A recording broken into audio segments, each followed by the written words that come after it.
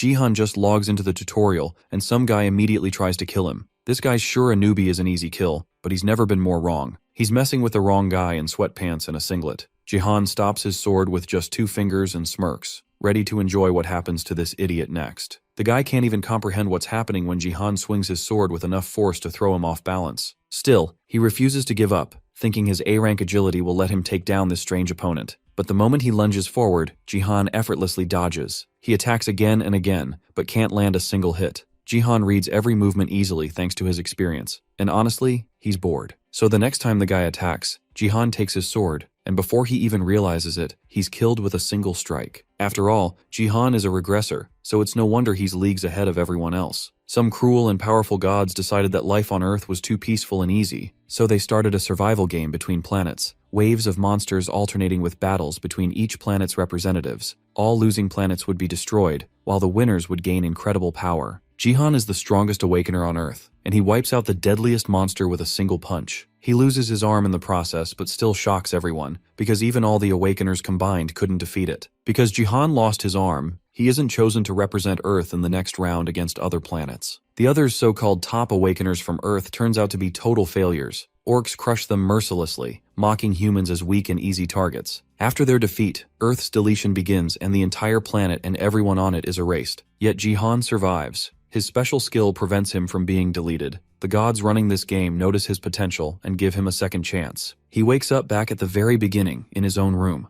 Everything looks peaceful. Children play outside without fear. Jihan realizes he has been sent back to a time of peace. Just to be sure, he opens his status window. His abilities have been reset to level 2, confirming that he's back at the moment he first entered this cursed game, which would later be transferred to reality.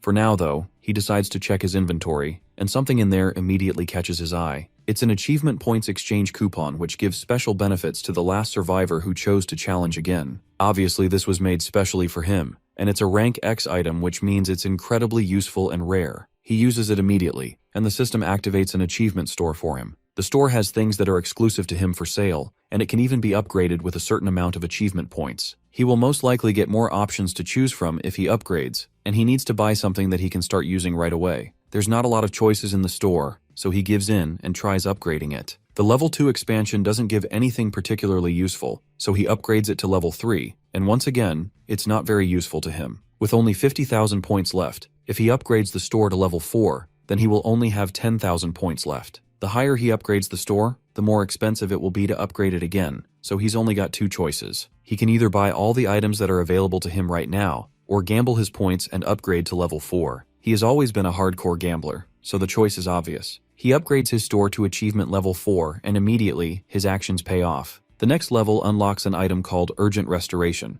It allows him to repair other items from a faulty state to a perfect state. Good outcomes like these are why he just can't stop gambling. How can he possibly stop when he keeps hitting the jackpot over and over? Now that he has gotten this god-tier ability, it's time for the real test of his abilities. He heads to a room elsewhere within the massive penthouse, and uses his thumb to unlock access to a special area. He opens up the inventory of the BattleNet connector and finds exactly what he was looking for. It's an item called Dongfang Shuo's Spoiled Brush, and it's an A-rank item that even the inventory describes as useless. But with a little assistance from his new Urgent Restoration tool, he's able to repair it and turn it back into exactly what he wants. The A-rank Spoiled Brush becomes an SS-rank item that holds a link to the martial god. Before he can admire his handiwork, though, a notification pops up, informing him that the tutorial for the Gangnam Bronze League will soon start. There's only 10 seconds left before he will be summoned to the arena, so Jihan has no time to waste. He calls for his status window and uses the brush to mess with his stats. The reason that he was able to rise up and become number 7 in the world in his past playthrough was because of an ability that eventually led him to being called the Martial Saint. This unique stat combines his strength, agility, and HP attributes into one, and it's called Martial Power. The brush was abandoned because it was spoiled, but thanks to it, he can finally start his awakening. He finishes writing just as the countdown ends, and he's forcefully logged in and summoned to the BattleNet League. The mission of this Bronze League tutorial is survival, and the players are meant to survive against monsters of the Colosseum along with 100 other players. Once half of the players remain, the survival game will come to an end, and the winners will be decided. Jihan hurriedly checks his status window as soon as he's summoned, and he's thankful to see that somehow he managed to do it. He obtained martial power, and thanks to it, he even gained 1,000 achievement points as a reward. This is just the first step in his ultimate goal of getting the Nameless Divine Art. But with just this upgrade, he should easily be able to breeze through the Bronze League. The system also warns him that he is connected to the battle net without a connector, so because of that, he will suffer 100% of the pain in the game. Jihan remembers this from before the Space League started. During the tutorial period, people were able to reduce pain by buying connectors. The one that his brother-in-law Yoon Sejin used was a high-end product that reduced pain by up to 99%. Jihan plans to make good use of that later on, but for now he has to manage without it in the game.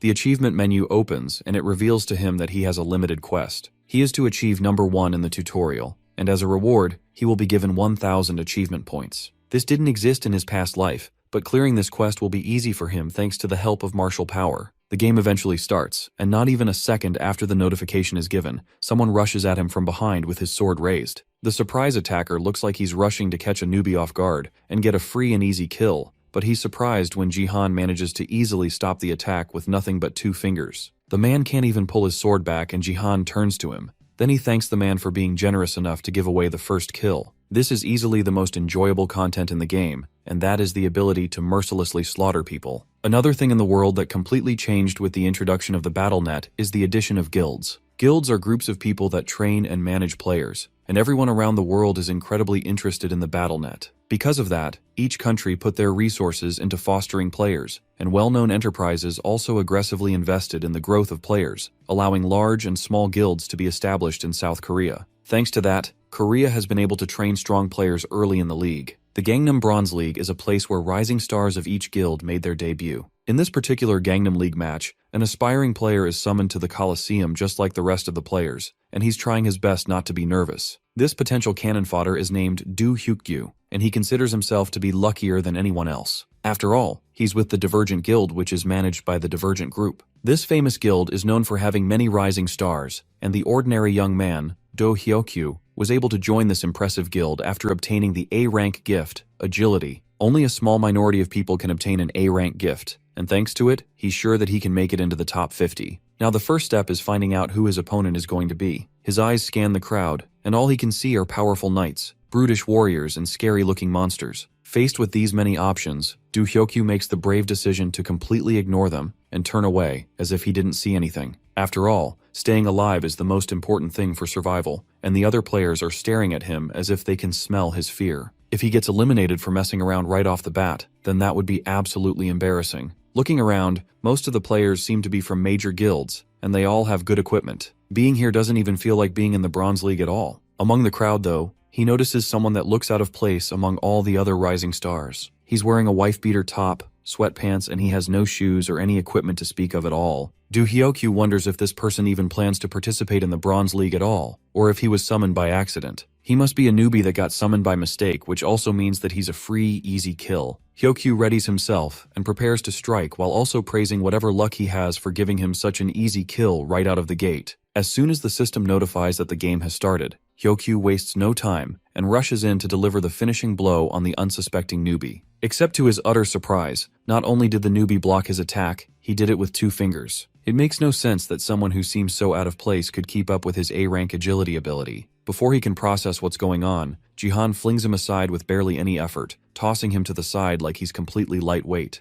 Jihan mocks him for coming to participate in the Bronze League with a simple gift like agility. That pisses off Hyukgyu, who can't accept that his A-rank ability is being insulted by someone who looks like a beggar. Maybe Jihan is only full of himself because he managed to block just 1 attack. In that case, Hyukgyu plans to teach him a lesson by charging up his fastest speed. It looks like the player is planning to come at Jihan with all he's got, and our MC is forced to admit that even his speed from before isn't something to take lightly. Hyukgyu comes charging in, going straight for Jihan's neck, but our MC successfully manages to dodge the attack, dodging down low before it can connect. But the relentless attacks aren't done, and Hyukgyu comes at him with another attack, and another, and another. All of his attacks are easily dodged, but that doesn't mean that Jihan is having the best time. He's used to fighting with higher stats, but now his mind has to adjust to being back in a level 2 player's body. Hyukgyu isn't even that fast, it's Jihan who is slow, which means that this fight won't be as easy as he made it out to be. However, even with that, as someone who has experienced countless fights, the trajectory of his ambitious attacker is just too simple and obvious. Hyukgyu comes in for another large attack, and Jihan is done dodging this time.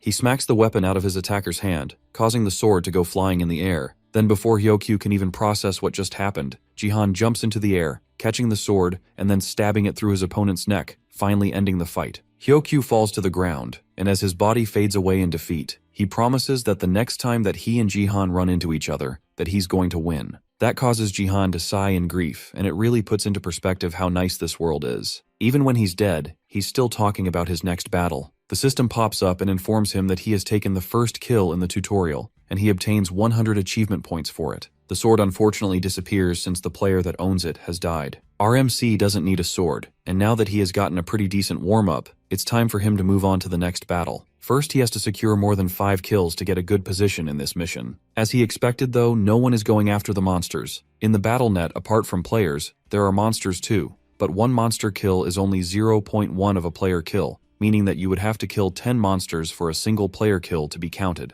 Because of that, most people avoided the monsters entirely, especially in this situation where the monsters are mobs like orcs. Going after them would be completely stupid, but it looks like the system likes stupid, because it gives him a new quest to kill all 30 orcs in the Colosseum. Hunting monsters is definitely inefficient, but he's getting 500 achievement points as a reward, which is 5 times more than the reward he got for getting the first kill. If that's the case, then there's no reason not to go after the orcs. These basic NPC monsters are nothing compared to a real orc anyway, so it shouldn't be much of a problem for him. Since there's nothing holding him back, he decides to go all out on the unsuspecting monsters. The orcs at first can't believe that there's an almost naked human running towards them at full speed, but they quickly recover and gather together to try and kill him. The first 2 that are closest throw their axes at him in hopes of cutting him down before he even gets close. But Jihan is able to catch the axes with ease, and then throw it back at them, killing multiple orcs with a single hit. That causes the rest to go into a frenzy, but Jihan is already on the move, running right past all of them and appearing right in the middle of all of them. Then with one swing of the second axe, several orc heads go flying, but our MC isn't done yet. He has only killed 5 orcs so far, and the remaining 25 don't look too pleased by his actions. They are even more motivated to kill him now, but they are just no match for him. He moves faster than they can keep up with, and his battle experience shows up heavily here. Another orc rushes in with a spear, determined to kill Jihan quickly, but his weapon is easily caught and broken, leaving him standing confused and dazed as our MC goes in to cut him down with his axe. Except the axe unexpectedly breaks as he tries to attack the orc. That fills the orcs with a bit more confidence,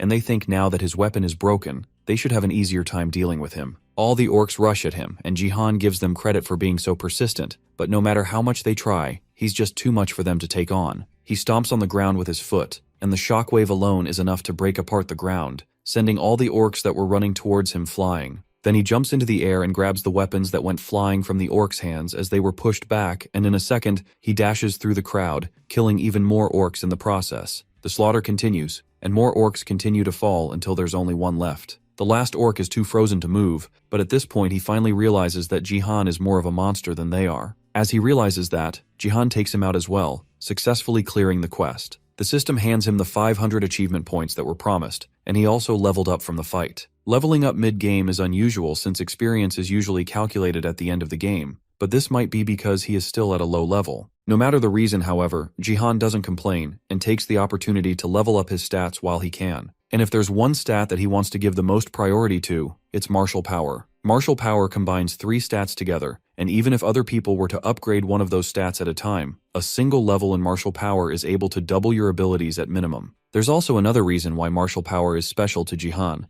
and that's because once he hits level 30 in martial power, then he has a chance to obtain the unnamed divine arts. If he wants to get stronger, then he has to obtain the unnamed divine arts as soon as possible. However, there's a fatal flaw to the stat, and that's the fact that it's not easy to increase martial power. Normally, you would have to gain an assortment of battle experience and training in order to increase the martial power stat, and points can only increase the maximum growth rate. However, this time, for some reason the martial power level actually increases. That's great for him, and Jihan isn't exactly sure how it happened, but if it continues to increase like this, then his hope of becoming the strongest might actually be possible. There's no time for him to loiter around, and this is still a battlefield after all. As he's looking through his stats, an archer shoots an arrow at him which he easily predicts and manages to dodge. The archer is partnered up with a warrior in fancy-looking equipment, and they are both clearly looking down on Jihan. The girl tells her partner to wrap things up quickly, and the confident smiles on their faces show that they think they are going to deal with him very easily. It's not unusual for 2 people to team up in a battle. This survival game is intended to be PvP, but there's no rule saying that participants can't work together. The logo on their clothes also shows that they are in one of the top 10 guilds in Korea, the Turtle Guild. The trouble with this matchup is the pairing of the two. A warrior and an archer is a combination of short and long-ranged attackers. The fact that they are in the same team also means this won't be easy for Jihan to take care of by any stretch of the imagination.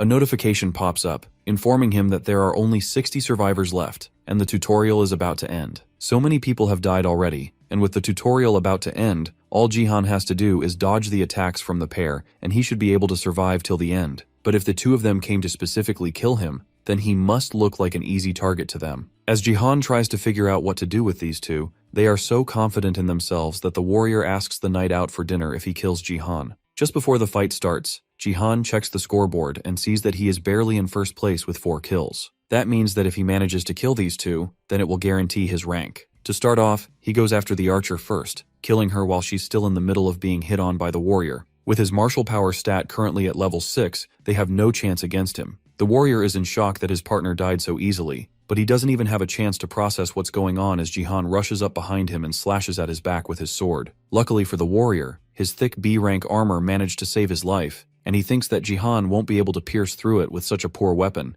But Jihan keeps going, using the sword to stab at the armor over and over, slowly creating a hole in the same spot with his continuous strikes, until the gap is just large enough for him to take out the knight. Elsewhere, in a dimly lit office space, a woman watches a replay of the match with a cup of tea in her hand, right as Jihan cuts down the warrior. This woman is Lee Haeon, the 3rd Division head of the Department of Human Resources in the Divergent Guild. She thinks it's a relief that Jihan wasn't summoned right beside her bodyguard, Lim Gaiyong, who was in the same match as Jihan and managed to rank 2nd place. Gaiyong isn't thrilled about basically being told that she's weaker than someone, but Haeon still advises her to try and avoid fighting with the maniacal newbie. For now, what she needs Gaiyong to do is to collect data. However, as Gaiyong watches the video playing on her boss's monitor, she can't help but notice that she has definitely seen Jihan somewhere before. Lim Gaiyong of the Divergent Guild is known mainly for possessing an S-rank gift. She is the Divergent Guild's high-potential prospect, and her performance in the Bronze League lived up to everyone's expectations. She should have ranked first just as everyone hoped for her,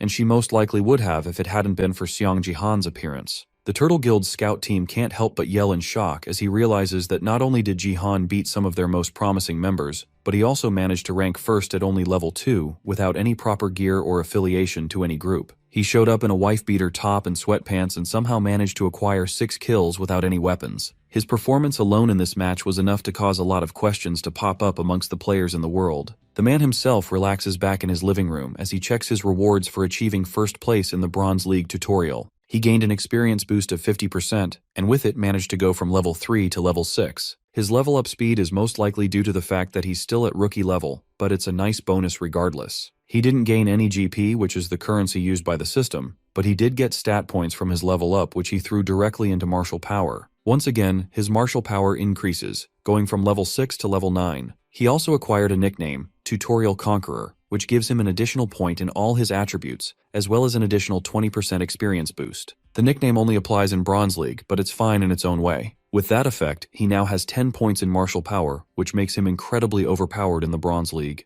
The Silver League promotion battle will happen when he reaches level 25, so until then, he just has to focus on growing his power continuously. Those are already a lot of boosts to his stats and strength, but there's still one more thing he gained. By reaching level 5, he unlocked a class advancement, which means that he can now pick a class. When choosing a class, it's important that the player knows what each class brings to the table. There are 4 options to pick from: Warrior, Archer, Mage, and Support. In his previous life, he picked the Warrior class, and since he already has expert level knowledge of it, picking it again will make his life easier. But in his achievement store, there's an option to buy an extra class slot. With that, even if he chooses a different class this time, he can always add the Warrior class later on by buying it with 10,000 achievement points. Thanks to this, he doesn't need to choose the Warrior class first, and he can try out something else. His finger hovers over the options as he decides which one he's going to choose, and then eventually, he picks one. Later on, he's summoned to the Bronze League Gangnam area again for another mission. This place is filled with thousands of zombies crowding around each other, and the mission this time is defense. The zombies are at the bottom of a castle, and the players are to kill the zombies and protect the crystal resting at the top of the castle walls, while also doing their best to survive against the zombies. There are multiple towers, and the battle will continue until only 5 towers remain.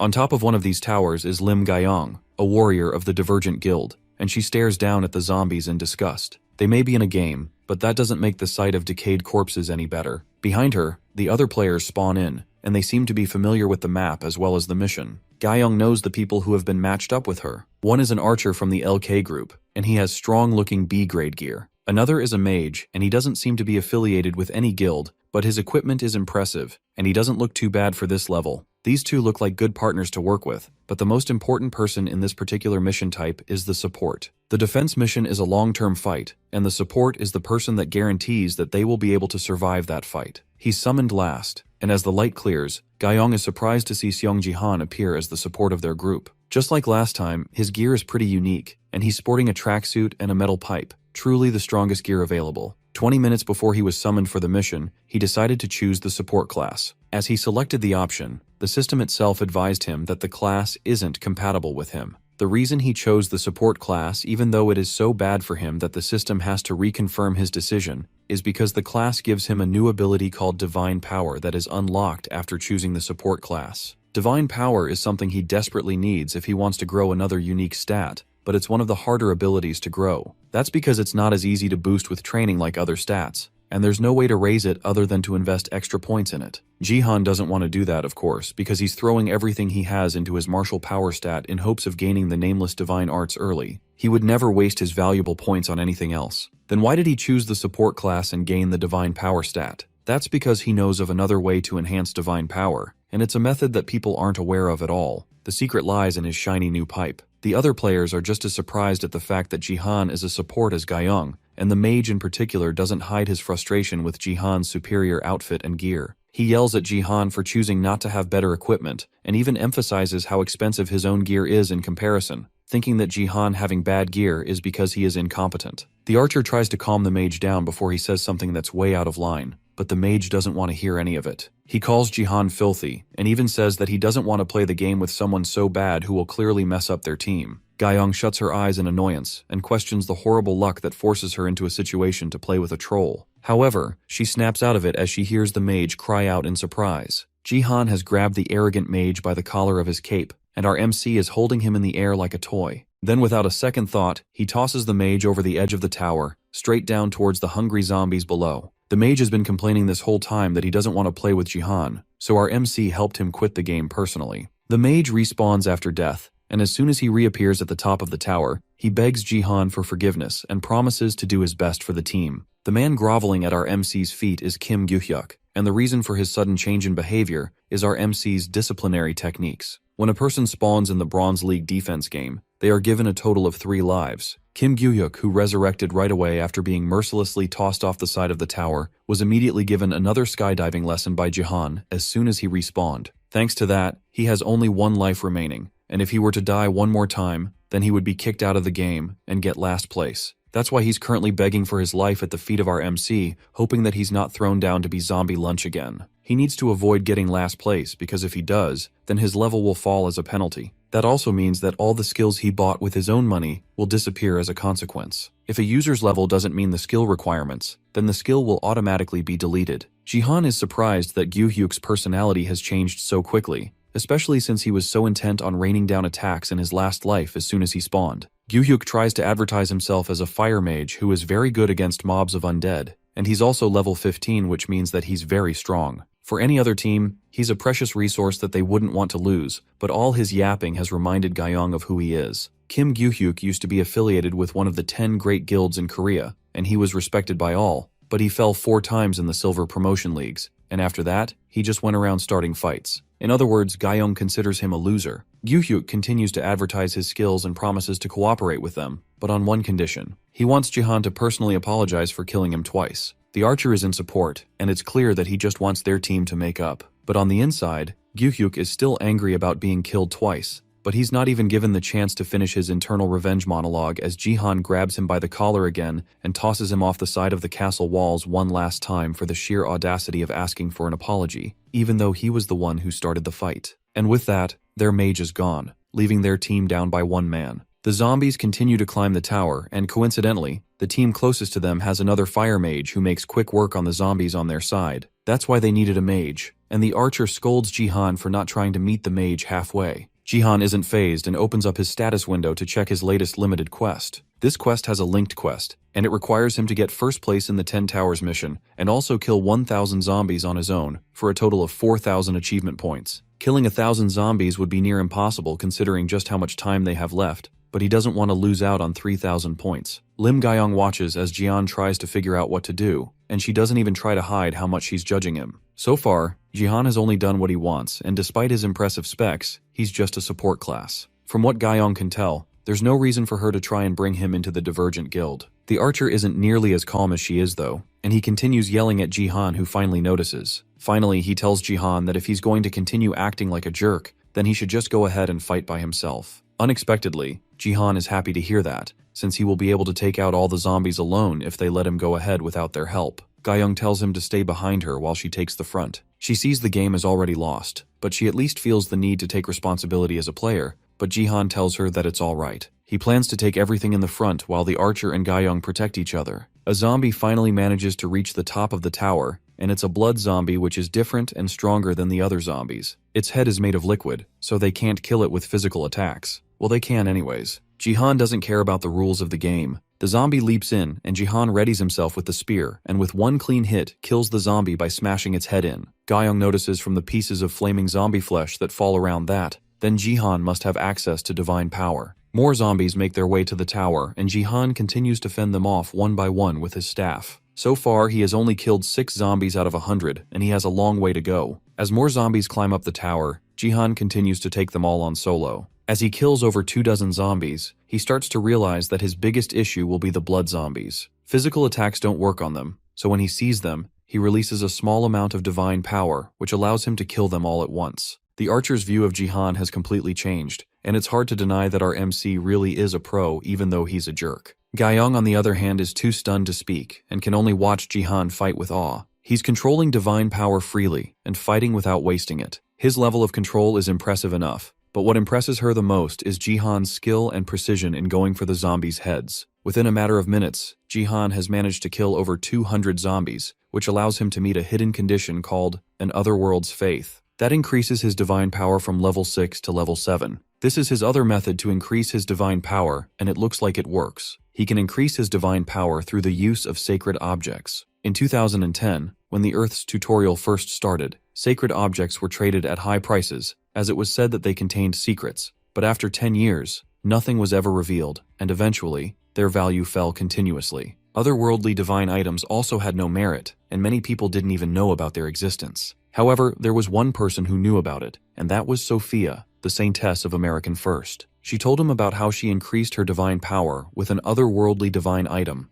and divine power in general can be increased by using divine items from other worlds. Although it doesn't work after finishing the tutorial, it was the method that she used to become a saintess. She would hold on to the other world's divine item and pray for a long time. Eventually, after a while of doing that, she would get divine power. The conditions required for each divine item are slightly different, and it's by no means an easy method. On top of that, the items are in such low demand that they are extremely difficult to find. Thanks to that though, Sophia was able to monopolize all the divine items to herself. This is high-quality information that no one knows about, so she definitely used this to her advantage. But despite how valuable this information was, there was also someone else who was constantly purchasing otherworldly divine items, which means that there is one other player who knows this information. After Jihan regressed, he visited his sister's room in the Sword Palace penthouse, and there he found all the otherworldly divine items that had been purchased. All their divine power has all been drained, so they are all empty. That means that the identity of the other player who had been collecting otherworldly divine items was his elder sister Seong Jia.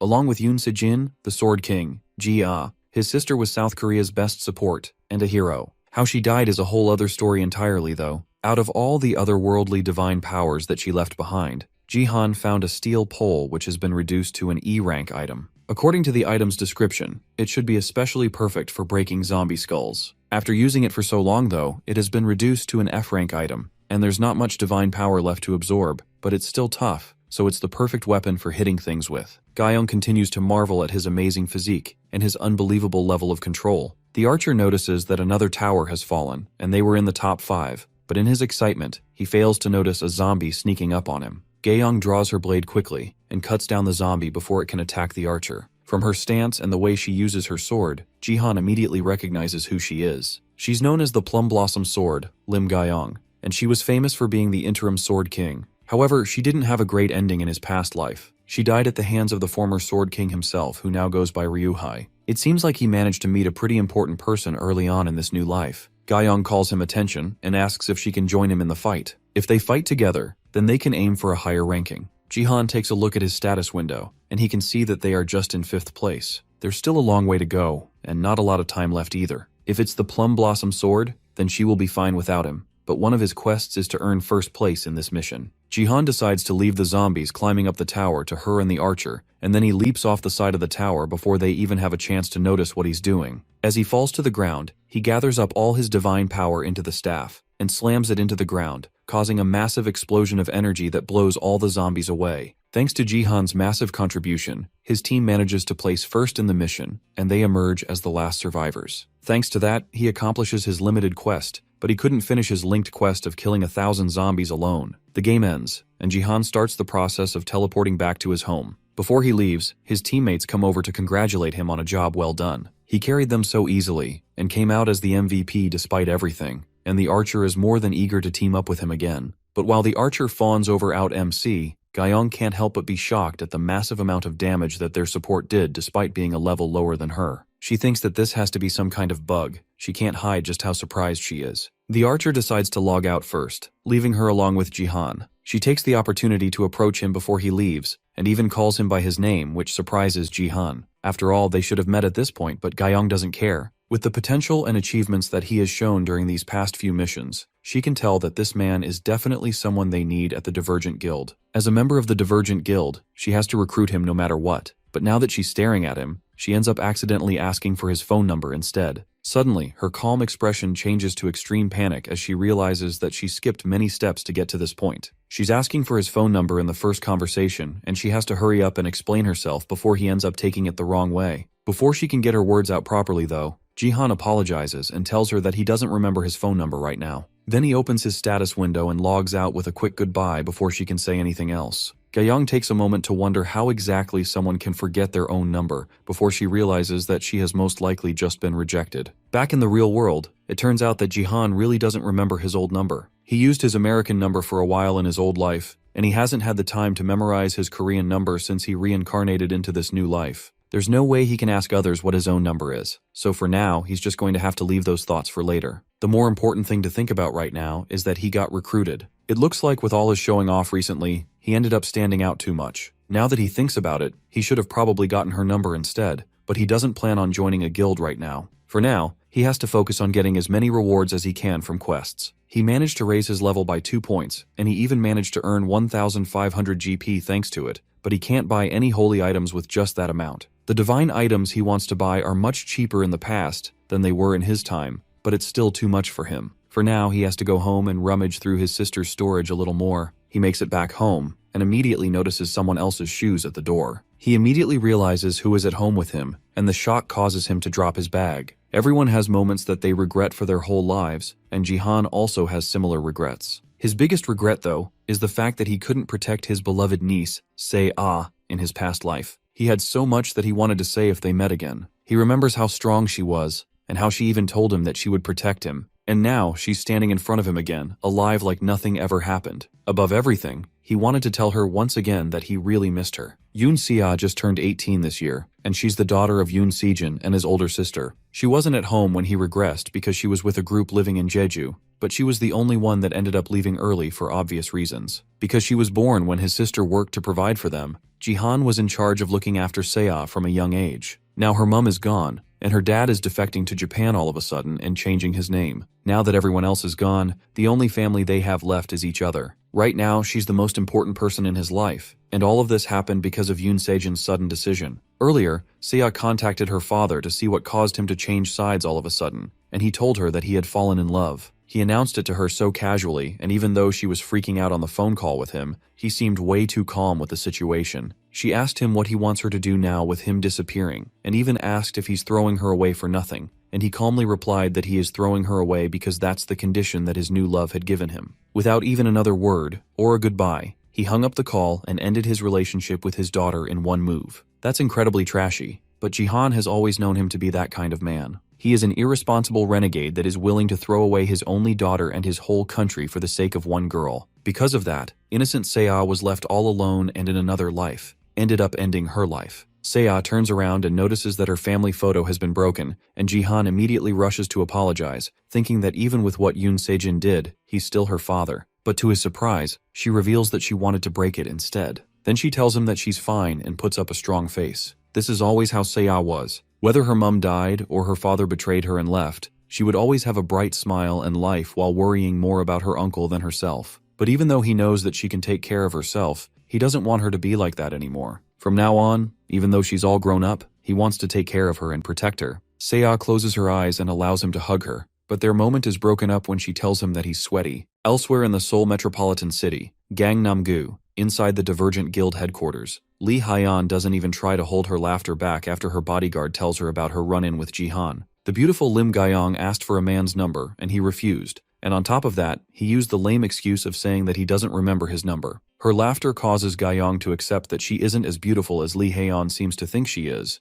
but that couldn't be further from the truth. She just doesn't know how popular she really is. Even the few people that they have walked past can't help but stare and whisper about how cool she is. The two of them head over to the company lounge, and Lee Haeon feels especially relaxed being there. The two of them are there to discuss what their plans are going to be regarding Jihan's recruitment. They have to recruit him no matter what, and even the higher-ups are pushing her to get him on their team as fast as possible. As they are talking, Hyeon notices a notification on her phone. It's someone broadcasting a live stream, and she's confused who this could be since there shouldn't be any big matches happening today. The person streaming is usually a gambling streamer that Haeon follows once in a while. She calls it a strategy analysis, but it's just simple gambling. But the person hosting the stream is definitely not who they were expecting. It's Seong Jihan, and he's starting an impromptu stream seemingly with no announcements. On the other side, Jihan is setting up the camera while Seiya advises him from off-screen. Gayong struggles to figure out why Jihan is showing up on a gambling prediction stream, but Hyeon is more focused on the title of the stream. Jihan is claiming to be the brother-in-law of the Sword King.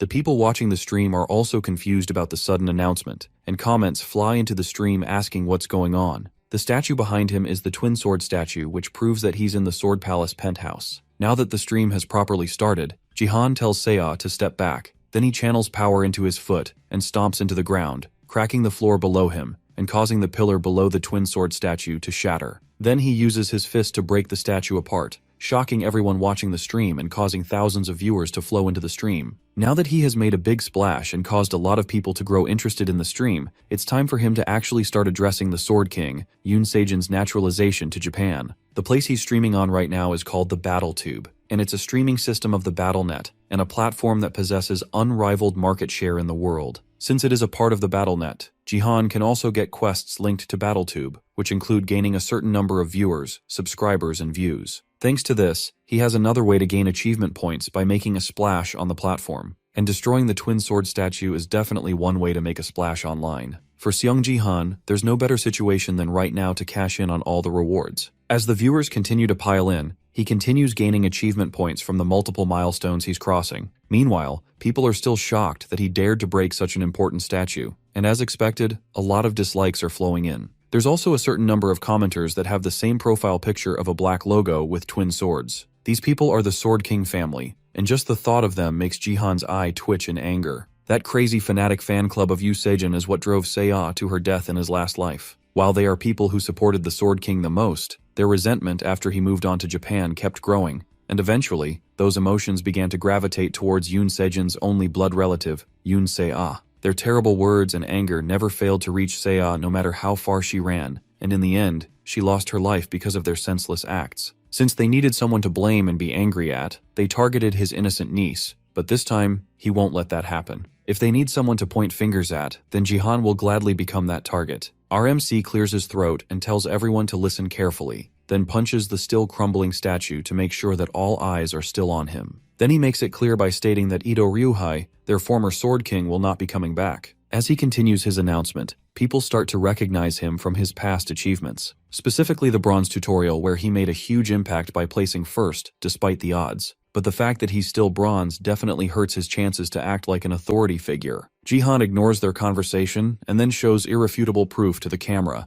bringing his phone in close to the microphone to play a recording. This recording is from a call between Ryuhei and Seiya after the Sword King decided to naturalize as Japanese. On the call, Ryuhei clearly announces that the reason he is leaving Korea is because he found someone that he loves. He admits that he's leaving the country all for her sake, and he's even abandoning his only daughter without remorse. This is a condition that his new love gave him to be accepted. Now that the intended message has been passed across, Jihan ends the recording. People are left speechless, but most aren't convinced. It's pretty much just street gossip at this point, and not concrete evidence that their Sword King has left. To further drive in the point, Seiya comes on camera herself to continue the announcement. She announces that her father said that he will pass down the Sword Palace to her, but she doesn't want to accept the inheritance of someone who has abandoned his country and his family. Because of that, she instead plans to donate the Sword Palace to the country, in hopes that the donation will become a huge support for the growth of young Korean players. As she continues her announcement, Jihan smiles as his plans come together beautifully. Half an hour earlier, he first told Seiya that he wants them to give away the house. Just like everyone else, she was confused that he would suggest such a thing. Why on earth would he want to give away everything they have? He can't tell her the real reason, and he doesn't even know if he can fully convince her if he tried.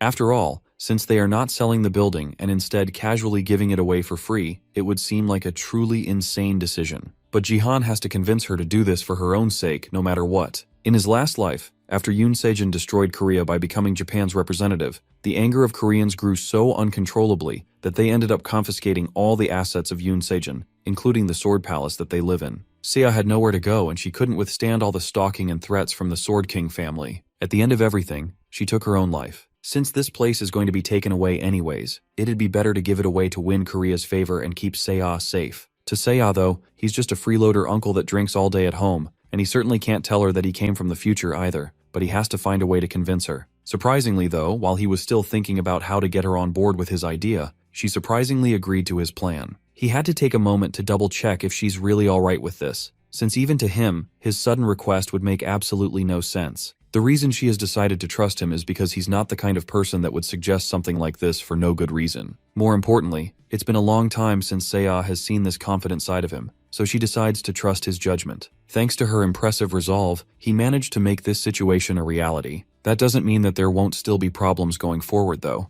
The Sword King family is still up in arms, and they are specifically calling out Jihan as a fraud and a con man. That's exactly what he wants from them though. He wants them to keep firing their insults at him and avoid messing with Seiya completely. But this still isn't enough to finish the job. To make sure that everything is perfect, he's going to need to drive one final nail into the coffin. He steps back into the camera's view and calls out Yoon Sejin specifically. He tells them that the reason the Sword King gave for leaving is because of a woman, but the truth is that he's a has-been. Seiya can only watch since this definitely wasn't in the script from earlier, and she doesn't know what to do. The commenters start going crazy with some not believing that he would say such a thing while others can only laugh at the absurdity of his claim. Jihan continues provoking him, claiming that the only reason Yoon Sejin left was because he knew he wouldn't make it in Korea. Even Gaeyong and Haeyeon can't help but scream at the things he's saying. Then Jihan finishes it up by saying that Yoon Sejin should stay well in Japan because they will be meeting soon so Jihan can crush him. The stream ends after that, and the two of them head back into the house to freshen up. Seiya confronts her uncle with the chaos that has started online due to his statements. Both Korea and Japan are in an uproar because of what he said, but Jihan isn't worried. He assures her that nothing will happen, and that they should just ignore all the publicity this is bringing them so she doesn't get stressed unnecessarily. Because of his recent actions, Seiya can't help but notice that something seems different about her uncle. It's almost as if he became a different person overnight,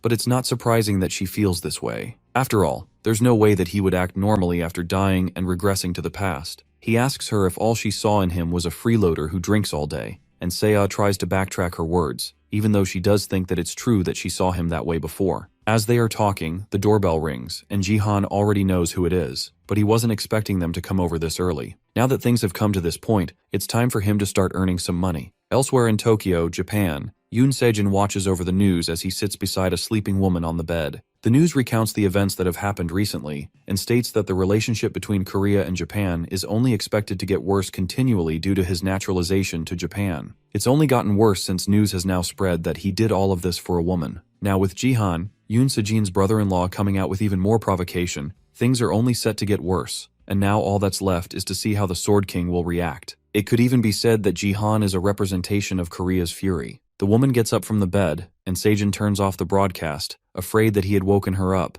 but she assures him that she doesn't need to sleep anymore. She's more worried about him and the hard times that he will go through going forward, but Ryuhei stops her and tells her that she shouldn't call him Sejin anymore. He has taken her name, and that's how he wants to be addressed going forward. This woman, Shizuru, clings onto him and assures him that he's still Yoon Sejin, Korea's #1 player, and that truth hasn't changed. But there's a strange power to her words, and it looks like the things she's saying to him have a much heavier ability than just being mere words. Then she pulls him close and the two of them kiss as she reminds him that she is her Yoon Sejin. Back with our protagonist, he opens the door and standing outside is the man that he was expecting. This man is a government official, and it looks like he and Jihan at least know each other a little bit. His name is Park Yoon-sik, and he's the department manager of the BattleNet in South Korea. In his last life, after Yoon Sejin left, the department stopped coming, but it looks like he made such a big splash today that they just can't ignore him any longer. However, even though the government stopped coming, this man still took the time to take him and Seiya into his consideration and took care of them well. Now that the stage is set and all the players have arrived, it's time for Jihan to start taking all the things he will need. The three of them sit down to talk, and Yoon-sik gets straight to business. He knows that they won't be able to bring the Sword King back, and the government is aware of this as well. But they can't let the citizens know about it just yet. The Korea versus Japan match will be taking place soon, and they need the people to be in high spirits for that. Jihan can see where this conversation is going and tells Yoon-sik to get to the point and stop beating around the bush. What they really want is for Jihan to return the donation of the Sword Palace, since if the government accepts his donation, it will be official recognition that the Sword King isn't coming back. Yoon-sik is shocked that Jihan hit the nail on the head so easily,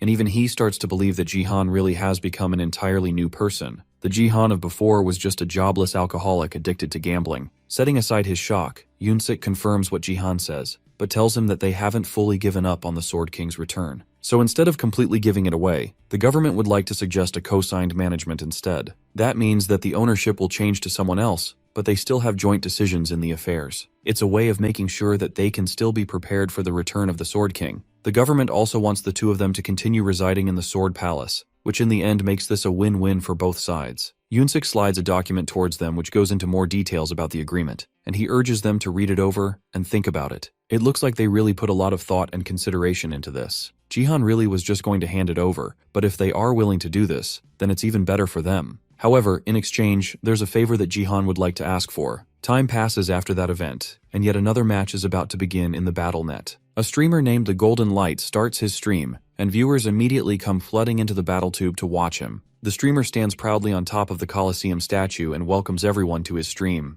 The players below start spawning into the match, and Golden Light jumps down to join them as he continues entertaining his viewers. Someone gifts the stream and tells Golden Light to make sure to teach the bronze players a lesson. Everyone else watches in annoyance as Golden Light dances to entertain his viewers as a thanks for the donation. They definitely aren't as happy to see him in their lobby as his viewers are, and that's because underneath that innocent smile are incredibly devious intentions. He became a popular streamer because of his appearance and hyperness, but also because he is an infamous troll. He used to be a respected gold leaguer, but he demoted himself to bronze on purpose for the content, calling it deep sea traveling. He doesn't care about the game itself, and only cares about having fun, which makes him the pinnacle of a troll. Even though he has demoted himself to the lowest league, his equipment and stats are still at gold rank, so he is known for harassing and killing bronze players who are weaker than him. Now that he's here, and his eager fans are watching him expectantly, it's time for Golden Light to search for his first victim. He looks through the crowd of players, and his eyes eventually fall on potential content. Without missing a beat, Golden Light runs over to Jihan with a microphone in hand, eager to interview the man who recently became the talk of the town. At this point, Jihan goes by many nicknames and people have been showering him with attention. John, on the other hand, is just confused about who this golden boy is. He's obviously a BattleTube streamer, and he's way too loud for Jihan's liking. But now that he thinks about it, there are quite a few BattleTube achievements that he hasn't accomplished yet. Since the opportunity has come, Jihan might as well start his own stream for his viewers. He completely ignores the shiny boy and summons his own BattleTube window to start a stream. Golden Light's viewers also notice the on-air mark above Jihan's head and realize that our MC is streaming. As a result, they start leaving to watch his stream, and our bright boy can't help but shake in fear as he realizes that he practically advertised Jihan's stream for free. Now that things have come to this, he needs to figure out a way to get people to come back to his stream. As he's thinking, he gets a notification from someone with a Sword King obsessed username, encouraging him to kill Seong Jihan so that he ends up in last place. The reward for completing this achievement is 2,000 GP. 1 GP is about 1,001, so this is a 2 million won quest. The people who started the donation are none other than members of the Sword King family. When Golden Light doesn't immediately accept, other members of the Sword King family come together and continue increasing the reward. It's clear that these people clearly have a grudge against Jihan, but he had no idea it was to this extent. They continue increasing the rewards, and it passes 30,000 GP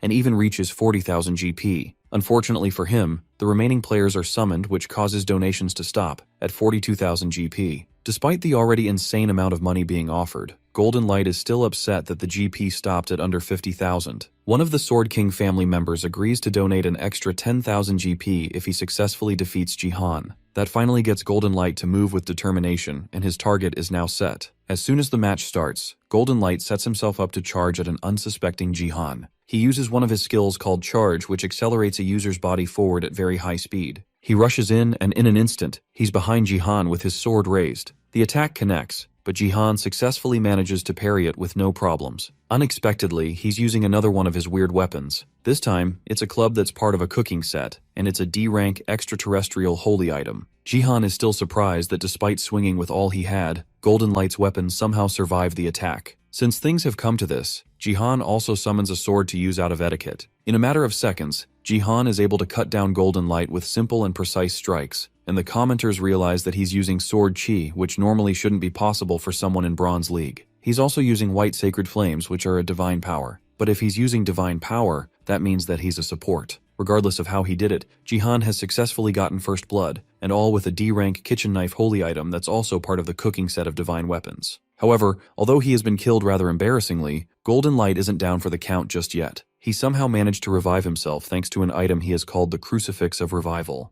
This item can only be used once. However, it can't be used during national leagues, promo games, or guild matches. Despite the fact that he is revived, there's no point since the goal wasn't just to kill Jihan, but also make his place last, and since he died first, Jihan can't be in last place. Despite all of their obvious disappointment, Golden Light is determined to make sure that he redeems himself with Xiong Jihan's defeat. Unluckily for him, Xiong Jihan is determined to make sure that he wipes the smirk off of this golden boy's face. In a matter of seconds, Jihan takes him out again, unintentionally giving him a double kill. As he walks away from the dying streamer, he thinks about the item that the man used. In the future, nobody used it because the revival process had certain flaws. That aside, today is more hectic than usual. That's most likely because of the spectators who came to watch the game today. Today's spectators are elves, and it looks like they are all watching Jihan. Our MC isn't particularly fond of them since the elves played a big role in humanity's downfall. Right now, there's nothing that he can do about them though. So the best he can do is focus on dealing with the people right in front of him. From the looks of it, the other players are giving him a lot of distance, and it's almost like they are treating him like some sort of outcast. When he turns to look at them, they all run away in fear. It's only normal since he just ripped a gold player apart, twice, so they clearly know that they are no match for him. This isn't good news for our MC since that means that his hunting efficiency will drop, and after he finally found a D-rank holy item too. If he wants to meet the manifestation conditions of these items, he's going to have to fight more. As he's trying to figure out what to do, a notification pops up in his status window, and Jihan smiles as he reads through it. It looks like things are about to turn around. He has gotten a quest to subjugate the goblins that have gathered around the goblin champion. Thanks to this, he should be able to meet his fighting quota despite all the players running away. In an instant, he's surrounded by several goblins, and it looks like he's completely outnumbered.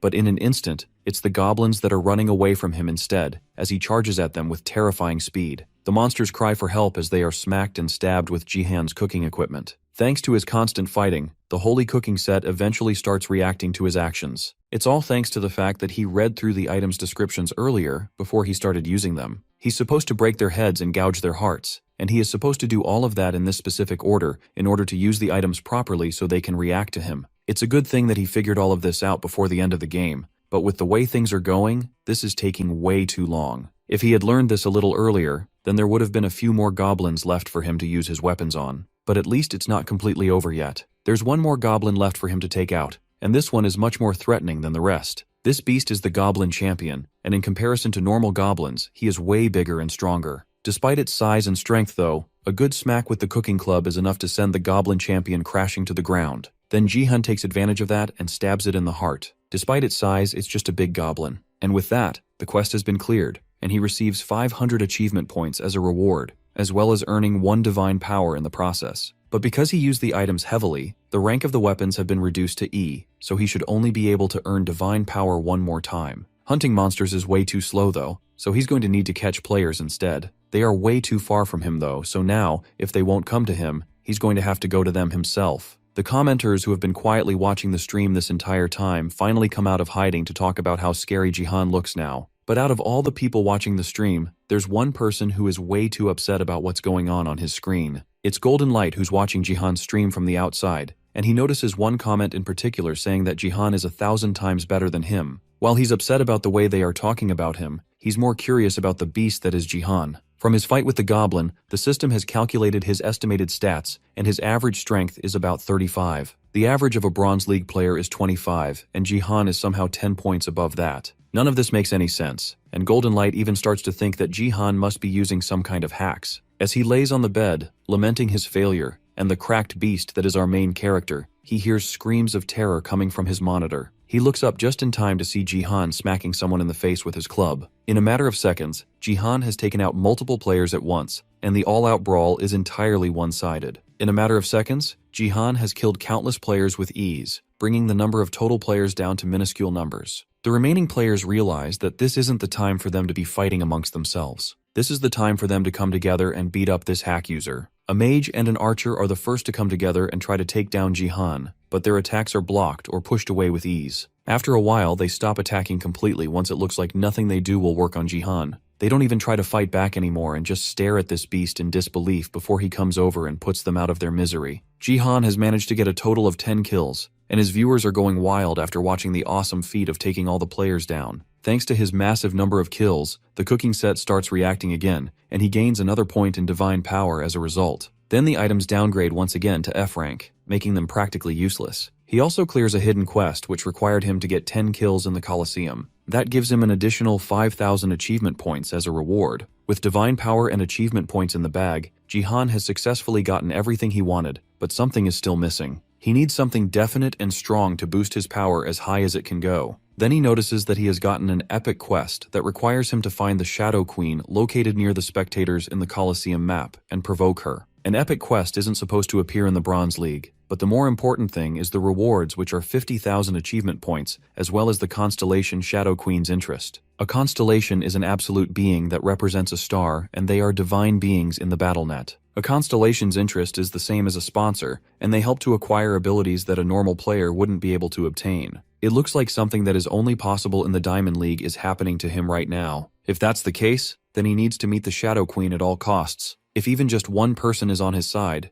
then the other constellations will also be interested in him. However, with the number of elves staring down at him from the side, will he really be able to find the Shadow Queen among them? Outside the game though, the world is recoiling at Jihan's accomplishment. Seong Jihan's record of 10 kills at the Colosseum was a first in the country after Yoon Sejin. News of it quickly spread across social media communities, and as a result he gained around 10,000 subscribers, and his streams gather up to 4,000 simultaneous viewers. Those from the Sword King family who hoped for Jihan's ruin in turn became his supporters. Now all the resentment was directed at Golden Light, who unintentionally became Jihan's stepping stone to stardom. His reputation has practically gone into the gutter after recent events, and he's struggling to figure out what he should do to fix it. Since there aren't many options, Golden Light instead decides to jump on the Seong Jihan train too and become one of his supporters. From this point on, Golden Light now hopes to become Seong Jihan's editor and make him BattleTube's best star. Back in the Sword Palace, Seiya can't help but stare at her uncle in disbelief. After the fight she watched in the afternoon, she can't believe that her uncle got so strong. She almost started feeling bad for the other players since this was basically the same as griefing. So many people also wanted to donate to Jihan's stream, but he had his donation link blocked. That's mostly because he decided to stream out of the blue and didn't set it up beforehand. Since he hasn't set it up yet, Seiya advises Jihan to raise the minimum donation fee. It'll be hard for him to focus if donations keep flooding in, so it'd be best to set it to a high amount so he doesn't get too many donations. Jihan agrees and decides to set it to 10,000 GP, which is 10 million won. As Seiya wonders if 10 million won is actually, Jihan is more focused on thinking about the Shadow Queen epic quest that he received. He has to find this mysterious figure and provoke her, but he can't think of a way to find her in such a big crowd. Seiya notices the concentrated face he's making and asks if he wants her help. Her attitude reminds him so much of her mother, and Jihan smiles at her. Since there's no wrong in it, he gets up and decides to tell her what's been bothering him. He tells her about the epic quest and the Shadow Queen, and even she has no idea who that could be. All they know for sure is that she's in the audience. Seiya decides to watch replays of the matches and look for her in the audience. With her on the case, things should move more smoothly, but Jihan still feels bad that he had to ask her for help. Finding the Shadow Queen would be like looking for a needle in a haystack. Now that he has distracted her though, he should have enough time to take care of the settlements that he has been pushing off. With all the achievement points that he has gathered, he buys another class slot,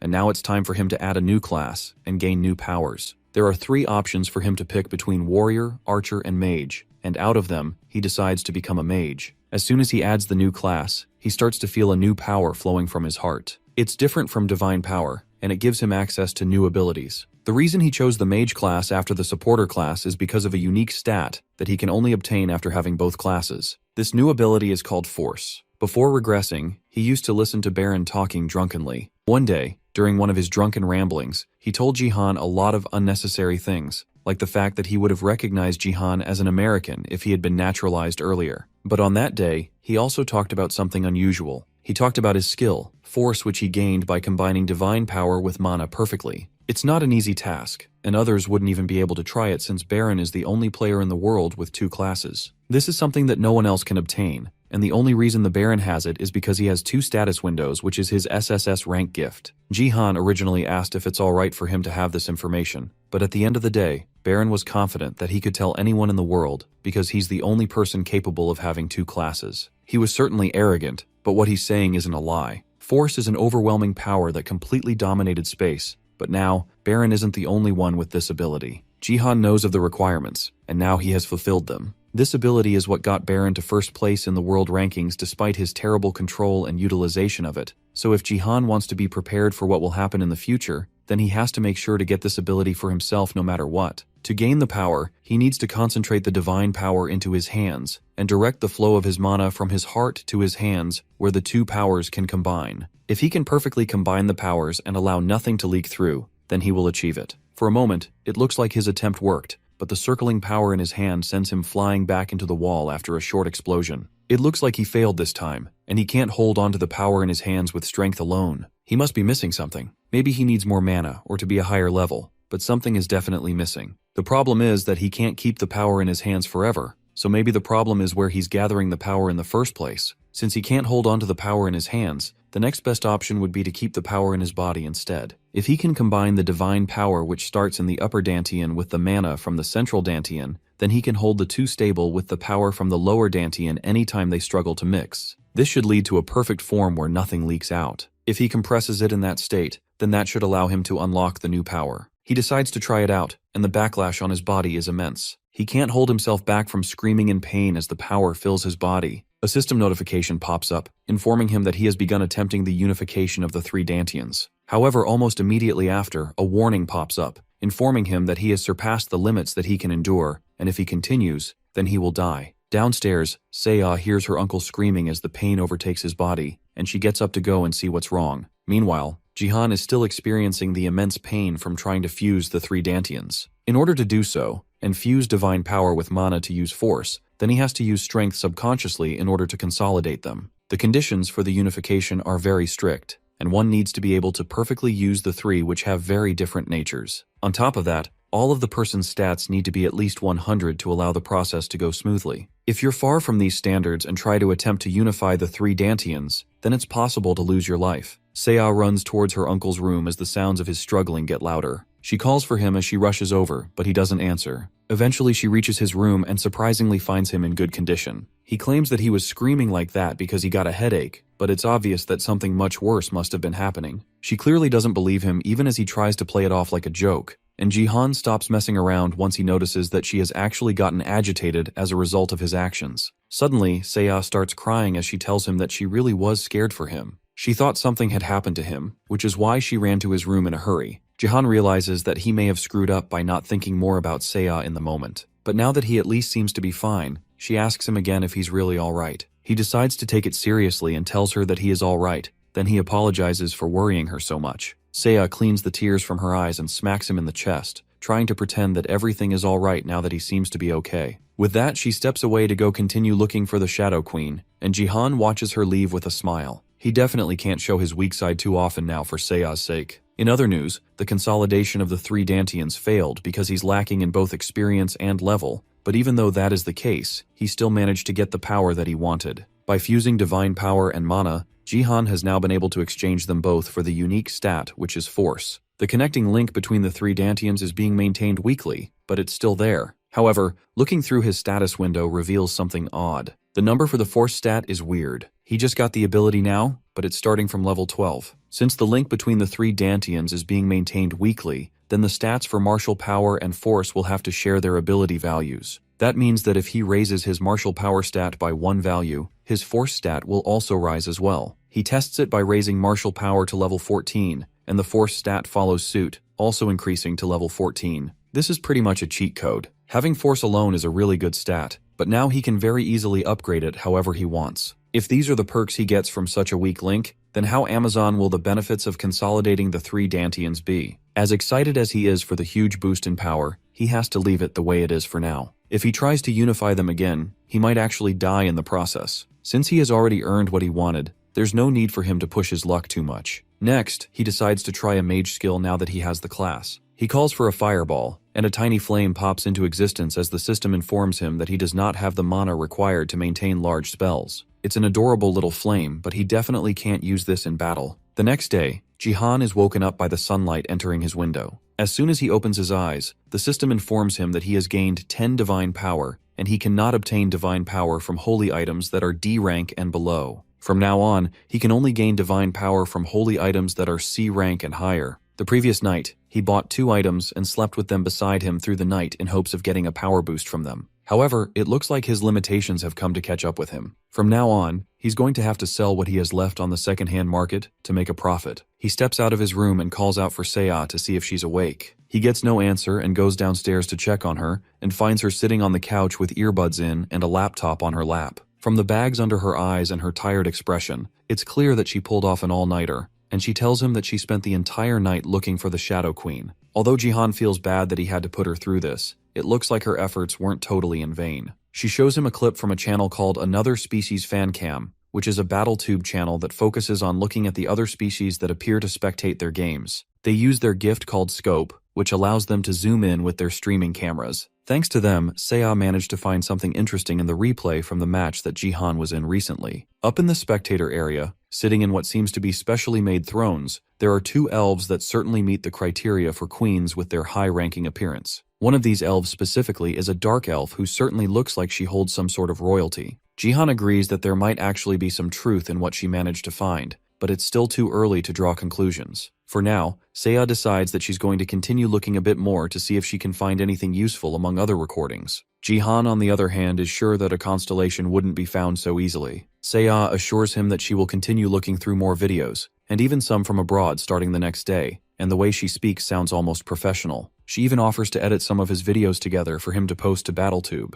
She knows how to make videos from when she watched her dad's videos for fun. The mention of her dad causes Jihan to freeze and think about him once more. He can't believe someone would really abandon their daughter like this for no real reason. Just 2 days earlier, during his conversation with Yunsik, the government official revealed that he might know the name of the woman that stole the Sword King away. Her name is Ito Shizuru, and she is the possessor of the SSS rank gift called A Woman of Matchless Beauty. It's possible that Yoon Sejin might have fallen for her skill, and that's also what the government thinks. This is a new development for even Jihan, but the crazy revelations don't stop there. Yunsik warns Jihan that the Woman of Matchless Beauty skill goes beyond just mind control and can even have the ability to mold a person's thoughts. Something similar has happened several times before where rising stars of Korea end up naturalizing to Japan. It's very possible that there are no limitations on using the gift, which means that she might appear at any time and try to bewitch another strong player. After that conversation, Jihan kept searching for more information about Ito Shizuru, but it's like the internet has been wiped clean of any trace of her. It's most likely that Japan is being careful while managing her. Because of that, Jihan can't find anything out right now,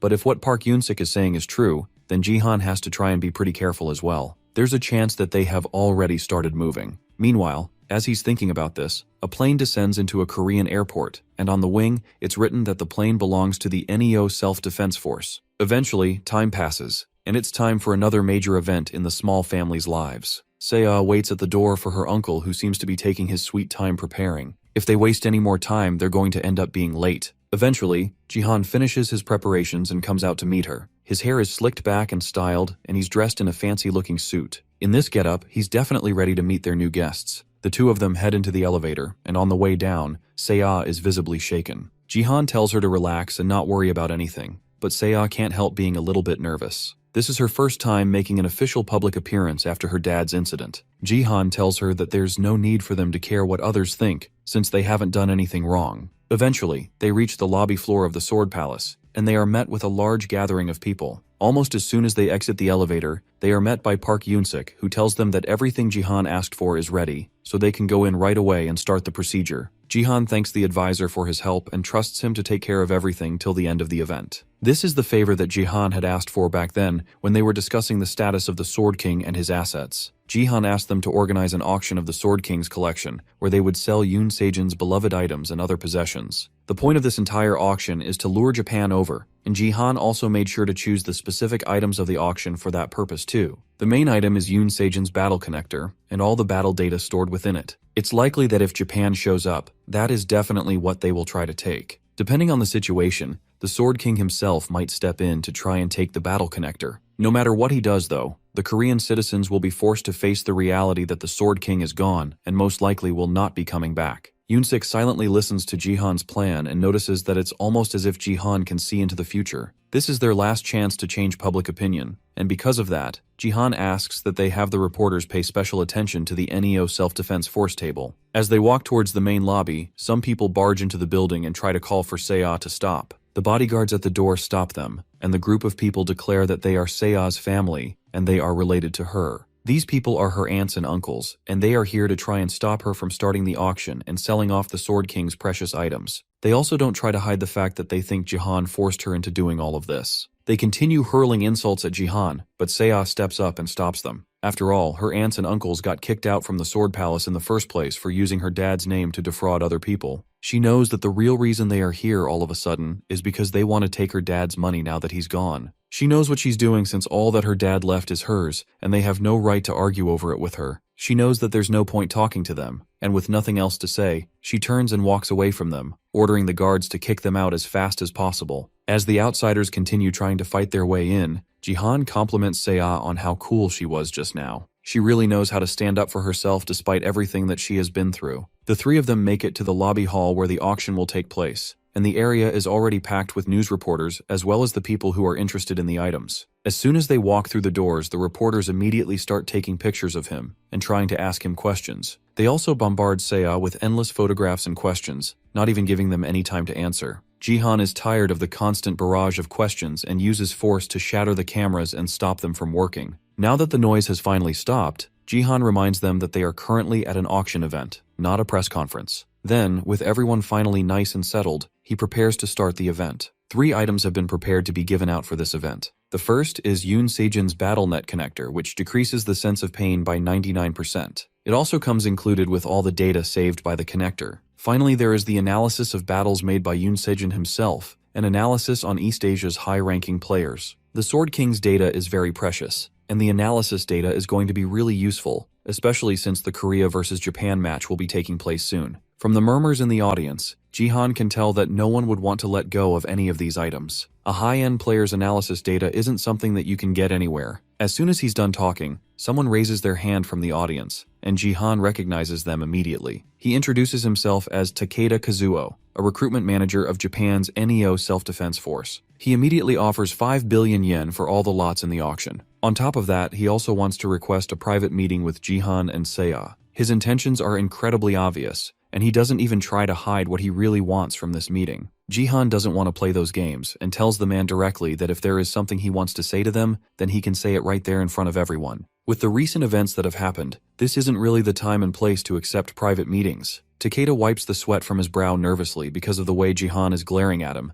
Then he warns our MC that if he keeps acting so aggressively, then someone else might have to step in. Immediately, the bodyguard who was silently standing behind Takeda rushes forward in the blink of an eye and places her sword against Jihan's neck. Her name is Shadow, and although she's not comparable to the Sword King, she's still an amazing player. Their threats aren't even well disguised, but Jihan isn't fazed at all by this blatant copycat of Yoon Sejin. Everything afterwards happened in a flash. 1 second, Shadow's blade appeared in front of Jihan. The next moment, our MC punched her clean in the jaw, causing her to stagger backwards. She falters for a moment, but then her anger takes over, and she prepares to draw her sword, intent for a fight. But Jihan calmly places a hand on her shoulder and reminds her that the auction is being streamed live through his battle tube, worldwide. There's no way that she can swing her weapon while everyone is watching, but Takeda quickly calms the situation down with a laugh and a wave of his hand. Then he personally apologizes for his bodyguard's harshness and apologizes in her stead. But despite that, he still doubles down on his offer of 5 billion yen, and the money must also include the private meeting he asked for. But this time, he wants to hear a response to his offer from Seiya. After all, the Sword King's possessions belong to Seiya right now, so she's the real owner of this auction. He walks past Jihan and goes directly to Seiya, informing her that the private meeting is specifically for her. She should want to know where her father is, and Takeda promises that he will answer any questions she has about him. As Seiya struggles to give an answer, Takeda is completely sure that she will agree. There's no way she can reject this offer to talk to her own father. However, despite his cockiness, she blatantly declines his offer. The response gives Takeda such a shock that he loses some pixels. He can't believe that she would give up 5 billion yen just because of a private meeting. That's the equivalent of 50 billion won in Korean currency. As much as that would be great money, she understands that Jihan is right. They need to be careful because of the times, and if her father is only available for communication through money, the Seiya doesn't want to know anything about him. On top of that, Seiya is a minor, so she has to do what Jihan says at the end of the day. The rest of the audience sighs in relief since they thought that these high-value items would be sold to Japan. They can't let their guard down just yet though, and even though she rejected the meeting, the NEO Self-Defense Force can still offer an absurd amount of money. Takeda takes a small breath and accepts that they have rejected his offer for a meeting, but even if that's the case, he still bids the 5 billion yen for the items anyway. According to him, the private meeting was just an option that Takeda added personally, so there's no need for him to cancel the bid, just because he was rejected. He was told to offer 5 billion from the start by the Sword King himself. On top of that, he also hands Seiya a letter from Yoon Sejin that he personally wrote for her. The letter is stamped with a seal from Ito Ryuhei, and just the sight of the new name makes Seiya sad. Then, as Seiya holds the letter, Takeda turns and asks the crowd of Korean BattleNet's concerned parties if they don't have enough money to compete with him. Jihan knows this man's tactics very well. After all, the NEO Self-Defense Forces recruitment manager is someone that was banned from entry into the US in Jihan's past life. He was suspiciously good at recruiting foreign players, and because of that, he was called Japan's Calamity. There's a high chance that he's deeply related to the player that uses the woman of matchless beauty skill. Jihan will need to be wary of him, but by the terms of the auction, since no one is able to compete with the price that has been set,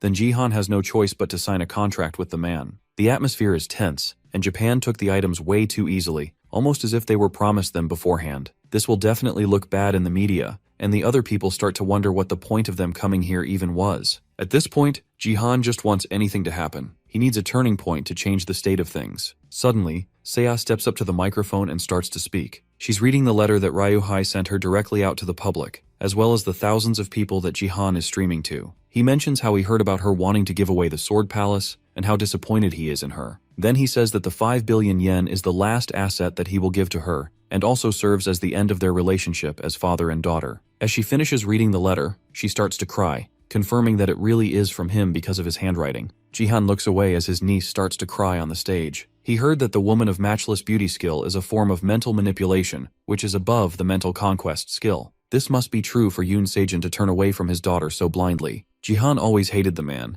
but he was at the very least a very good and dependable dad to Seiya. To think that Ryuhei would do something like this to his own daughter. Seiya stops crying and immediately tears the letter to shreds. Then she tells Takeda to relay a message to Ryuhei. She has received his assets well, and she is glad to cut off their relations. With that done, she starts to realize that ripping up the paper like this will only make trouble for the cleaners that will take care of the place later. Jihan tells her not to worry, and then uses his force skill to gather up all the paper, before using his fire skill to burn them all. Fire is an obvious mage skill, which makes everyone even more confused about what powers Jihan has. He is known to have a warrior-level combat skill, while also having the mana of a mage and the divine power of a support. Looking at this powerful man, Takeda can't help but think that he is someone that Japan needs to have on their side. Takeda is not the only one that notices Jihan's talent though. Other recruiters that are also attending the event rush to pass their cards to Jihan, since they know that he is not in any guilds yet, and they eagerly want to recruit him. Jihan is suddenly overwhelmed by the number of people that call for his attention,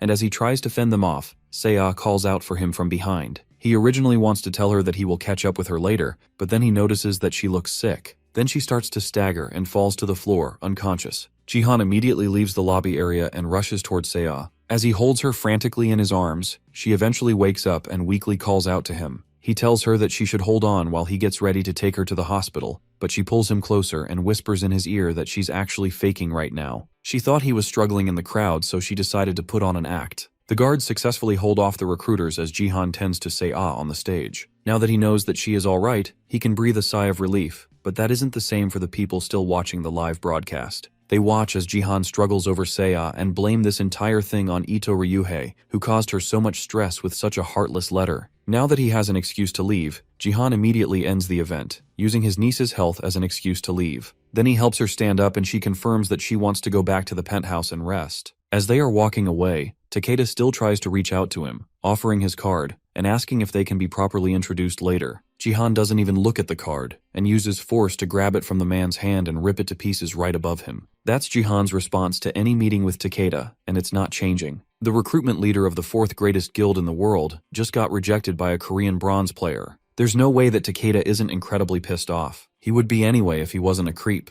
The man puts on a weird-looking smile and rearranges his tie as he realizes that Jihan really does have true power, a power that can rip a business card out of his hands and tear it to shreds in an instant. He's definitely worth recruiting to Korea just for that one power alone. Yet, he's still a bronze player, which means that he is a rising star that will become even greater in the future. Takeda is even more determined to get Jihan over to his side no matter what. Meanwhile, in the corridor towards the elevator, Seiya and her uncle exchange a high five for an acting performance well done. As they continue to chat through the lobby corridor, Jihan unexpectedly gets a donation from someone. Based on the message under the donation, it looks like the sponsor is Takeda, who went out of his way to donate to Jihan even though he turned off the broadcast. The way he talks is also way too creepy to say ah, and Jihan even considers blocking the man despite the generous donation that he received from him. Their conversation is interrupted by a voice calling out to both Jihan and Seiya. It's Haeyeon and her bodyguard Gyeong. She introduces herself as the third department head of the Divergent Guild, and although she looks professionally happy to see him, Gyeong doesn't look as thrilled behind her. She apologizes for coming to see him all of a sudden despite the circumstances. Jihan tells her that she's not supposed to have been able to get in unless she is directly involved with them, but she still somehow managed to sneak her way through security. Jihan also notices that her voice seems oddly familiar, almost as if he has met her before. Haeyeon explains that she has deep ties with South Korea's BattleNet department, so it's her connections that helped her find her way into this place. She has a lot of confidence in herself, and her attitude almost comes across as shameless. Jihan is sure that he has met someone with that kind of behavior before. As she continues to talk, he finally remembers exactly where he has seen her. She is an old friend from his past life who always wore a mask. Seiya notices the stunned expression on Jihan's face and assumes that it is because he has fallen for this new arrival. Jihan, on the other hand, needs to test a theory of his. He quotes something that he has heard from her before in his past life just to make sure. The world is full of possibility. It is difficult to ignore that. This is a quote from the great writer Dostoevsky, known for his gambling addiction. He asks her directly if she likes this quote. Gyeong steps in front of Haeyeon protectively and demands to know who exactly Jihan is. Haeyeon's gambling fever is a secret only known to a few people, so an outsider is not supposed to know about it. That is the last bit of confirmation that Jihan needed. This definitely means that Haeyeon is American First's manager. Zero in his past life was the only other Korean in the guild than him, and she was someone he knew specifically for her love of drinking and gambling. Despite that though, she rose to the second-string guildmaster due to her voice ability. This voice ability was originally a skill that can only give experience buffs, but after the tutorial ended, the growth scope of gift rankings and stats as well as other aspects of the game spread quickly. The voice ability became a highly valuable ability, and the person who was the strongest among the voice users was Zero. In the present though, Zero, now just Lee Haeyeon, can't help but cringe in pain as her gambling addiction is revealed to these strangers. The Divergent Guild somehow managed to recruit both the Plum Blossom and Zero. That is quite an impressive roster for them to have even in just the tutorial. Jihan quickly covers up his knowledge of her gambling side by telling them that he saw her in one of his live broadcasts before. He tells them that the chat she sent was memorable and that's why he had to ask. Then he apologizes for surprising them. Haeyeon clears her throat, hoping to move on from this embarrassing conversation as quickly as possible. As they continue talking, Jihan can't help but smile at her antics, and that only further convinces Seiya that he must like her. Then Haeyeon uses the now comfortable atmosphere to approach Jihan more confidently. She tells him that she has a feeling that they will be seeing each other more often, then pulls out her phone and offers it to him. Her goal is clear. She wants to invite him to the Divergent Guild, and she hopes that the two of them can meet again privately. Seiya can't stop herself from squealing at the new development. It looks like she's about to get a new aunt out of nowhere. Even Haeyeon believes that she made a lasting impact on Jihan from how she acted, and she glances at Gyeong, who was famously rejected by Jihan in the past. That act would all have been perfect, if not for the fact that Jihan still can't remember what his number is. He turns and asks Seiya if she can give out her number instead, but Seiya misreads it and thinks that Jihan is just playing hard to get instead. That's not the case. But she falsely believes that Jihan has some kind of big plan and decides to help him out by pretending to be dizzy and sick again. After noticing that she must want to head back, Jihan apologizes to them and asks Haeon for her business card instead, so he can contact her later. Then the uncle and niece continue their walk to the penthouse, with Seiya falsely believing that her uncle has suddenly turned into a playboy. Gyeong and Haeon start to make their way out of the building, and the bodyguard is visibly shaking after the exchange. Haeon tells Gyeong to stop holding it and just laugh, since she's about to get really pissed off. As Jihan and Seiya take the elevator back to the penthouse, Seiya points out that she never expected her uncle to wear her dad's clothes. Jihan can't help it though, since his own clothes don't fit anymore. Besides, it's not like the clothes did anything wrong. The man is the problem, and as long as it looks good on him, then it's fine. Then she asks him about what he did earlier, telling a pretty woman that he forgot his phone number. Jihan has no idea what she's talking about and seems genuinely confused as Seiya scolds him for pretending to forget his number. But then Jihan tells her that he really doesn't know his phone number and he wasn't playing hard to get. Later on, it's time for another mission to start, and this one is yet another tower defense mission. Just like before, the goal is to guard the crystal and survive the zombie mob. Jihan isn't mentally ready for this mission since he spent so long trying to comfort Seiya after she realized that she accidentally interrupted her uncle's chance of getting a relationship. She wrongly assumed that Jihan likes Lee Haeon, when he feels nothing romantic towards a gambler like that. Regardless of what he feels towards her though, he never thought he would zero again like this. Back in his past life, they formed a close friendship because they both came from the same country. On their off days, they also bet on sports to pass the time. Zero was very obsessed with bets and would keep going even if she lost multiple times in a row. It was during their close times together that he heard her use the quote, "she seems so fond of." She also had a facial scar that she refused to erase because she called it a price to pay for making a deal with the devil. They also had a lot in common despite being just refugees, and it caused them to become friends. The biggest thing they have in common was guilt, self-hatred, and regret of failing to protect the people they loved. Jihan bows his head down as painful memories come flooding back to his head, but the flood of comments into his stream snap him back to reality. They also notice the large sword in his hand, which has to be the first normal weapon he has brought to a mission since he started coming into the battle net. This weapon is the C-rank Urk Pontiff's horse-slaying sword, and despite being C-rank, Jihan managed to get it for unexpectedly cheap. Now that he's holding it though, he can see the reason why it's so cheap. It's way too big and heavy for most people to handle, but for him, it's pretty easy for him to use. He swings the sword to get more comfortable with it, and his viewers are obviously in awe at his obvious combat ability. They ask him to show them his status window so they can finally see what his class and stats are. It looks like he has a lot of people watching, so they are starting to request more things. Right now, he already has 12,000 live viewers. Jihan isn't sure he wants to show his status window to the public right now, but he can't ignore them since they are regulars. He decides to be straightforward about it since so many people are curious, and he turns on his mic to talk to them directly. He tells them that he will reveal his status window if they can get his channel to reach 200,000 subscribers. That's a high feat to accomplish since he only has 10,000 right now, but he promises them that he will do it once he reaches 200,000. But then, to make the deal more interesting, he adds one more condition to it, so that they won't complain about it too much. He tells them that if he fails to get first place in any game from now on,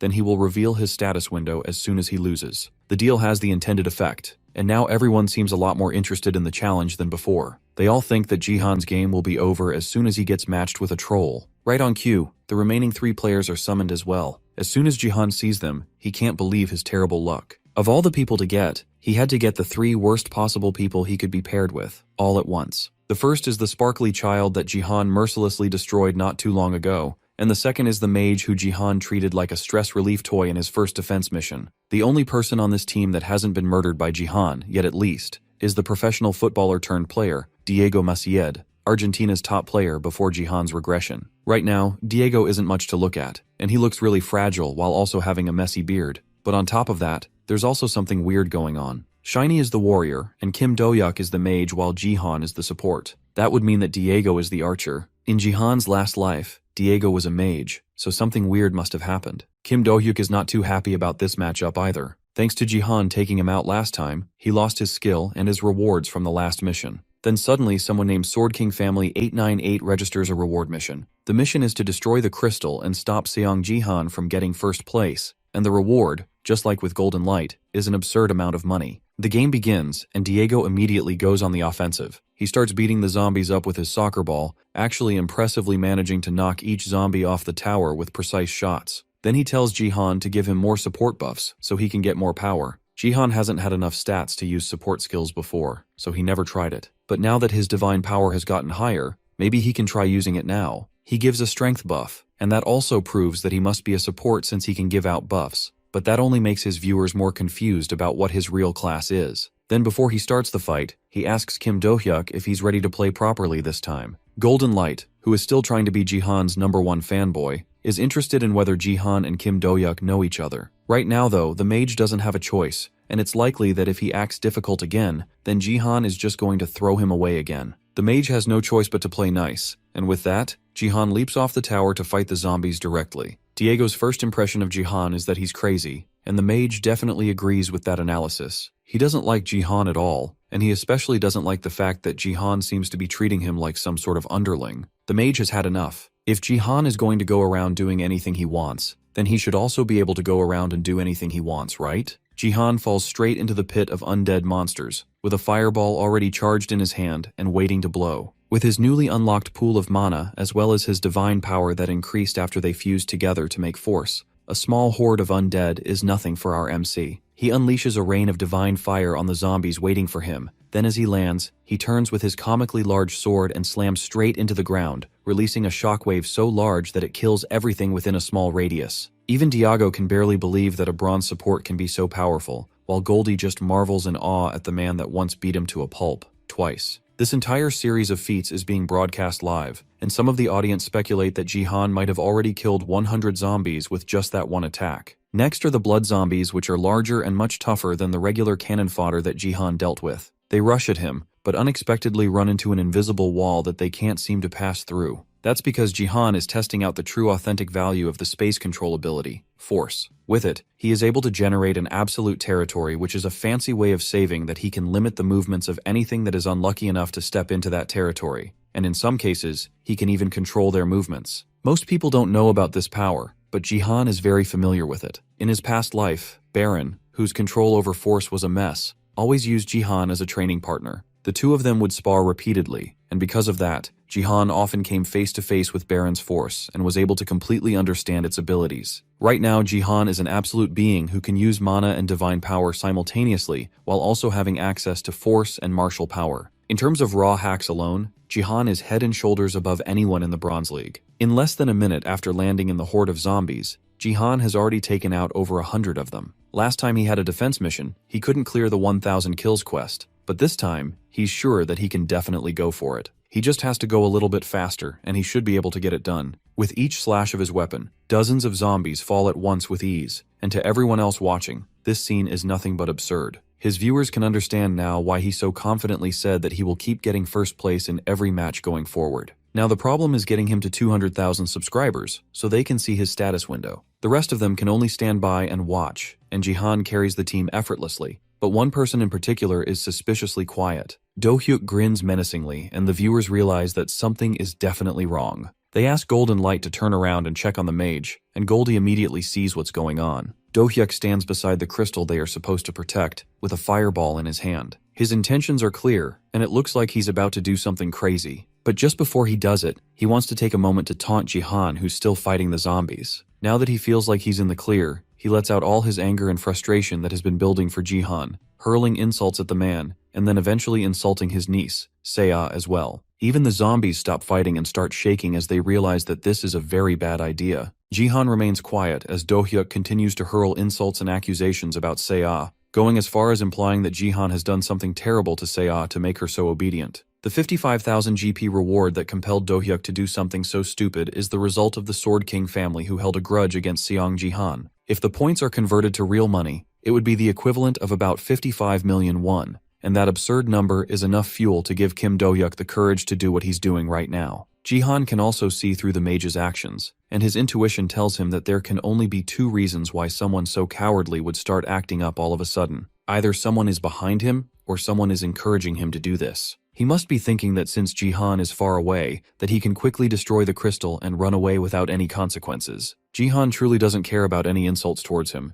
but mentioning Seiya is a line that he will make sure no one ever crosses again. The day he regressed and met Sia again, he couldn't help but recall the terrible nightmare that became his reality. In order to hide a scar that was inflicted on her due to a terror incident by the Sword King family, she hid her face in bandages, and by the time he found her, her body was cold and lifeless. Back then, he couldn't do anything for her, and could only cry with her lifeless body in his arms. Now that he's back with the power to change the future, Jihan decided that he would never let that happen again, and that he would protect Seiya from anyone that tries to hurt her. From the flaming qi coming from his body, the viewers can tell that Jihan is pissed off, and even they can tell that mentioning his family is definitely crossing a line. However, that doesn't change the fact that he is still way too far away from the crystal to do anything to stop it. At least that's what they think. Today, he will make sure that everyone remembers what happens when you mess with Seiya. The moment he earned force, there was something that he realized while trying to unite the three Dantians. He realized that he can use nameless divine arts. His martial power isn't yet at level 30, so Jihan can only intimidate it, but right now, that's all he needs. The moment he gathered the three powers into one, he felt a sensation similar to when he USD nameless divine arts. All he has to do is feel the electricity starting from his feet, then channel it into the rest of his body, feeling himself become a thunderbolt. From there, he just has to push himself off the ground, and he can move with lightning-fast speed, using a technique called flashing sky thunder steps, which is a method to break the sky. The Sword King family realize that Jihan is moving, and they warn the mage to hurry up and destroy the crystal quickly. Before he can damage the crystal, the other teammates rush over to try and stop him. Do-hyuk pushes Goldie back with a fireball before he can get too close. Then the mage charges up an even more powerful fireball, but it's blocked by a football before it can make contact with the crystal. The mage asks what Diego thinks he's doing, but the star soccer player is always serious about any game he plays, and right now, he's stopping the mage from ruining the game. More than that, Do-hyuk also cursed out one of their team members, and even went as far as cursing his family. That's something that can't be ignored. Do-hyuk turns to start arguing with Diego, but it's too late for him to do anything else. Jihan has arrived, and he does not look happy at all with the fact that the mage seems to have a lot to say. With nothing else to do in this situation but talk, he decides to try and insult Jihan a little bit more, but our MC is tired of hearing his voice and uses force to shut his mouth. Originally, Jihan wanted to just blow up the guy's head as soon as he got back, but that would be way too easy. Instead, he wants to dish out a little punishment first before letting him off. Every player has their pain filtered through a connector, and even if Jihan kills the mage, the only penalty is that he will go down by a level. So instead, Jihan will dish out damage so brutal that the mage will think twice before daring to do something like this again.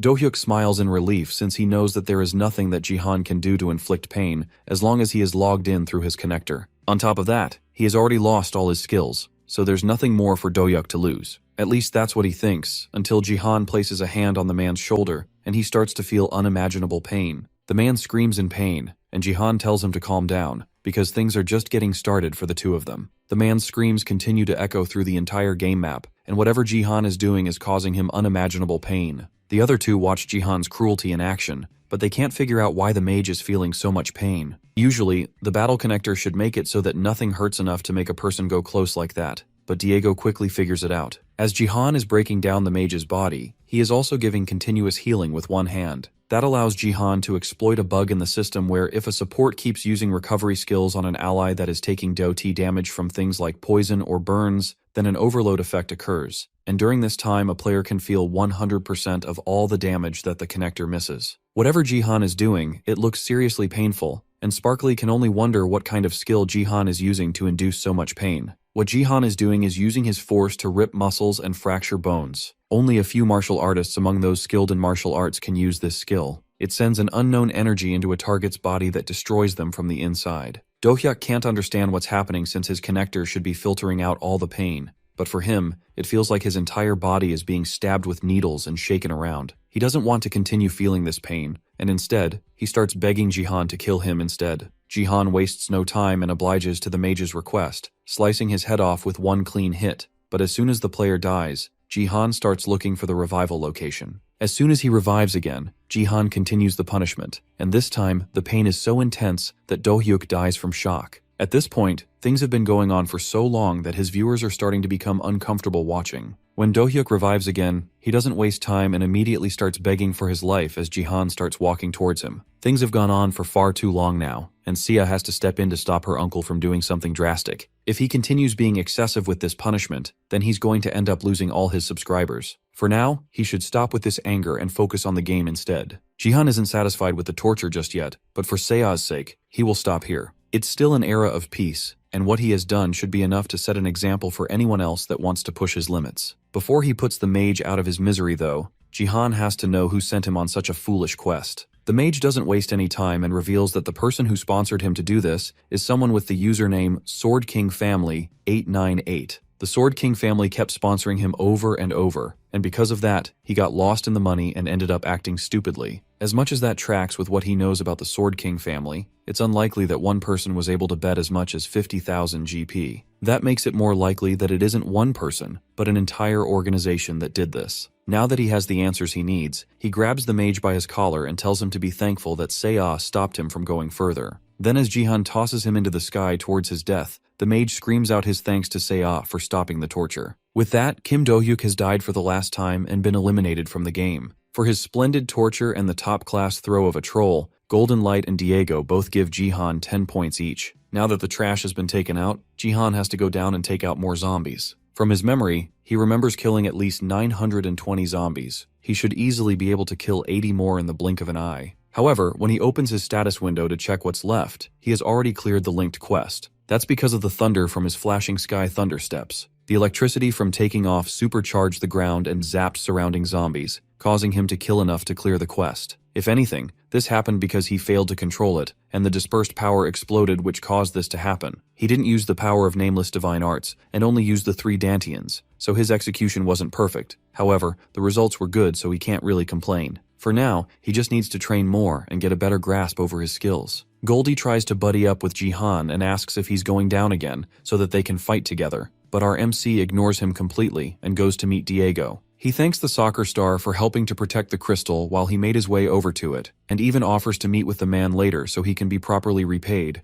On top of that, he also has a lot that he wants to discuss with the man as well. Their friendly chat is cut short though by a sudden earthquake. It feels like something is trying to break through the earth, and nothing like this has ever happened before. Goldie notices that it feels like something is about to explode, and Diego notices something emerging in the distance. It looks like a giant hand with a mouth breaking through the ground. This is a completely new monster that even Jihan has never seen before, and it looks incredibly ominous. The zombies seem to have newfound vigor now that this monster has shown up, and things look like they are about to get crazy. As the zombies start charging towards them, the monster hand roars, and the sound even causes Jihan to freeze. However, it doesn't look like the zombies are being charged up by the hand. Instead, it looks like the monster is chewing up and eating the zombies. Then the mushed up undead in its mouth is turned into a living goop that falls to the floor and grows into a completely new monster that isn't even supposed to show up in a bronze map. It's a flesh golem, and it's a monster that usually only shows up in gold maps or higher. It looks like the evil beast is creating these new monsters by dismantling their physical bodies and recombining it. Jihan wonders if this is because of the linked quest, and he opens his status window to check. The Link Quest Zombie Origin 1 has been changed to Zombie Origin 2,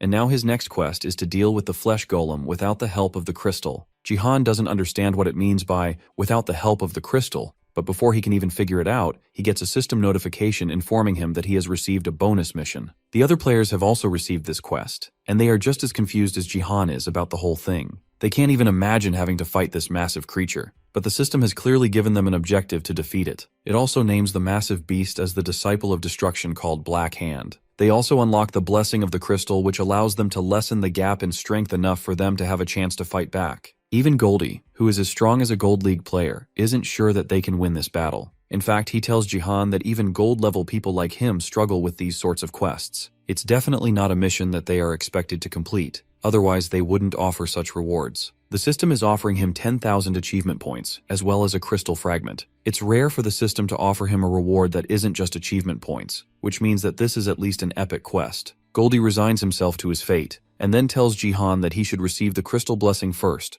but our MC refuses. Then he picks up his sword and prepares to launch towards the flesh golem that is already aiming for their crystal. A flesh golem is an undead monster with incredible vitality. You can only defeat one by destroying the core at the center of its body. However, even that is difficult since it has a huge body and crystal fragments are stuck all throughout it. Above all, even at gold level, the Fleas Golem is a boss level monster, and even if Jihan has surpassed the strength of a bronze level player, this isn't a situation that can be dealt with easily. He tells the other two to move aside. Then he jumps into the air using flashing sky thunder steps, leaving a footprint crackling with lightning behind him. As he makes his way towards the monster, he remembers the most basic and fundamental skill in Nameless Divine Arts, which is the 3 talents martial devotion. These martial arts, which were created based on heaven, earth, and humanity, have 3 meanings. Those fundamental meanings make up the nameless divine arts. And with the understanding of those meanings, Jihan is able to activate a new ability called 3 Talents Marial Devotion, cleanly slicing through the flesh golem with a single strike. The impact is strong enough that he's able to completely break through the monster's sturdy flesh and destroy the core in one hit. The attack is so impressive that Diego drops his football in shock, and the system announces that Jihan has dealt with the flesh golem and cleared the bonus mission of the 4th tower. As soon as Jihan swung his sword, Golden Light felt a complicated emotion which is difficult to put into words. However, all the emotions he felt at once can easily be described as raw admiration. Goldie falls to his knees in exhaustion as Diego continues to watch in shock. He has never felt anything like this before. At first, Sparkly just wanted someone to turn into streaming content, but now he wants more than just something pathetic like that. He wants to record all of Jihan and watch him grow to reach the top as a player and as a streamer. But apart from Golden Light's strong decision to put his body and heart on the line for Jihan,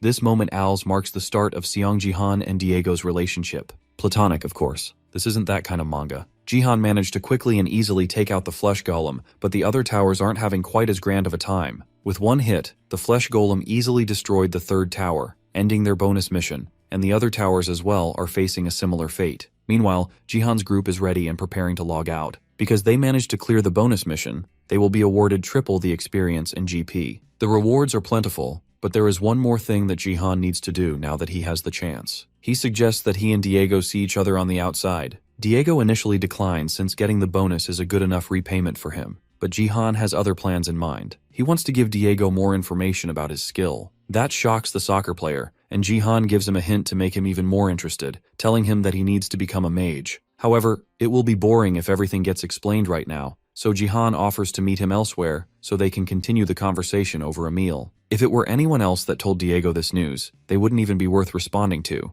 But since it's Seong Jihan who just showed unbelievable power, Diego couldn't help but feel interested in his words. Understanding the situation, Diego sends Jihan a private message, and the two of them plan to meet up later for a meal to discuss things. Goldie overhears their conversation and begs Jihan to invite him too, but Jihan isn't interested in the sparkly streamer at all, and more importantly, this meal is supposed to be for the sake of repaying Diego. Goldie continues to beg and even offers to become his editor, but Jihan isn't interested and logs out while the streamer is still begging for an opportunity. Back in his room in the Sword Palace, Jihan checks his rewards for completing the 2nd linked quest. He gets 10,000 achievement points and a crystal fragment, but things aren't over yet, and he will get the next linked quest called Traces of the Disciple once he reaches Silver League. It's a good thing that he obtained Force, but the crystal fragment is more disappointing than he expected it to be. It is a 1-use B-rank item that gives the player a divine blessing. It can also only be used in bronze or silver zones. A divine blessing is something that only the peak of support users like the Saintess can use. It's a high-level buff that raises all abilities by 50%, and it is considered a must in the upper levels. However, the fact that it's a 1-use item that can only be used in the lower levels is incredibly disappointing. However, the other rewards more than make up for it. For one, he leveled up 3 times and obtained 6,000 GP because of his triple reward buff from clearing the bonus mission.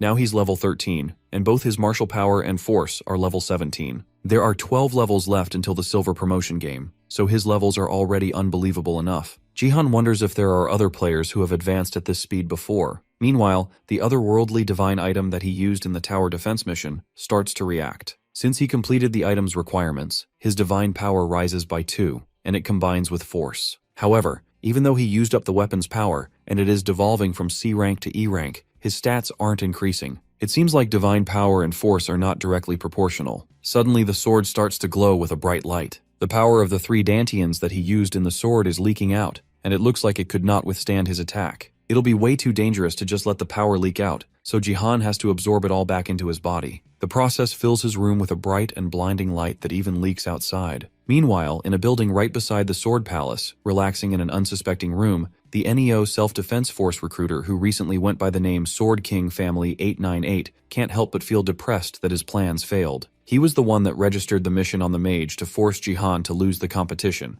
but despite his plans to see Jihan's status window, he still wasn't able to get what he wanted. He originally wanted to use the mage's resentment of Jihan, as well as the animosity of the Sword King family to his advantage, since things haven't settled down since the Sword King left. For now, he needs to stop messing the game up by pretending to be in the Sword King family. It would have been great if things had succeeded in one go, but it looks like he chose a pathetic player to do his dirty work for him. Things would have worked out if the mage had just broken the crystal immediately, instead of taking a moment to fool around needlessly. At the rate things are going, he might end up losing his opportunity to bring Jihan over to Japan. As the recruitment manager of the NEO Self-Defense Force, Takeda Kazuo realized immediately that Jihan is a talented player, and he needs to recruit him using his long experience of recruiting talented players. However, his superiors in the company would only move and make decisions after clear information and evidence has been presented. They asked for evidence that Takeda's intuition about the bronze player is spot on, and he's going to need to do something to back up his position. In order to do that, Takeda needed to see Jihan's status window, which would give undeniable proof that Jihan is a strong player worthy of Japan's interest. But things have gone on too long, and Takeda is running out of time. He needs to up the ante and bring out the big guns in order to make sure that he can obtain Seong Jihan's status window. Once that happens, he will receive permission from the company to use the same special method that they used to acquire the Sword King. Back with Jihan, he somehow managed to absorb the overflowing power from the sword, and even raised his divine power by 1 level. This time though, his force level actually increased. From this, he can tell that every 3 levels of divine power means 1 level for force. Additionally, since his martial power is connected to force, it also increased by 1 point, bringing both to level 18. It's a shame that the weapon is lost, but the benefits from its destruction managed to make up for it. But the system isn't done yet, and it tells him that since the value of force has exceeded 17, he can only absorb divine power from A-rank divine items or higher. That's a huge handicap since A-rank divine items are incredibly hard to come by. Seiya burst into the room to happily tell her uncle that she just got a 50 billion won deposit. Her joy is cut short though when she sees the state of the room and Jihan. He tries to play it off, but the blood fountain on his forehead begs to differ. Seiya ignores his attempts to placate her and drags him into the washroom so she can apply medicine to his wounds. Jihan just follows along with her as she continues to scold him with a smile on his face. Later on, after he gets his wounds bandaged up, the two of them head out to a restaurant to eat with the money they have received. After spending a decade in the US, he really missed eating some pork belly in a familiar Korean atmosphere. It's the first time he has been able to eat a proper meal since regressing. It's not back to eating out once in a while, but Jihan just wants to return to the food he's familiar with. Seiya insists that she's paying, so he should ask for something better and more expensive. Jihan just waves his hand and tells her that they are going to eat all their meals together anyway, so they can have fancier food some other time. But Seiya tells him that they won't be eating together for much longer. She has decided to go back to school, and although she may not look like it, she's still the student council president. So it's weird for her to have such a long absence from school. The teacher already told her that she can rest for another week, but it's almost the day to get the blessing from the gift room, so she can't rest for too long. The gift room is something that everyone gets to experience on their 18th birthday. Seiya's birthday is August 22nd, and even in these hellish times, Seiya still waited for that day eagerly. Seiya, who had wanted to be blessed in the Academy's gift room, had hoped that she would get a good gift that would make the situation better. That hope fell apart when Seiya received an F-rank gift. That was the moment where the strong Seiya finally fell apart. He can't tell her that she's going to receive an F-rank gift though, so for now, he should just try to lower her expectations. She's going to start school the next day since it's a Monday, so she can get a fresh start. Jihan offers to be her personal driver to and from school, and although she tries to argue, Jihan has already made his decision about it. She frowns and turns away from him, but even though she tries to make it look like she's upset, she can't hide the joy in her face at his decision. The next day, early in the morning, the two head down to the Sword Palace parking lot, only to find that all the cars are gone.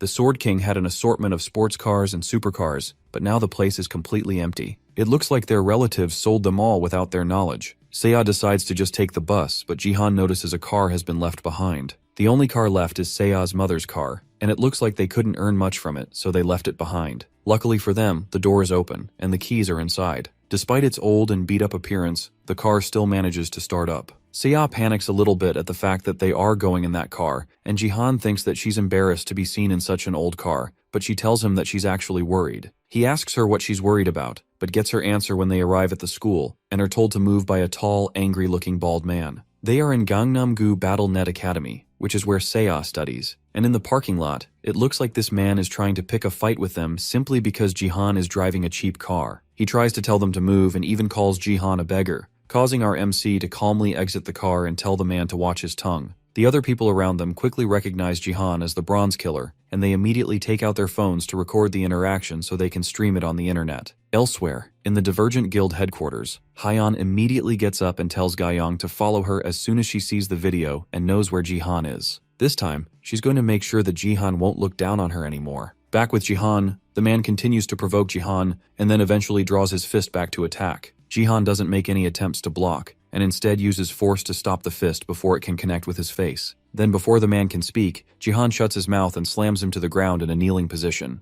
As Jihan calmly scolds the man for his bullheadedness, Seiya comes around the side of the car and warns her uncle that people are watching them. Then, from the car that the man drove earlier, a young girl around Seiya's age sticks her head out of the window and calls out to Seiya. Her name is Kim Hisu, and she's the vice president at BattleNet Academy. It looks like this person is Seiya's friend, and she hops out of the car to greet Seiya. As she steps out of the car, she asks her driver why he's on the ground, and he lies that it's because it's slippery. Hisu ignores her driver's attempt to apologize and asks Seiya where all the supercars from before went. She admits that her dad sold all the cars, and Hisu gets even more worried and tells Seiya that she should have contacted her in that situation. Then she promises to give Seiya a ride to school from now on. The action and offer are both so sudden, and Seiya can't hide her shock at the sudden offer, but Hisu continues to insist and even offers to tell her father about it. Jihan watches the interaction, but something doesn't feel right. He doesn't remember anyone being so close to Seiya in his past life. Later on, Hyeon and Gyeong make it to the BattleNet Academy, not even up to 10 minutes after the video that showed Jihan went up, but he's nowhere to be found. A worker confirms that Jihan got in his car and left earlier, and that causes Hyeon to worry even more. She's worried that foreign scouts might come for him too, and she wants to snatch him up before they do. Gyeong stops Hyeon from biting her nails and tells her to calm down, and the other woman is forced to accept the situation and think up a new plan. She failed to find him this time, but from now on, she will chase him live until she finds him. As she walks away, she watches the ongoing match that Jihan is in right now. As for the match itself, the results are already pretty obvious. Jihan has an overwhelming lead against the rest of the players, and he's beating them all down almost too easily. With his nameless divine arts, as well as his martial arts skill, he's able to very easily take down all his opponents. He's practicing how to focus his senses and adjust quickly to situations, and it looks like it's working out in his favor. He cracks his knuckles and shifts his attention to his next targets, and they are people who have already been beaten up by Jihan before. Seong Jihan is already known as the man who defeated a flesh golem with a single strike. For any Bronze League players matching up with him, it's essentially the same as a natural disaster that is impossible to prepare for. The game ends, and once again, Jihan has come in first place. He has also come in first place 5 times in a row, and the system rewards him with a 200% increase in his experience and GP gain. He also reaches level 15, which unlocks the dungeon map as his next area. The dungeon is a game type that opens from level 15, and unlike the rest of the game where you just need to fight, dungeons have different traps, mazes, and puzzles that need to be cleared to proceed. However, unlike the other game modes, this one is co-op, and there is a limit to how far one person can go alone. Even on BattleNet, they recommend that cooperating with party members is a necessary part of playing in dungeon mode. However, there are too many guys after him, and if he ends up being partied with people who want to screw him over, then there's nothing he can do about it. He briefly considers joining a guild, but changes his mind not long after. He doesn't want to be there for long, and the guild will be annoying when he eventually asks to leave. Besides, he will reach silver soon, and once he reaches silver, then he will create his own guild. Later that day, it's time for dinner, and Jihan calls for Seiya to go and set the dining table. The food is all set, and the two of them sit down to eat. Seiya is surprised that Jihan can cook so well, but Jihan honestly just threw together the ingredients they had to make a basic meal. She freaks out over how good the food is, and Jihan tells her that he will cook properly for her next time. He used to cook himself a meal every day when he was in America, so he's already well accustomed to being in the kitchen. As they eat, Jihan asks Seiya if she's going to be getting a ride from her friend often from now on. Seiya tells him that she doesn't want to ride in her car because during the entire trip, Hisu overreacted and made her very uncomfortable. She kept on showing uncomfortable levels of concern and asking personal questions, and eventually, it became too much for Seiya to handle. Jihan immediately understands and realizes that being with the girl must suck. There's another reason though, and it's because her mom's car is much more comfortable and filled with warmth. Jihan also agrees with that. The next day, Jihan takes her to school, and this time there are a lot of scouts and reporters waiting for them. After their flashy outburst the previous day, it's no wonder that so many people are interested in seeing him. At this point, they are practically his stalkers. Thankfully, the school's security is doing a good job of keeping them back and out of the school's premises. As they drive into the parking lot, they see 2 familiar faces waiting for them. It's Hyeon and Gyeong, and the 2 of them were clearly waiting for him beforehand. She's even more upset because she gave him her business card, but he never contacted her. The truth is that he just completely forgot about her though. This time though, she has made sure that he has no way to escape.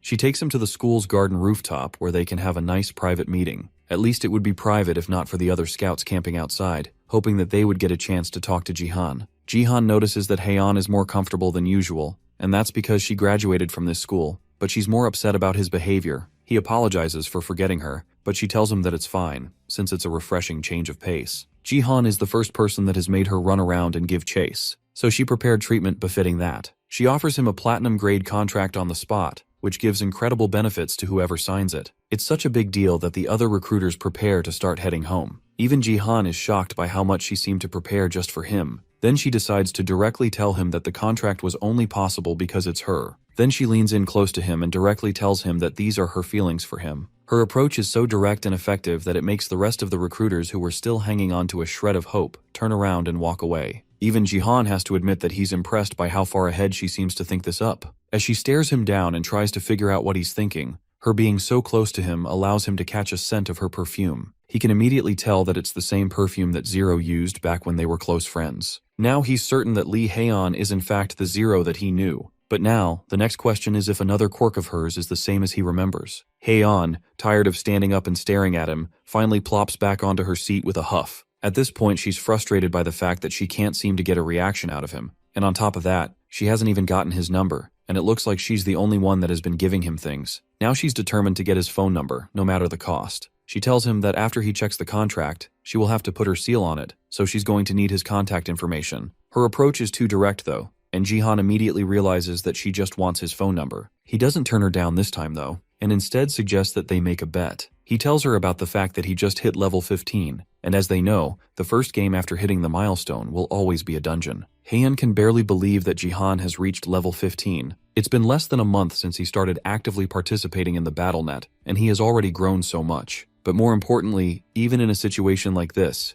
he's trying to make a bet with her. It makes no sense. She doesn't turn it down, and instead asks what his betting conditions are. It's straightforward, really. He wants to enter the BattleNet right now, and if he misses first place, then he will form a contract with the Divergent Guild, and of course, he'll give her his number as well. That sounds risky since it's well known that a lot of people are targeting him. If he hops into his first dungeon game by himself without a party or guild, then he will end up having to play with random people. The offer is almost too good to be true for Haeon, and it's pretty scary that he can just pull something like this out of nowhere. She doesn't refuse and asks him what he wants from her if she loses the bet. His request is simple. It's the last piece of the puzzle that he needs to confirm Haeon's identity. He tells her that he wants to see her status screen. Once he sees it, he can finally check if she has the same gift of nurturing as Zero. At this time, the nurturing gift was just an experience buff, which makes it an embarrassing gift to show others, and seeing her reaction pretty much confirms his suspicions, but he needs to check things with his own eyes and make sure that his intuition is correct. Just like he expected, she agrees to the bet reluctantly and warns him not to end up regretting it later on. Since he plans to enter the BattleNet immediately, she asks if he wants to move locations, but he doesn't need that. He enters the BattleNet immediately and starts a BattleTube live broadcast as well, so they can watch him. Just as expected, he spawns in a dungeon called the Conqueror's Tomb. The Conqueror's Tomb is a high-level difficulty dungeon where the legendary Conqueror sleeps. Various monsters appear in this dungeon, but it lacks the complex puzzle features such as traps or mazes. However, there is a reason that the difficulty of this dungeon is so high. The only way to clear it is to ensure that all members of the party survive till the end, which means that getting lucky with teammates is very important.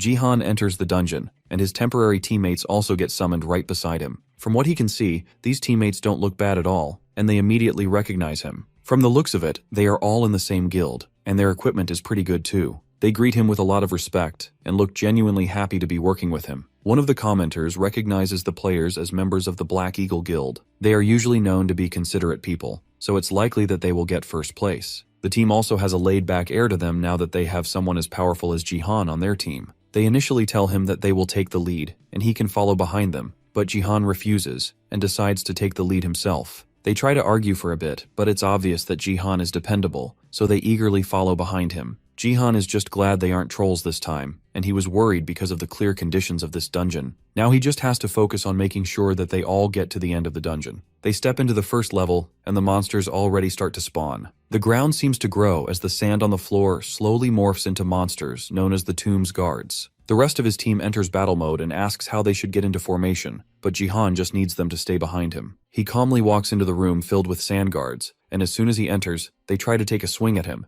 but he's able to easily dodge the attacks with no problem. Then he returns the attack with a simple punch, taking down one of the guards with one hit. He continues the onslaught, punching through the guards without any problems, and taking them all out easily before they are even able to attack him. In a matter of seconds, the room is clear, and he reminds his stunned teammates that they need to keep up with him. In the Conqueror's Tomb, there are a total of 10 pathways, and each team is assigned to one pathway. All pathways lead to the underground level 7, which has the final stage. Jihan's team was assigned to the 8th path, and they are currently in an overwhelming lead. They're already down to level 3, and all his teammates have had to do the entire time is quietly follow behind Jihan. They have heard of how strong Jihan is, but seeing him in real life is really humbling. He's crushing the sturdy heads of the soldiers like they are made of sand, and easily clearing a way for them. This entire time he hasn't even used a weapon yet, and yet he's showing strength far above a normal Bronze League. As he continues pushing through the levels, he receives a donation from a familiar and annoying username. It's Takeda, and he begs Jihan to check his mail for a big fat donation. The strange way the man talks makes even the commenters uncomfortable, and his intentions are really clear. He wants to recruit Jihan to Japan, no matter the costs.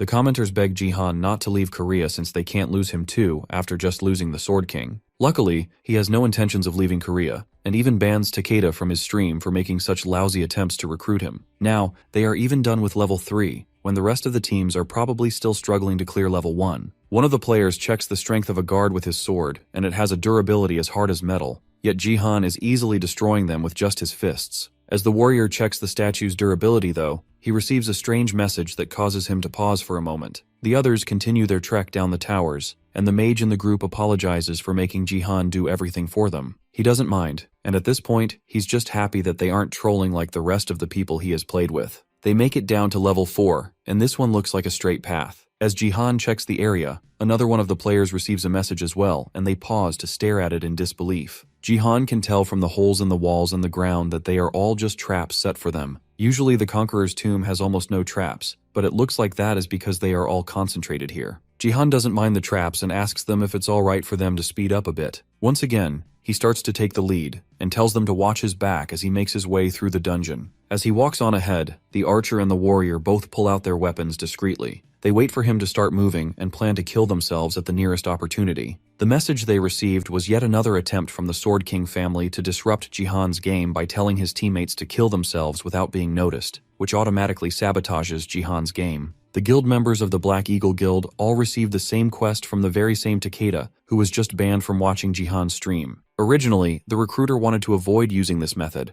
but at this point, all he can use is money to try and get his way. Now that the stage has been set, the question is what Jihan will do to prevent his inevitable loss when there are several people that have been bought out to make sure he loses. On top of that, these people won't make it obvious, which means that the moment he takes off, he will fail immediately. There are no exceptions, and Takeda is sure to win. That is, unless a certain golden lad decides to step in and tip Jihan off in advance. Jihan and the mage rush through the trap-filled room, and immediately, the traps activate, sending several arrows flying towards them. The mage tries to prepare a spell to get rid of the arrows, but Jihan already has a plan to stop them. He activates his absolute territory, and the arrows freeze in midair. The mage excitedly turns to ask his teammates if they can also see what's going on, and that's when he notices the two of them turning their weapons on themselves. The mage calls for them to stop what they are doing, and that's enough of a warning for Jihan to turn and notice what they are trying to do. He activates his flashing sky thundersteps in the split second that the guys are confused from having been caught, and thanks to it, he's fast enough to stop them from doing anything drastic, and knocks their weapons out of their hands. Then he uses force to bind them to the ground, stopping their movements entirely. The mage runs back in from the trap room to check if Jihan and his guildmates are alright. In their panic, they both reveal the fact that they got a suicide mission from someone. If one of them kills themselves, then the game ends immediately for them. The mage takes a moment to apologize to Jihan for the actions of his guild members, but our MC is just relieved that he made it in time to stop them from doing something stupid. But he knows that things aren't over just yet. He uses his force ability to move the mage's hand right as a beam of light shoots out of it, narrowly stopping the mage from killing himself as well. The Black Eagle Guild all receive the same suicide quest, and the mage yells in anger and asks Jihan how he knew that they all received the quest. After all, there's nothing that they did to make him suspect them. The person who alerted Jihan of his corrupted teammates was none other than Golden Light himself, who paid Jihan's absurdly high donation fee just to make sure that Jihan knows that his teammates have been bribed. Thanks to the fact that he's a die-hard fan, Goldie had been watching the broadcast in real time, and he noticed that the other members all seemed to receive a strange message one by one. That's when he noticed the mission given out by Sword King Family 989 with an incredibly high reward of 1 billion won. So he had to make sure to tell Jihan, even though the donation message starts from 10 million won. but Jihan is more focused on how strange this event seems to be. Regardless of the grudge that the Sword King family has against him, spending 1,000,000,000 on one mission is just insane. Even if their life is on the line, it's definitely not worth that much. The conclusion is that whoever sent this mission is at least a named guild rank, or someone with the Sword King's special influence. To think that they would give 1,000,000,000 yen just to check one status screen is insane. So now the question is, who could have done such a thing? The commenters immediately realize that it must be Takeda. That's the only person who can do something so dirty while also dropping a huge amount of money into it. Because of that, Jihan changes his promise. Instead of revealing his status screen at 200,000 subscribers, he will now reveal his status screen at 1,000,000 subscribers. However, even with that change, his promise of placing first in every mission still stays the same. As he says that, he picks up the warrior's sword and gets a special rope from his inventory. It's a good thing that this happened, because Jihan was worried that he would hit 200,000 subscribers too soon. Thanks to all this, he managed to gain some money as well as some attention. Now with the F-grade rope of restraint, it's time for him to take care of these betrayers that he has unluckily been paired up with. He tied them up in a bunch like livestock, and drags them through the dungeon behind him so he doesn't have to worry about them. Eventually, without any more distractions, they are able to make it to the 6th level, just before the Emperor's room. And it looks like this place is filled with a lot more tomb guards than anywhere else he has been. Jihan stares up into the darkness as hundreds of eyes stare back at him and warn him not to go any further. Before they made it here, Jihan continued to drag them through the floor, and to make sure that they didn't make too much noise, he also used force to close their mouths. As Jihan tied them up, one of the players even says that Jihan will make an energy out of their guild if he continues treating them like that. But the truth is that the Black Eagle Guild will most likely not want anything to do with trolls like them. Then lastly, to make sure that they don't struggle, Jihan used his finger to poke at their pressure points, causing the strength to leave their body. That's something that only an advanced level martial artist, which is an advanced warrior class, can do. At this rate, they will be dragged around meaninglessly, and there's nothing they can do to stop it. The warrior remembers that Jihan is very sensitive about his niece, but before he can even say anything, his mouth is shut tight with force, stopping him from doing something stupid. As he drags them through the ground, to make sure that they don't die, he passively heals them so that they don't die from the rough treatment. Finally, they make it to the 6th floor where they are confronted by multiple monsters hiding in the shadows. They are all the same clay soldiers that he fought before, and there are a lot of them this time. Jihan is prepared for their attack and parries a sword aimed at his teammates. Then to make sure that he's not distracted, he grabs his bunched up crew and tosses them to the center of the room. Now that he doesn't have any distractions, he sets off clearing out the clay soldiers approaching them. Except, unlike before, after slicing them down, the soldiers revive, and thousands more come out from the shadows. The fact that their eyes are glowing means that they are in berserker mode. Right then, a linked quest appears out of nowhere, and urges Jihan to kill all the guards. It's been a while since he got a linked quest, and the last time was during the defense map.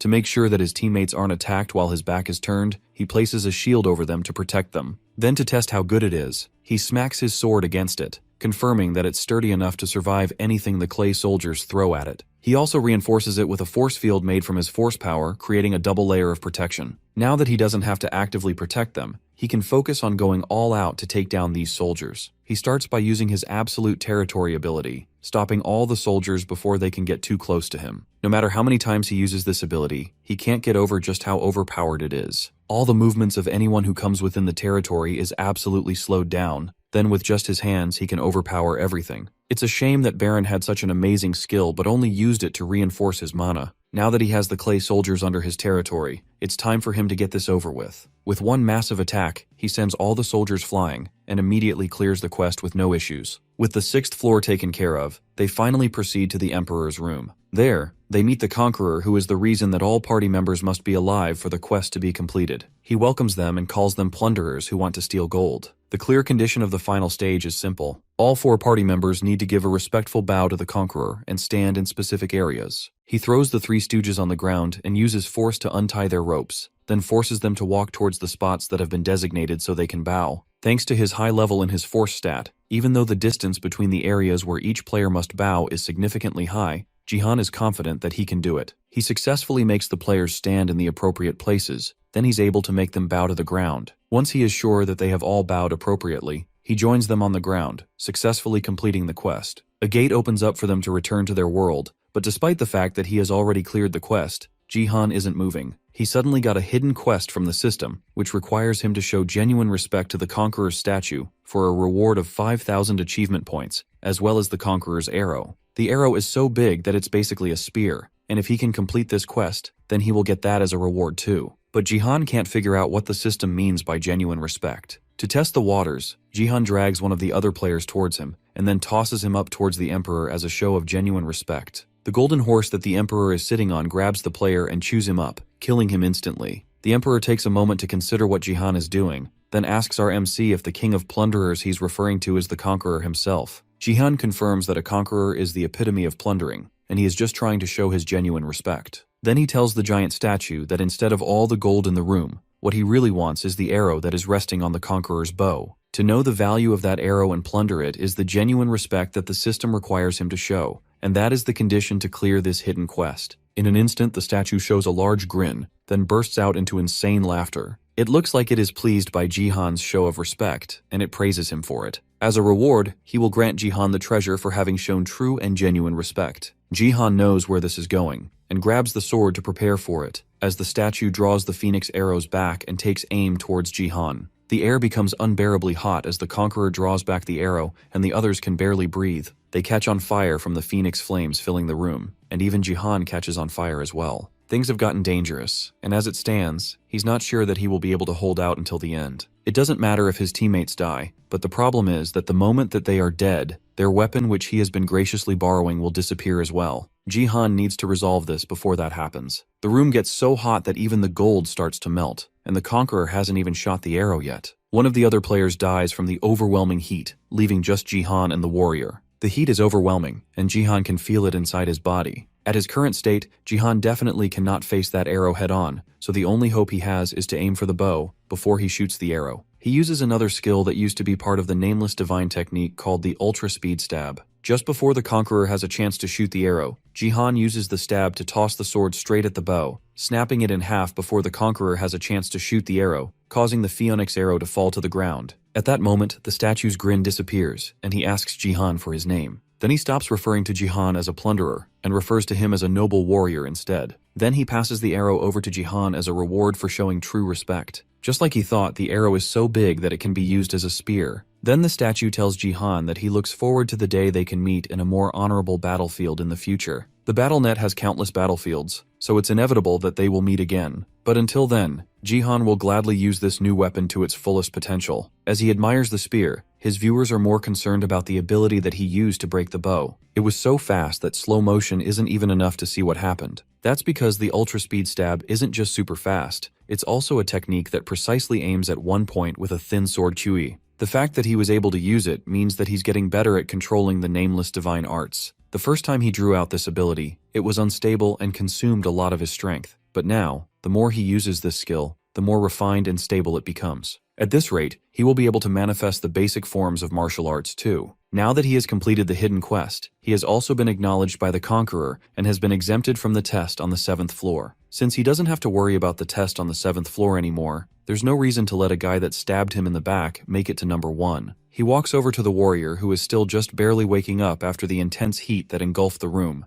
Then Jihan uses his new spear to stab at the man, ending his life in an instant. The game ends, and Jihan returns to the school rooftops, where it seems like everyone was watching his fight in the dungeon. The spear is easily the most impressive thing, and it's crazy that he got something so valuable from a bronze dungeon. He turns to Hyeon and Gyeong, who were also watching the stream, and announces that he got first again, just like he promised. That means that he won the bet, and as his reward, Hyeon has to show him her status window. Hyeon flinches, and Jihan initially thinks that she wants to go back on her word, but she's more anxious about the giant spear that he's holding behind him. It's filled with such overwhelming power that Gyeong is almost forced to instinctively draw her sword. After he puts the spear away, she shows him her status window, just like she promised, but she's still embarrassed about showing it to him. Seeing it himself confirms exactly what he thought. She has the fostering gift which allows her to foster other players. Gyeong watches on worriedly from the side as Haeyeon seems to die from embarrassment. She hates talking about her gift, and she was so upset that she spent so much money for such a garbage gift. She was so upset, she started wondering why she even went to the academy in the first place,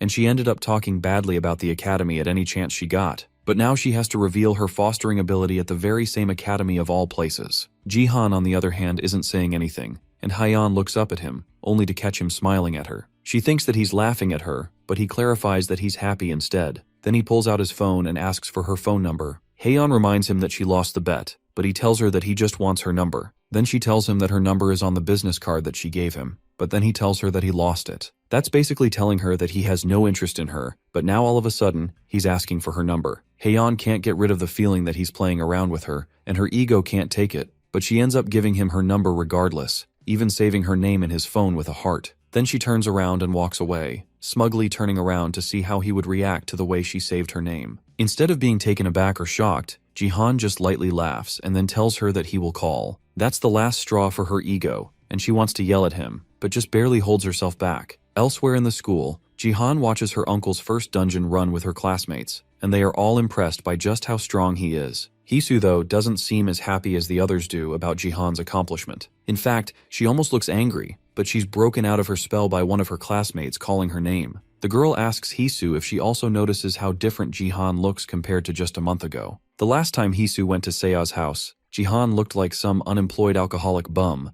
and now he has turned into this amazing person who even has one of her other classmates swooning in glee. Sia can't help shed tears of joy at the fact that her uncle has become someone so respectable. Hisu then reminds Seiya that her 18th birthday is coming up, which also means that the day she officially becomes a player is coming up. Everyone awakens as a player when they turn 18, allowing them to see their status windows. The other students also remember that fact, and the fact that she must be nervous about it. BattleNet Academy students eagerly await the day that they can become players, after spending so much time with various classes and undergoing so much training. The gift room is the biggest reason for the academy existing, and all the students are also the most interested in the gifts. The other students start to wonder if Seiya will receive a gift as well, and some already think that it will be at least an S-rank gift. After all, her dad has an SSS rank gift, her mum was an SS rank and a saintess, and there are rumors that her uncle is at least an S rank. With all those talents in her family, there's no way she won't be just as powerful as they are. Although there has already been research done that proves that genetics has nothing to do with gifts. Still, despite that, she still hopes that she will get something good. Her birthday is just a little over a week away, so she has been really anxious about it, but Hisu tries to be there to comfort her. She tells Seiya to look forward to a gift that she will get on her birthday. Meanwhile, in the NEO Self-Defense Force training hall in Japan, countless unconscious people lay behind the Sword King as proof of his training session. The onlookers can only wonder if the Sword King has always been this powerful. However, it's been made clear through this training session that the Sword King has gotten even stronger, and all his abilities are now higher than before. Now that things have gotten to this level, everyone in the NEO Self-Defense Force is eagerly looking forward to the day when Ito Ryuhei will debut in the fight between Korea and Japan. In the Divergent Guild headquarters,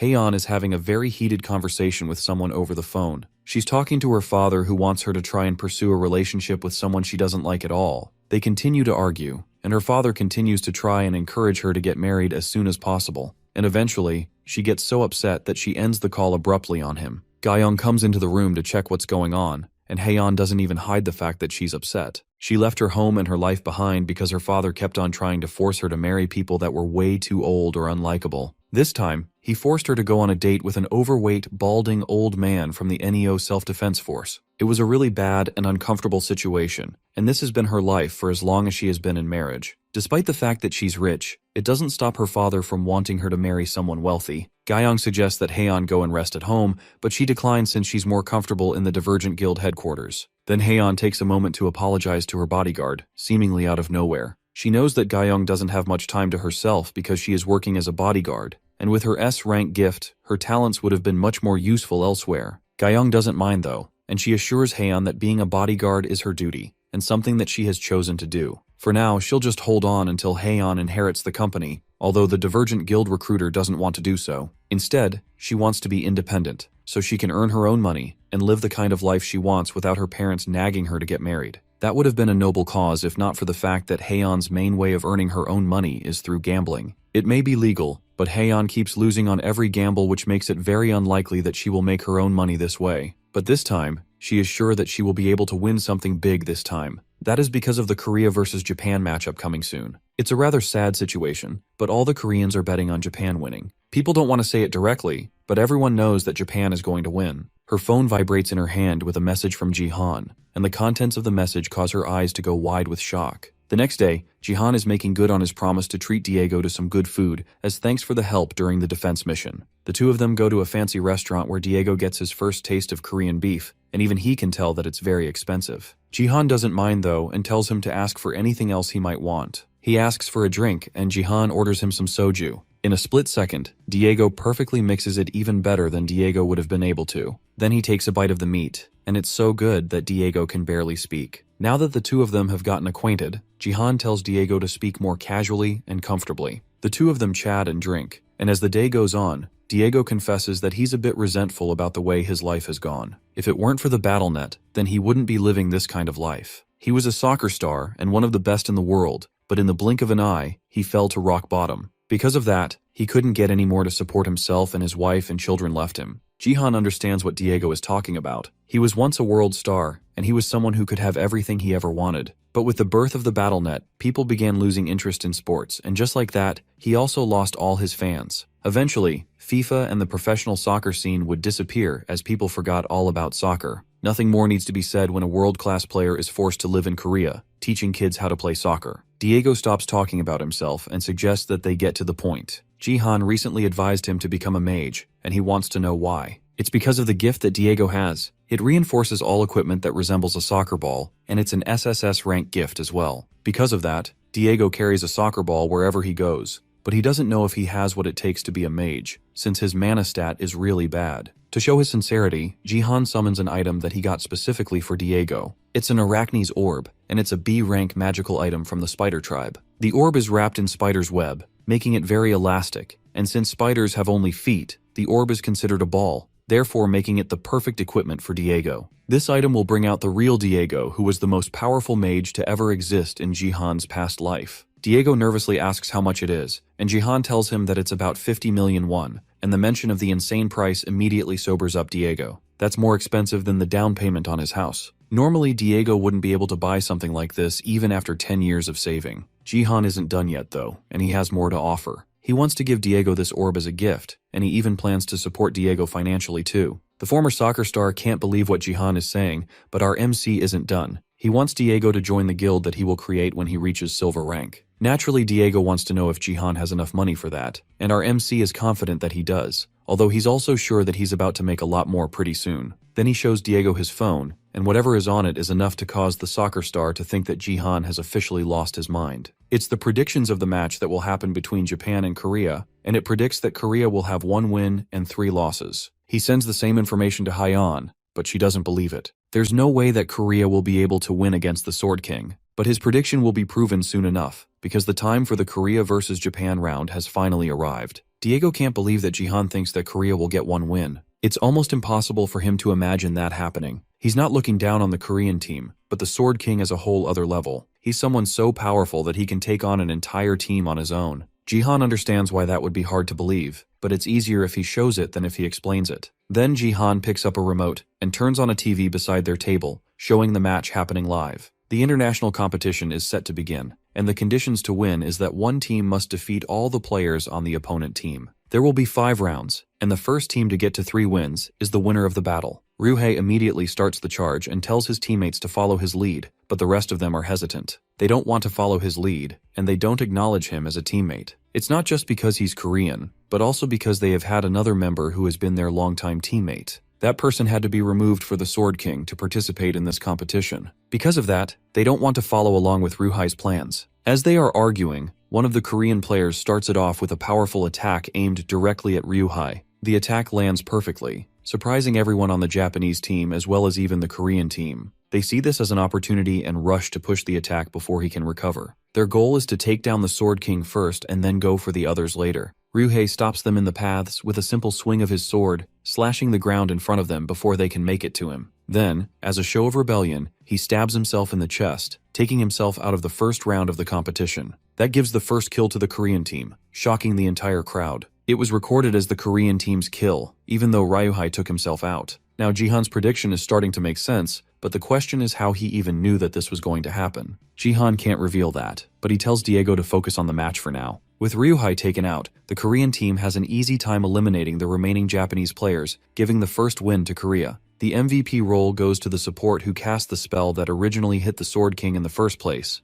And just like that, things have taken a completely unexpected turn. But they are exactly what Jihan predicted. Everything is going exactly the way it did in his past life, even down to the dividend rates of the betting app. Back in the recovery area, the Japanese players confront Ryuhei for his rash decision. He's the nation's representative, and he just casually killed himself to prove a point. Ryuhei is tired of their constant whining and calls them a bunch of trash without any sense of professionalism. He can see now why they lost to Korea every time, and he's tired of being around it. He doesn't care about their childish friendships, and he calmly tells them that if they don't recognize him as their leader, then he will kill himself in every round until they do. With the choices laid out before them, they have no other option left but to accept Ryuhei as their leader if they want to win. The second round starts, and the Korean side is just as confused as last time. They don't understand why Ryuhei killed himself out of nowhere. They initially wonder if he's a spy or something, but they quickly see that is not the case. The Ryuhei on the battlefield is clearly more than willing to fight now, and he has a completely different atmosphere around him than last time. The Korean team stays alert and prepares to defend,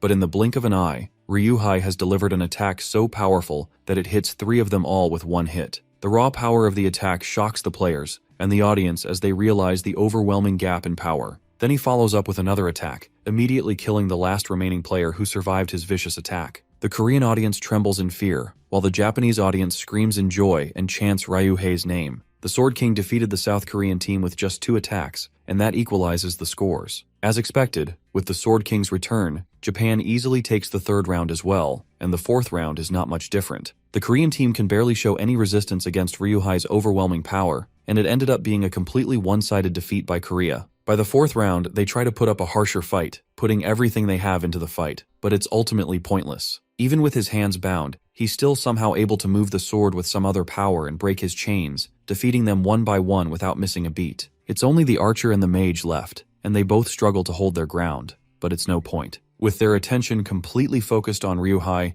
the other team is able to take down the archer with a cheap shot before he notices. The other members of the Japanese team are still there after all, and they can still put up a fight, however minuscule it might be. With only the mage left, Ryuhei personally goes up to finish her off. He does this with a new ability he seems to have called Sword Flight. The 2 players make some small talk, and the mage doesn't let her inevitable loss stop her from taunting Ryuhei on his rash decision to leave Korea and show off in Japan. Ryuhei doesn't let her words get to him, and tells her that she would have been able to survive for longer if her fighting skills were at least half as good as her talking skills. Not willing to go down without a fight, the mage activates a spell that boosts her power, but before she can fully activate it, the Sword King decides to try out a new technique on her, bringing down a giant sword of light over her head, which leaves nothing but a huge crater in the middle of the arena. The match is over, and as expected, it's an overwhelming victory for Japan. It's hard to swallow for the Korean team, but they are determined to come back stronger no matter what. Diego is just shocked that Jihan predicted the outcome so precisely. He lies that he saw it in a dream, and now that dream has helped him win a mountain of money. That's perfect for him, but it doesn't ease his worry over the performance that he saw from Ryuhei. The Sword King is much stronger than Jihan remembers, and at this rate, our MC won't be able to defeat him. In fact, the nameless divine arts might not even be enough to go against him. On top of that, he also has an SSS rank gift called the Twin Sword Peak, which makes him even more deadly. All of the stats may be against him, but Jihan doesn't care. He will make sure that no matter how strong the Sword King becomes, he will become even stronger. The 2 of them will clash eventually, and it'll be a fight for the ages. Someone else is a lot more excited about her payout from the betting than Jihan is, though. Hyeon managed to make 200,000 won from just 5,000. She never imagined that this day would come, and it's all thanks to Jihan. Unfortunately, she ended up in about 20,000 in debt from the total earnings in the game. After she followed Jihan's advice, Haeun was sure that South Korea would love 0-3 and bet more against them. She bet 200,000 on her surety that Korea would face an overwhelming defeat without a single victory, and that's how she ended up with a net loss. Back with Jihan and Diego, the next question is today's main topic, the fact that Jihan wants to make a contract with the football star. Diego doesn't understand why Jihan suddenly wants to make a contract with him out of nowhere because he doesn't see himself as worth that much effort, but Jihan is sure that this contract will be worth it. He tells Diego that the same foresight he used to predict the outcome of the Korea-Japan match is the same thing he is using to tell that Diego will be a very valuable asset in the future. Jihan is very confident in that decision, and that's why he wants to bring Diego to his side no matter the cost. Diego is set to become the world's strongest mage, and this contract is nothing more than an investment from Jihan. Diego hasn't had someone chase after him this much since his days as a football star. He missed being a vital aspect of someone's team. After BattleNet was created, he thought that he would never experience this feeling again. Now Jihan has come out of nowhere to show him a new ray of hope. There's no reason for him to refuse such a generous offer. Diego happily gets up from his chair and stretches his hand across the table to shake with Jihan. He will never forget the kindness that Jihan has shown him today, and he's determined to pay him back 10,000 times over. Jihan smiles lightly and tells him that he is eagerly waiting for that day. Meanwhile, elsewhere, Gayoung is facing her own battles in a gladiator match of her own. She's not as skilled as Jihan, but she still easily takes out the competition, and is known for constantly placing at the top in any mission she's put in. People usually team up to take her down because of this, but she's always able to send them flying with ease. The game ends as she takes out the last 2 threats and brings down the total numbers, and once again she places first. Her result of 5 kills isn't bad at all, but she can't be satisfied with just this anymore. She has to get stronger to compare to the high-ranking Sword King who showed overwhelming power during the Korea-Japan match, and also to Jihan, who has grown into an undefeated legend. Gayoung started slacking off after she entered the Divergent Guild, and she has to do better going forward. Seo is facing similar struggles on her end, and she reads an article about her father's recent victory with a pained look on her face. She tries to play it off, but Hisu can tell just from the expression on her face that Seo isn't in a good place at the moment. The vice president offers to stay at Seo's place for the day to help reassure her, but Seo declines the offer. She's just happy that Hisu is willing to drive her home since her uncle was busy with work and couldn't pick her up today. The driver even apologizes personally again for making a mistake in challenging Jihan for no reason the other day. Then Hisu brings up another topic that the two have talked about previously, and asks if Seo has given it any thought. The Sword King's daughter still seems hesitant to agree to whatever they discussed. Their conversation is cut short though when the car comes to a sudden stop. Hisu angrily asks her driver why he stopped so suddenly, but the reason is crowding right in front of the car as they speak. They have arrived at the Sword Palace, and right in front of the building there's a crowd of people seemingly waiting for her. Jihan has finished his meeting with Diego and makes his way home across the rooftops. He notices that he feels a lot lighter now that his strength has increased, and he has also grown a lot as a result. He takes a moment to admire the view from the top of a building, and sits across the edge, watching the peaceful streets below him. He used to relax on rooftops in the past when he lived in the United States, and this makes him somewhat nostalgic of the past. Now he has gotten a first-person view of the kind of person Ryuhei was in this era. In reality, he never got a chance to fight the Sword King himself in his past life. During the era where half of Earth's countries had disappeared, and he started becoming one of the high rankers, the Sword King, who had been the top-ranked warrior, suddenly disappears without leaving a trace. Jihan still has no idea why he vanished. He's definitely as strong as Jihan was at his peak. Just because he's growing quickly doesn't mean that Jihan can afford to take a break. He has to grow and become even stronger than he was back then. To do that, he needs to achieve the full nameless divine arts as soon as possible. Now that he's done resting, he continues his journey home where a startling scene is waiting for him. Hisu's driver tries to shift the people out of the way so that Seo can pass, but there are just too many of them. These people are reporters, and they are all here to try and get first-hand interviews with Seo. Despite the larger man's attempts to hold them back, they all keep trying to push through to reach the car. They keep asking her questions about the Sword King's match today, and even accuse her of antagonizing the Sword King with her prior statements. They keep trying to approach the car like vultures, and the scene starts to get incredibly overwhelming for Seo, who is still trying to process the entire thing. Seo covers her face as the reporters press their cameras to the car door, hoping to get a peek of her. Because of that, she doesn't notice the subtle smirk on her friend's face as she pretends to comfort the distressed girl. Behind them, an angry voice calmly calls out to them as Jihan approaches. Then he uses force to push all the reporters away and create a comfortable space for himself to reach the car. The reporters are still relentless, and they accuse Jihan of laying his hands on innocent reporters who are just trying to do their jobs. They even accuse him of not caring about his public opinion.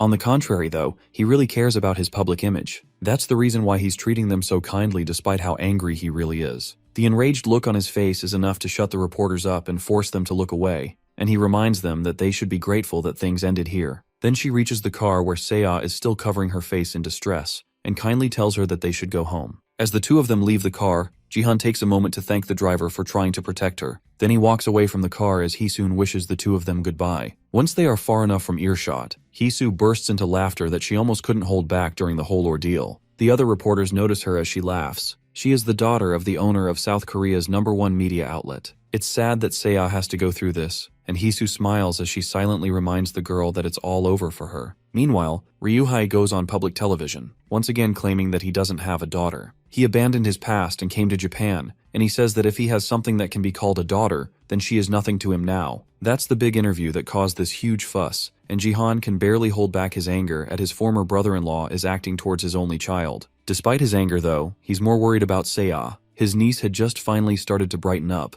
and this came out of nowhere to ruin all their progress. Her expression has darkened again, and he can't help but feel terrible that things are reaching this point. Suddenly, though, Seiya calls out to him and asks if he remembers the promise he made to listen to any request of hers. The promise was made when she decided that she would help him find the Shadow Queen. She thinks it's time that he fulfills that promise, because she thinks that she has found the shadow after lots of searching. Jihan's eyes widen as Seiya pulls out her phone and shows him a video that she found which reveals the Shadow Queen's identity. Suddenly, Jihan is about to start another game. The Colosseum is filled with players, and the spectators are going crazy. They are unaware of what Jihan is planning to do now. To create further tension amongst the spectators, the guy aims to destroy the audience's seats with his dazzling gold spear. A dark elf lady in the stands, who Jihan suspects to be the Shadow Queen, stares down at him. One day ago, Seiya showed him a picture she captured of the person she thinks to be the Shadow Queen. Jihan, at first, is shocked at such an accusation by Seiya, so he asks her for the reason for her assumption. She isn't 100% sure herself, but claims that the woman in the photo is the prime suspect. She explains that the two elf queens she saw on the thrones were her initial suspects,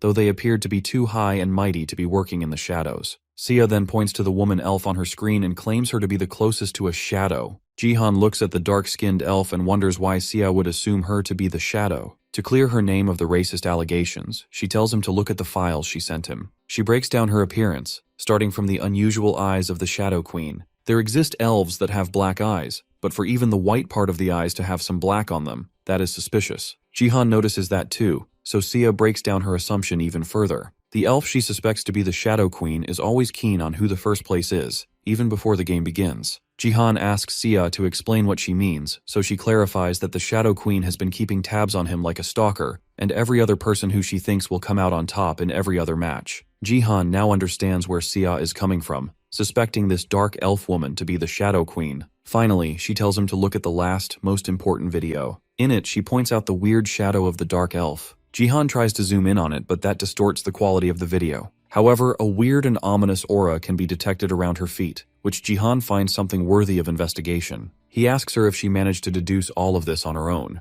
Seiya tells him that she has been using her free time for it, so Jihan gets worried that she might be overworking herself for him. She reassures him that she hasn't been up to much lately, for which Jihan is thankful. To reward her, Jihan asks Seiya about the wish he promised to grant for her. She is surprised at first, but after gathering her thoughts, she comes up with something she wants. In present time, Jihan smashes his spear into the ground, causing a huge AoE attack that grants him 10 kills in first place in an instant. He looks up at the audience barrier and prepares to crush it. The audience barrier is a field built to separate the ring and the seats. It is strong enough to rival a diamond-ranked support's barrier skill, also preventing any skill from either side of the barrier affecting an individual. That is why Jihan struggles to figure out the real identity of the Black Elf. He aims to open a hole through the field to take a peek at her. The audience is unsure about this being the right thing to do, but they brace for impact anyways. Jihan, however, doesn't care. The spear in his hand, Phoenix Arrow, that he got from a dungeon. It is a grade A item, made from a feather of a phoenix for a conqueror, strongest when thrown,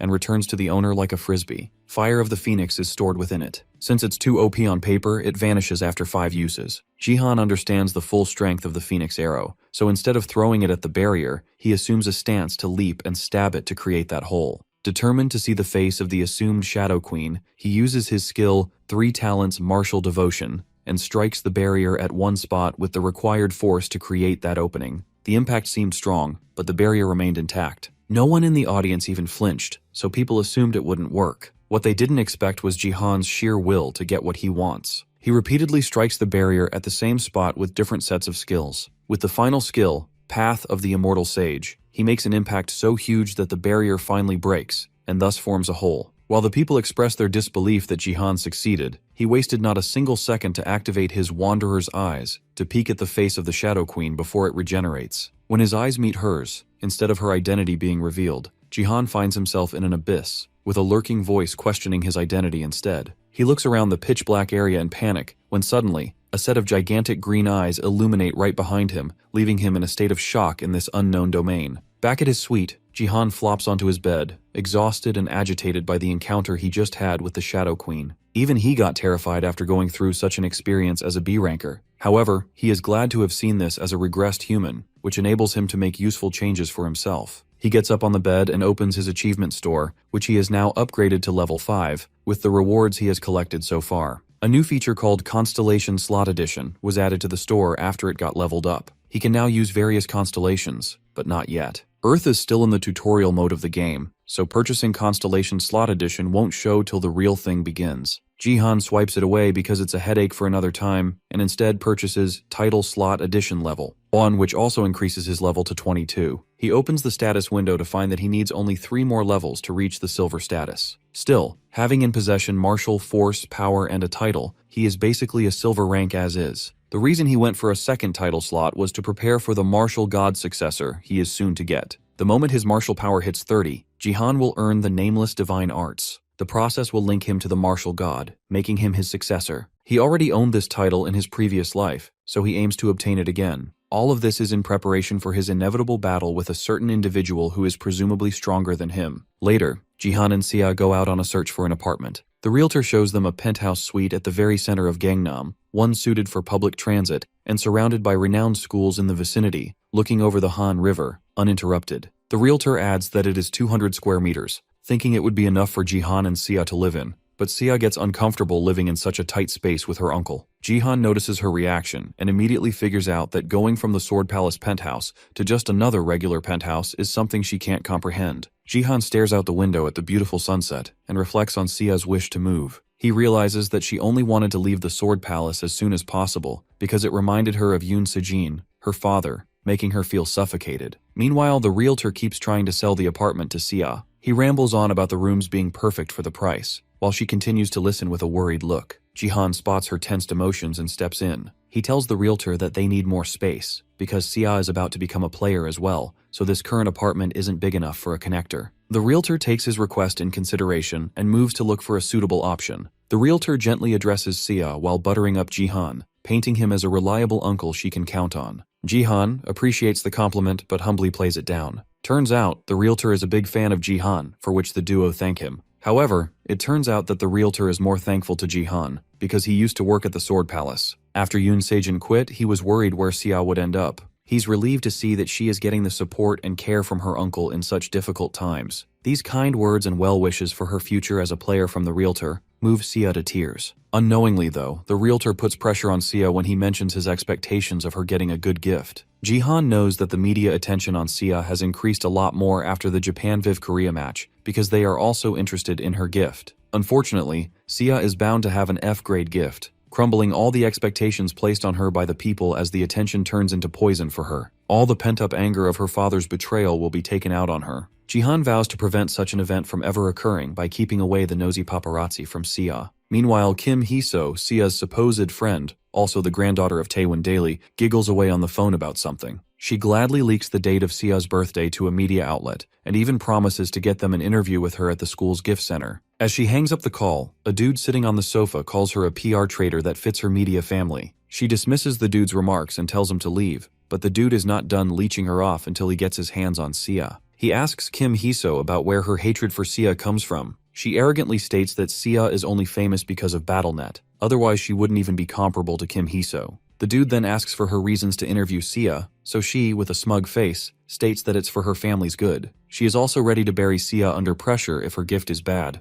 The dude gets up, again calling her a demonic bitch. Taking no accountability whatsoever for her behavior, she moves on to the dude's objective for this mission. Seong Jihan, Xia's uncle. He has to fight our boy to take him away from Xia so that Kim Hee-so can get her interview. The dude walks up to her desk, not letting up his insults on her character, but reassures her that Jihan is nothing but an insect for him. He reminds her of the promise she made to him, which finally gets through her ego, so she calls him a dirty little budget villain, but then also reassures him that he can do whatever he wants, to Xia. This gets the dude pumped as he cracks his neck and red lightning starts to surge around him. In Seoul, at the Gangnam BattleNet Academy, 14 hours before Xia will awaken to her gift, Kim Hee-so sticks to Xia like a leech, trying to convince her to give the interview. Xia, clearly annoyed by the constant begging of Kim Hee-so, gets up and leaves to go to the restroom. As soon as she leaves, Kim Hee-so's expressions switch up instantly as she cusses out Xia for refusing the interview. She lets out a sigh, knowing that Xia is still getting ambushed by the paparazzi outside of the gift room. It will be even better for her company if she manages to get an article out of Xia right after her awakening tonight. Even more if she gets an F-rank gift. Meanwhile, in the restroom, Xia claims to have held herself back from reacting to Kim Hee-so's begging. Turns out, she already knows what the arrogant fox thinks of her. Some of the girls in class teased Kim Hee-so for playing the best friend act with Xia. The girls encourage Kim Hee-so's plans on milking Sia until she has nothing left to offer, and then send her to rot alone, especially now that her father is gone. However, the girls, in all their cruelty, were short-sighted. Kim Hee-so, as an offspring of a media family, had planned on feeding off Sia's journey to hell. She wished for Sia to get an F-rank gift just so she could capture her misery and show it to the world. In the restroom stall behind her, Sia sat and wept over finding out that she is surrounded by snakes that plan to devour her. It didn't take long for Sia to accept that Kim Hee-so is the spawn of the devil, but now she's worried about actually getting an F-rank gift. In the chambers, Sia stands at the center of the room, praying to get anything but a bottom-ranked gift. The light on the pillar starts to glow bright red and illuminates the entire chamber, while Sia stares into the blinding light, surprised at what she got. Near the BattleNet building, 5 hours before Sia awakens, Jihan checks his watch for time, impatiently waiting. He gets called by security to be guided through the building. Jihan asks them if Sia is doing alright in the gift room, so the security reassures him that she is being well guarded. Jihan reminds them to keep every soul away from Sia, especially reporters, which the security team already implemented, keeping even the school personnel out. Even the government is in on it. The previous day, Jihan talked about the Sword Palace donation problem with manager Park Yoon-sik. On the call, manager Park Yoon-sik confirmed with Jihan about the time of Sia's awakening as a player. He adds that someone might try sneaking into the awakening room with how bad the situation is currently. Jihan was pleasantly surprised that the government, understanding the situation, are willing to keep Sia safe. He's thankful about the help he is getting. Present day, the security leads Jihan to the gate of the gift room where Sia is, and suggests him to sit on one of the waiting chairs inside. Jihan shows his appreciation to the security and decides to meet with them after 12 p.m. As he sits on the chair, he feels a little anxious about Sia's gift, but shakes it off quickly because this time he is around to protect her. He chooses to remain positive and holds a pendant in his hands that he brought as a gift of good fortune for Sia. The sun sets, and Sia is 5 minutes away from awakening. Suddenly, Kim Hee-so walks in the chambers with a cameraman by her side. She greets Jihan with a snarky smile, trying to get chummy with him. Jihan puts his guard up around the cameraman she has brought with her. Jihan questions about her breaking in the facility when it's supposed to be restricted, so she flexes her media connections to his face. Jihan, not in the mood to play games, calls her out for sneaking in, but she counters the allegation by claiming to have work in the school. Kim Hee-so reveals her true intentions of interviewing Sia, but Jihan firmly refuses her any chance of it, as he plans on taking Sia home after her awakening. The cameraman starts trembling in his boots when Jihan warns them, but Kim Hee-so stubbornly presses for that interview. Jihan makes it clear to her that he's going to retaliate if she pulls off something. She then pulls of the worst acting skills ever, and tells Jihan that she cannot fight him one-on-one, but she can come up with a headline that a level 27 Jihan got attacked by an unknown level 50 whilst protecting his niece. Turns out the level 50 is the same dude that was in cahoots with her to capture Sia, and he sneaks up on Jihan with a charged-up fist. Meanwhile, inside the chambers, time for Sia's awakening arrives. She drops to her knees as her fears come true. She got an F-rank gift, late bloomer. Her eyes start to water and hope starts to leave her body. Outside the chambers, Jihan gets hit directly at the back of his head. However, instead of getting knocked out, his veins pop out, his pupils start to glow, as he looks back at the attacker in absolute fury. The attacker's attempt to knock out Jihan fails simply because he mentioned Sia in a disgusting tone, and that severely pissed off Jihan. The attacker is rather impressed by Jihan's endurance to stay unaffected after that sneak attack. The moment his sentence concludes, Jihan attacks him head-on. However, it doesn't work, as he notices the attacker has stone skin. Further impressed by Jihan's knowledge, the attacker fights back to shake our boy's confidence. Kim Hee-so watches the fight with amusement and assumes that her attacker is winning because he keeps throwing punches and is confidently spewing bullshit while Jihan is unresponsive. In the instance where the attacker goes in with a wild swing, Jihan endures it with his body and counters with a jawbreaker uppercut that sends the attacker flying before he can finish his next insult. As the attacker is mid-air, Jihan uses a projected hand to grab him by his hair, leaving him and Kim Hee-so distraught. Jihan plans on engraving a seal on the attacker to stop him from acting like a bully ever again. He uses the projected hand to whip the attacker toward Kim Hee-so, and when he drops at her feet, she screams in horror at the mutilated corpse that is laying on the ground in front of her. Inside the chambers, Sia, still flopped on the floor, tries her best to stop her tears. She knows crying about it alone won't help,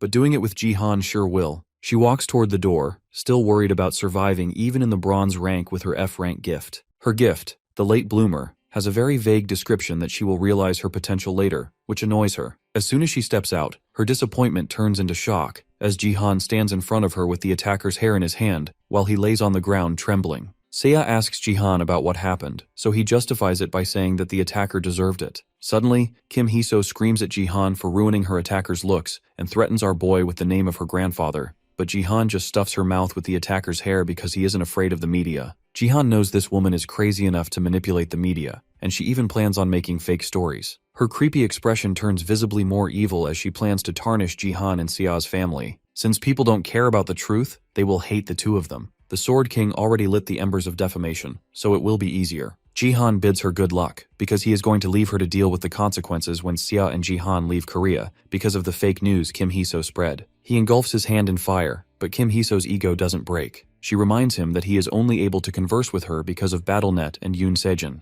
Jihan realizes that Kim Hee-so isn't the least bit self-aware to know when to give up, so he entraps her in his fire and causes a bright explosion in the building, simulating what will happen if she touches them. Later, in the car, Sia asks Jihan if it was okay to punish Kim Hee-so like that since she is from Taewon Daily, the biggest media group. Jihan casually puts his seatbelt on and reassures her not to worry. The reason being that such a big media company won't go after Sia, a rising player, just because the granddaughter of the president was being a bitch. Sia is impressed by Jihan's confidence. Moving on, Jihan asks Sia about her gift, so she tells him about the late bloomer, which he already knew. Before she begins brooding, Jihan opens up his stat window in front of her. It's the first time he has revealed it to someone, and Sia understands why. Even he has an F-rank gift, the Wanderer's Eye. She wonders how he's so strong, so he points towards the unique stats, which are the martial power force. He reaches in his pocket while explaining to her how unique stats are unlocked by meeting hidden conditions. Jihan reveals to her that the rank of her gift doesn't matter if she unlocks those unique skills. As Sia tries to process that information, he shows her a golden monocle with a wing on it,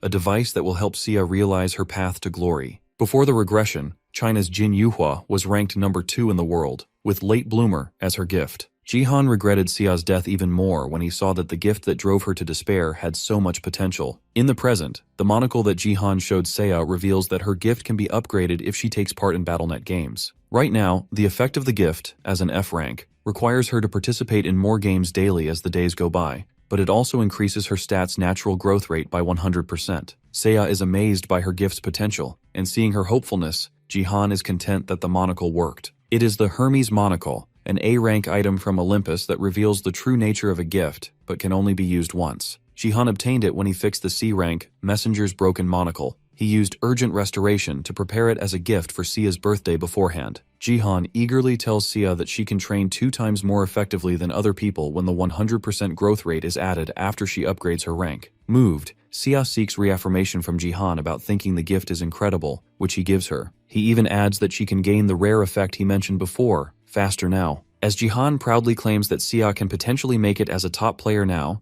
she is moved to tears because the gift she expected to end her life has now given her so much hope. Jihan shows compassion toward her and thinks about how much she needed this. Her father left and disowned her, while she was the public's gossip, leading her to be ambitious to become her own person rather than a celebrity's daughter. His lazy ass uses telekinesis to give her a tissue to wipe her tears as he reflects on her fear of receiving a terrible gift. He gently encourages her to let it all out, knowing she's held it in for far too long. But Sia, unwilling to dwell on her emotions, quickly wipes her nose and brushes it off. Then, with her mind no longer clouded with worry, she claims that Jihan might be from the future with how much he knows about things. Startled, Jihan just calls it luck. After a weight is off her shoulders, Sia expresses that she is hungry, so Jihan gets up to prepare dinner. Sia is surprised to see him cook at this hour, so Jihan reminds her that he promised to cook something tasty for her, and her birthday is the perfect occasion for it. She gives a tender smile as she awaits the hearty meal. Meanwhile, at Kim Hee-so's place, the atmosphere is completely opposite. She furiously cusses out Jihan for ripping out her hair from her scalp, even the eyebrows. She worries about showing her face to her parents when a server enters her room with a phone in hand. She yells at him for not knocking as she hides her bald head. He apologizes, hands her the CCTV footage she asked for, and leaves while cursing her for being rude. She plays the footage and stumbles upon Sia's distraught expression over her gift, giving her just the thing to cook up a malicious story. With her cunningness, she figures out that Sia received an F-rank gift, but as she celebrates Sia's downfall in the most maniacal way possible, Kim Hee-so will be completely blindsided by the karma she is about to receive. Her story ends here for a while, and now we shift to Sparkly, who the author forgot for a while. He sits in his room, helplessly spending empty days by himself after he got rejected by his crush. Commentators tell him to just confess, but aren't sure if it is Jihan since that's who is in the background. He pictures himself as a knight in shining armor who carried Jihan in his arms after defeating the ugly and nasty flame mage, along with the foul and dirty eagles. That actually happened, but unlike how Sparkly imagines it. He enthusiastically jumps up from his chair and reveals his heart's desire to be Jihan's manager. But the commentators don't think so. He wishes for Jihan to see his messages, but our boy is currently busy massacring monsters in a blood-red ghost town. Using his flashy gold spear, Jihan efficiently takes care of all the mobs at once, while his teammates just eat popcorn on the sideline, gazing upon absolute cinema. Even the commentators relate to them as Jihan solos the entire operation. He uses his nameless divine arts to unleash flashing sky thundersteps as he moonwalks toward the mission's end and claims first position. His teammates' only regret is not getting flavored popcorn for the mission. Jihan reaches level 25 and can now join silver promotion battles. The commentators are eager to see him get promoted already, as bronze is too easy for him. Jihan gets selected as the top 100 in the Bronze League and becomes the league's ruler for having the best win rate in it. Jihan and the commentators are both shocked to see that someone from Korea will be participating in the global top 100 promotion battle on August 25th, confirming his promotion to silver. Being in the global top 100 means that his BattleNet results were top 100 in the world, guaranteeing his promotion to silver. He is now a silver promotion target, known as the Precious Top 100, which has another special aspect to it. The special aspect is that the promotion battle will be a battle royale amongst the 100 players, a survival game that ends only when one person triumphs above all, a stage to determine the true number one player. Commentators and Jihan nervously go through the top 100 player list. One name stands out for Jihan, Baron Williams. He already expected him to be on the list as the global bronze top 100 player from America, but this meeting between the two is sooner than he anticipated. Jihan finds himself in a predicament because he has never beaten Baron before, so he might lose this time too. The decisive factor that got Jihan into the top 100 was his unique stat, Force. Unlike martial power, which only enhances strength, speed, and stamina until the user unlocks nameless divine arts, Force is a unique stat that transcends reality by granting the user absolute territory, mana reinforcement, and telekinesis. Furthermore, there are different weight classes to this. The power Baron could exert using Force was on a different level. Force is a stat related to mana and divine power. With great mana comes great force, so Baron having double the mana Jihan has gave him superior force as well. Jihan's precise control cannot overcome absolute power. Baron reached first just using his power alone, with no other factor like luck aiding him. Jihan trains his physicality as he remembers Baron's diamond rank mana even as a bronze player. He knows that fighting him would be suicide right now, so he better unlock nameless divine arts. He sits in his room, staring at Baron's face, unable to accept that this is the same racist American he used to know. Even his look is unlike the mature appearance he had as a guildmaster before the regression. He wonders what could have changed him so much. Suddenly he receives a call from Lee Hae-yeon. He thought it might be a call to thank him for before, but he gets a surprising request from her. She asks him about picking someone, leaving even Jihan dumbfounded. At the Divergent Guild, Gyeong comes to escort the young lady to the next meeting location. Lee Hae-yeon asks for 5 more minutes as she is not ready yet. Gyeong asks her about what is causing her trouble, so Lee Hae-yeon tells her about the pics she asked from Jihan. Gyeong judges her, but Lee Hae-yeon is self-aware enough, so she asks her to be nicer. Gyeong inquires about what Jihan said, so she nervously tells her about Jihan joining the global top 100. The thing that has actually got her worried is the fact that Jihan asked her to bet on him winning this thing, even with Baron being there. Both of the ladies admire Jihan's confidence, but Gyeong wonders how he is planning on countering Baron's barrage of attacks. Lee Hae-yeon agrees with it, so she ignores Jihan's advice and places her bet on Baron, just to be safe. She tries to gaslight herself into thinking she is making the right decision, knowing the fact that Jihan got the results of Japan versus Korea absolutely spot on. Gyeong wanted to disagree, but she practices silence. Moving on, Lee Hae-yeon wonders how Gyeong is doing in her BattleNet scores, as she has been working hard recently. Gyeong tightens her injured fist as she prepares to tell Lee Hae-yeon something she regrets. Meanwhile, Jihan takes a deep breath after looking at his stats, as all the conditions are now fulfilled. He raises his martial power to 30, and his Wanderer's Eye starts to react. He quickly opens his eyes and finds himself in front of the constellation that is the Wandering Martial God, who found him in his tracks. Jihan floats in the nothingness, his vision blacked out, but a familiar sensation surrounds him. The Wandering Martial God looks upon him and acknowledges Jihan as his successor. Jihan, covered in mist, reflects on the Wandering Martial God's help in his past life. He then receives the skill, Nameless Divine Arts. Usually constellations ask a lot from the players they sponsor, but Jihan did not have to sacrifice anything. The Wandering Martial God gifts him the martial arts techniques, 3 talents martial devotion, and flashing sky thunder steps. As soon as the thought of reaching 30 in martial power crosses Jihan's mind, the wandering martial god frowns upon him. He gets hit by a sudden shock that cuts off his connection to the constellation. As Jihan tries to comprehend the situation, he finds out that the martial god is displeased that his 3 dantians are already opened. The wandering martial god starts to become suspicious of Jihan, which comes to him as a complete shock because a divine being finds his 3 dantians suspicious. The martial arts technique succession gets cancelled, and the constellation takes back its traces from Jihan. His left eye suddenly glows and explodes, bringing him back to the real world. He holds his head in pain, perplexed that he got sent back so abruptly. With his eye still twitching, he opens up the status window and stares at a complete disaster. Previously ranked 7th in the world, and now competing in the global top 100 match, Jihan finds himself without a gift, the most important aspect in his journey. Delighted to not have any burden on her shoulders, Sia greets Jihan as he picks her up from school. He asks her about it, so Sia tells him how refreshing it is. Sia drops out of the academy after awakening to her gift, like most students do,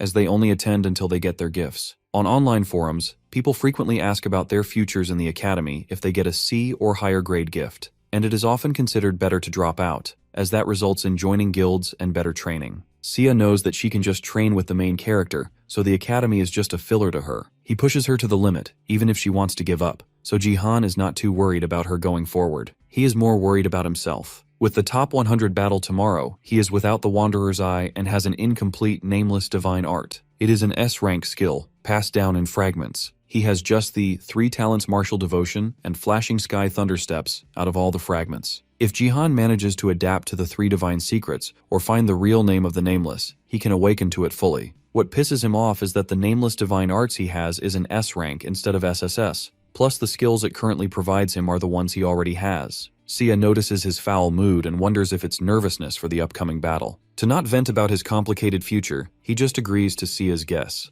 Oblivious though she may be, Sia believes that Jihan can win, as he always finds a way. She jokes about how he always comes home with the first prize, making her consider gambling on him from now on. Jihan stops her right there, and her gambling dreams fall apart instantly. She gives him the side eye for streaming his gambling sessions but won't let her do it. Jihan smiles and reminds her that she is a minor, so she gets annoyed and gives up the idea. However, before he could commend her for being so understanding, his left eye suddenly glows brightly for an instant and goes right back to normal. That leaves Jihan completely bamboozled as he wonders what it was. Later, at night, Jihan secretly sits in a park, trying to figure out the problem with his left eye. He wants to get rid of this new sensation by carefully approaching it with force to pinpoint its location and immediately remove it. Fortunately for him, it works, but not without pain, as it looks like something short-circuited in there. As he tends to his eye, he gets notified that the trace of the wandering martial god has been eliminated, and now he is free from the constellation's domination. Perplexed, he stands up quickly, wondering what being free means in this context. Turns out he can now get sponsored by another constellation, which he couldn't before. He figures out that the martial god was holding him back all this time,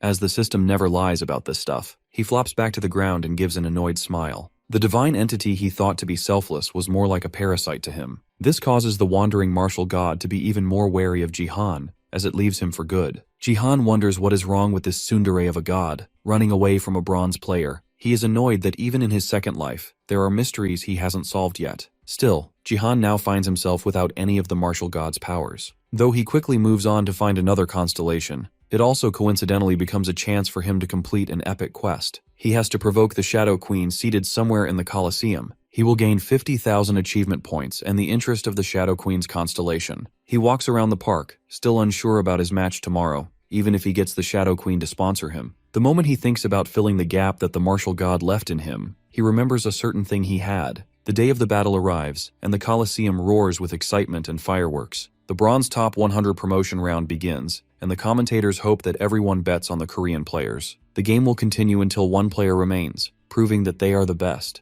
Jihan, in casual attire and with a royal spear, finds himself surrounded by several players. Fans count down from 3, and the fight begins. Jihan opens his eyes and challenges all of the extras to come at him at once, so that he can make quick work of them. Provoked, every one of them wildly leaps at him and gets swiftly eliminated. The fans get excited, knowing that Jihan is famous overseas as well, so he gets to fight everyone. As the legendary Feared One, a name given to him by the fans, Jihan uses every technique in his arsenal to efficiently counter opponents of different classes. He stabs a warrior and charges straight at a mage who gets knocked out in one punch. Jihan knows that other than Baron, no one measures up to him. However, the moment he drops his guard to preserve some stamina for his inevitable fight with Baron, he faces a sudden strike from a familiar sword. Barely managing to block it in time, Jihan turns around to look at the player, only to recognize her as Gyeong, which completely baffles him, as there is another Korean in the top 100 battle with him. After the Space League began in the previous world, people came to terms with dying in real life as they did in the game. When the Northeast Asia League final began, against Japan's representative, the Sword King,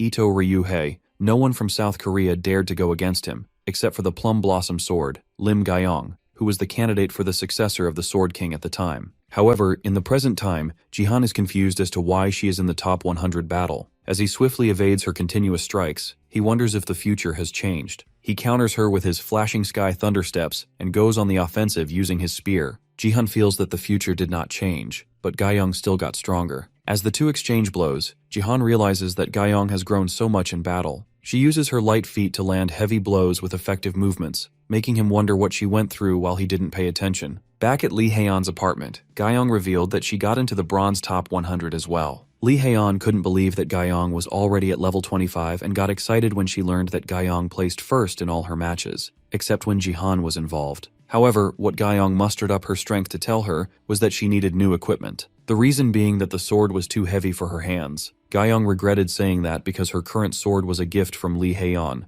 but she didn't expect Lee Haeyeon to get mad at her for not saying anything before. Lee Haeyeon knows that Gyeong could have reached further had she not hesitated to tell her earlier, so now she is willing to use her personal money to get her even better equipment, regardless of Gyeong thinking she is making excuses. Haeyeon, even with her money dried up from gambling, proceeds to make phone calls to sort the issue out, and wishes Gyeong would show everyone in the promotion round that she deserves to be there, even if that means taking out Jihan. With her kind remarks and genuine support, Gyeong gives Lee Haeyeon a smile and reassures her that she will go big in the top 100 battle and live up to her young lady's expectations of being the best in the Bronze League. Unfortunately, Gyeong realizes in the battle that she cannot keep the promise of surpassing Jihan. Even Jihan understands that. As he whacks her in the face with his spear, he questions why she would want to throw away her chance to survive by fighting him, when she could rack up points by defeating the small fries. Almost as if she could hear his thoughts, Gyeong tells Jihan that she knows this is a battle for her to lose, but she cannot go down without fighting. As she presses on Jihan with her relentless attacks, she claims that her goal now is only to keep up with him, instead of surpassing him. Using this moment of hesitation from Jihan, she assumes a stance by raising her sword towards the sky and summons a cherry blossom tree in the arena. As sakura petals surround the two,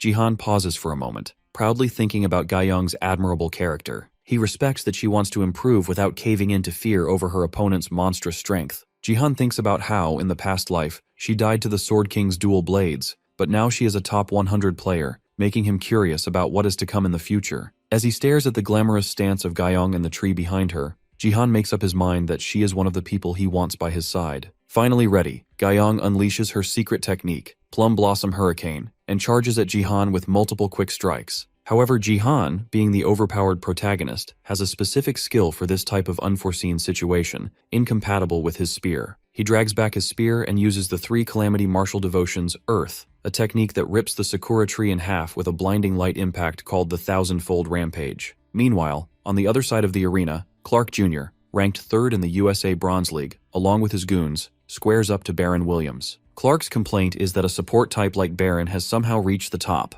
While he continues his pitiful yapping, Baron yawns at him. Without a moment's hesitation, he invites them all to fight him at once. Baron gets fired up with all the fighting he gets to do and defeats all of his opponents single-handedly, quite literally. The others see him annihilating Clark Jr. and his goons in one spell and think it's best if they all jump him. Seeing the disposable characters trying to be relevant, Baron blows them all away with one AoE attack. As he mocks their attempts with a maniacal expression on his face, his arrogance exudes out of him. However, even he is unable to disregard Jihan, as he witnesses our boy slicing through the entire plethora of side characters, including Gyeong and her tree, in one strike. Baron quickly makes his way towards Jihan and calls him the undefeated thief by mispronouncing his name in Korean. Jihan smirks, knowing that Baron is still the same racist as before regression, and corrects his pronunciation of the name. Baron laughs, pretending he just doesn't know the language, but immediately retracts his statement by calling him a thief again and blasts Jihan away. Jihan, however, withstands that and counters with his flashing steps. Baron, before he even reacts to this, compliments Jihan for being strong and then evades the attack without breaking a sweat. Jihan finds the racist up in the sky, already prepared with a spell. As the magic spell rains down, Jihan quickly makes his way up to Baron and strikes.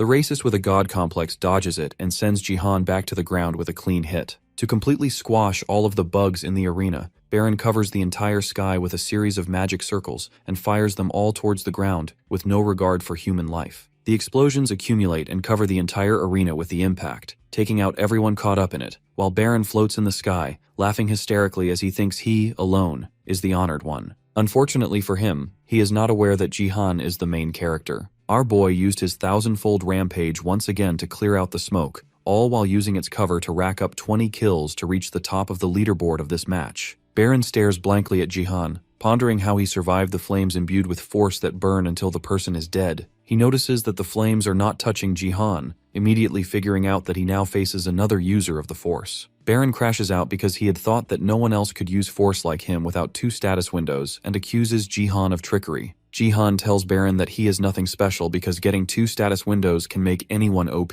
like it did with Jihan. Getting his ego hurt like that, Baron gets pissed off and sets the arena ablaze. He vows to expose Jihan's act and punish him by incinerating him into ashes. Jihan refuses to go down like that, even though he is not at full power currently. That is when he materializes a blue crystal in his hand. Last night, after he chose the Shadow Queen to replace his constellation, he remembered that he had the crystal fragment to make up for his lack of martial god in the top 100 battle. A B-grade item, it can only be used once to receive divine powers, restricted to only the bronze and silver zones. Now, faced with Baron, Jihan crushes the crystal in his hand to use its powers. With Baron literally fired up in front of him, Jihan prepares himself to go all out and destroy Baron with a smile on his face, now that his stats have increased by 50%. Baron used to be a coward, afraid of battles due to his short figure and fragile muscles. The others would express dismay over a gift like 2 status windows and 2 classes being wasted on him. They thought that Baron would dominate BattleNet had he picked classes other than Supporter and Mage. However, upon receiving Force, Baron was able to switch up from being the rear of his team. His unparalleled mana reserves, coupled with the Force, led him to the top of his field as he defeated the other star players. He was dubbed as carrying 2 disasters in his hands by his opponents. First disaster, Fire Wave, a technique that lets him summon a tsunami of flames to deal with multiple enemies at once. It's a sure hit technique, with a survival rate of 0, until he faced Jihan.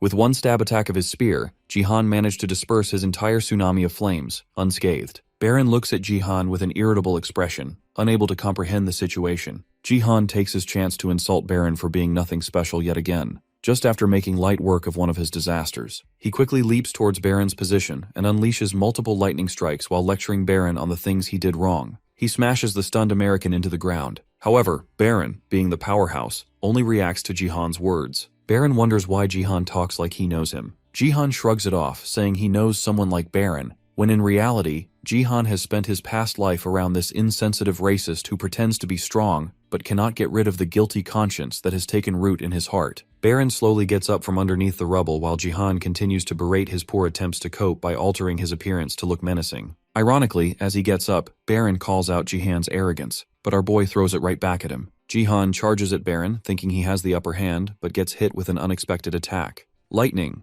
Baron's second disaster. A high-level strike that focuses the mana and delivers a piercing attack, perfect for Baron Dao's, as it represents his power. However, he is still pissed off that Jihan managed to block even that at the last moment to avoid serious injury. He is impressed with Jihan's quick reflexes, even if the strike did manage to tear through his guard a little. Baron then charges up his lightning once again, this time combining it with force, giving his all to take out Jihan once and for all. The remaining side characters assume that Jihan will not be able to block it. Fortunately, everyone other than Jihan overlooked one factor, the Shadow Queen, who has been watching over him all this time. Jihan smiled and assumed the stance, and as Baron shot his lightning at him, the Phoenix's arrow had already pierced him, completely annihilating Baron on the spot. Jihan knew that the Phoenix arrow would disappear after this attack, yet he gladly sent it. The reason being that the arrow was actually meant for the Shadow Queen, with Baron just being in the way. For the first time in BattleNet's history, the barrier was shattered completely by a player. Jihan defeating Baron was not in anyone's bingo cards, especially not in Lee Haeyeon's, as she freaks out over losing all of her savings because she bet on Baron. While she continues ranting about losing her money, Gayoung walks into the room and sees her young lady crashing out. To lighten the mood, Gayoung makes a comment on how Haeyeon didn't even consider betting on her, but her attempts get instantly shut down as Haeyeon reminds her that she basically lost right at the start. Haeyeon tells her that Gayoung needs to at least be a finalist to bet on her. After taking her shots, Haeyeon notices that Gayoung is unusually happy, like she was relieved of a heavy burden. Gyeong says that it is because she had a learning opportunity in this fight, which enables her to improve further. Haeun, like a proud mom, cheers her on. Their wholesome moment comes to an abrupt end as the announcer on the livestream shouts after something unfolds in the fight. Hyeon and Gyeong find themselves speechless, but Baron, back in his base, is absolutely pissed off at the fact that he got eliminated by an attack that wasn't even aimed at him. Silence echoes in the arena as the announcer reveals that the barrier got destroyed. The Phoenix's arrow glides back into Jihan's grasp, while he confidently stares down the Shadow Queen. The Shadow Queen, with a rather worried expression, exudes a pitch-black, ominous aura that radiates far and wide,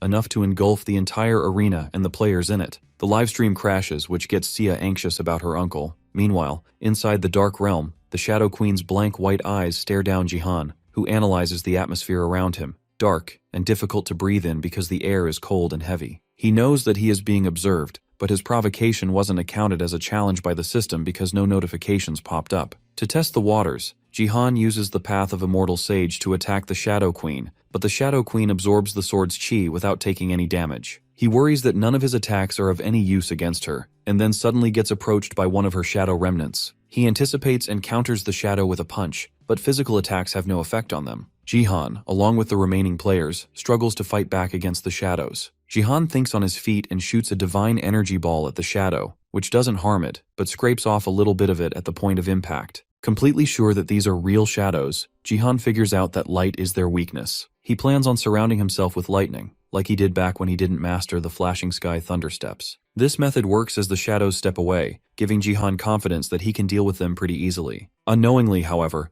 Jihan doesn't realize that he jinxed himself. He goes from confident to being completely done with the world as a shadow, larger than the entire arena, attacks him with its sword. The BattleNet connector is essential equipment to participate in the battles because it reduces the pain inflicted on a user. Effects like amputations, burns, and other such injuries are common in these battles. The BattleNet connector is more of a necessity rather than an option, as the recommended model reduces pain by 80%. The top players use a model that reduces 90% of the pain, enabling them to go carelessly wild in these games. However, Jihan never bothered with a connector. Since he knows that the BattleNet is about to become their new reality, there was no point in getting comfortable with reduced pain. The beginning of the Space League is going to hit like a truck to others. So, Jihan chose to fight with his life on the line, even in these simulated battles. Fire burning his skin, getting hit by 1,000,000 volts of lightning, Jihan endured all of that pain in real time. Now, he has to avoid getting sliced in half by a sword that is over 10 meters. The severity of the situation even gets Jihan frustrated. The rest of the players are unable to comprehend the entity that is striking Jihan. For reasons foreign to the side characters, the giant shadow relentlessly continues swinging its sword, while Jihan tries his best to not get caught by it. The sheer size of the shadow makes even Jihan admit that this is an unfair fight. His legs wobble as they lose strength, but Jihan's worries keep on growing.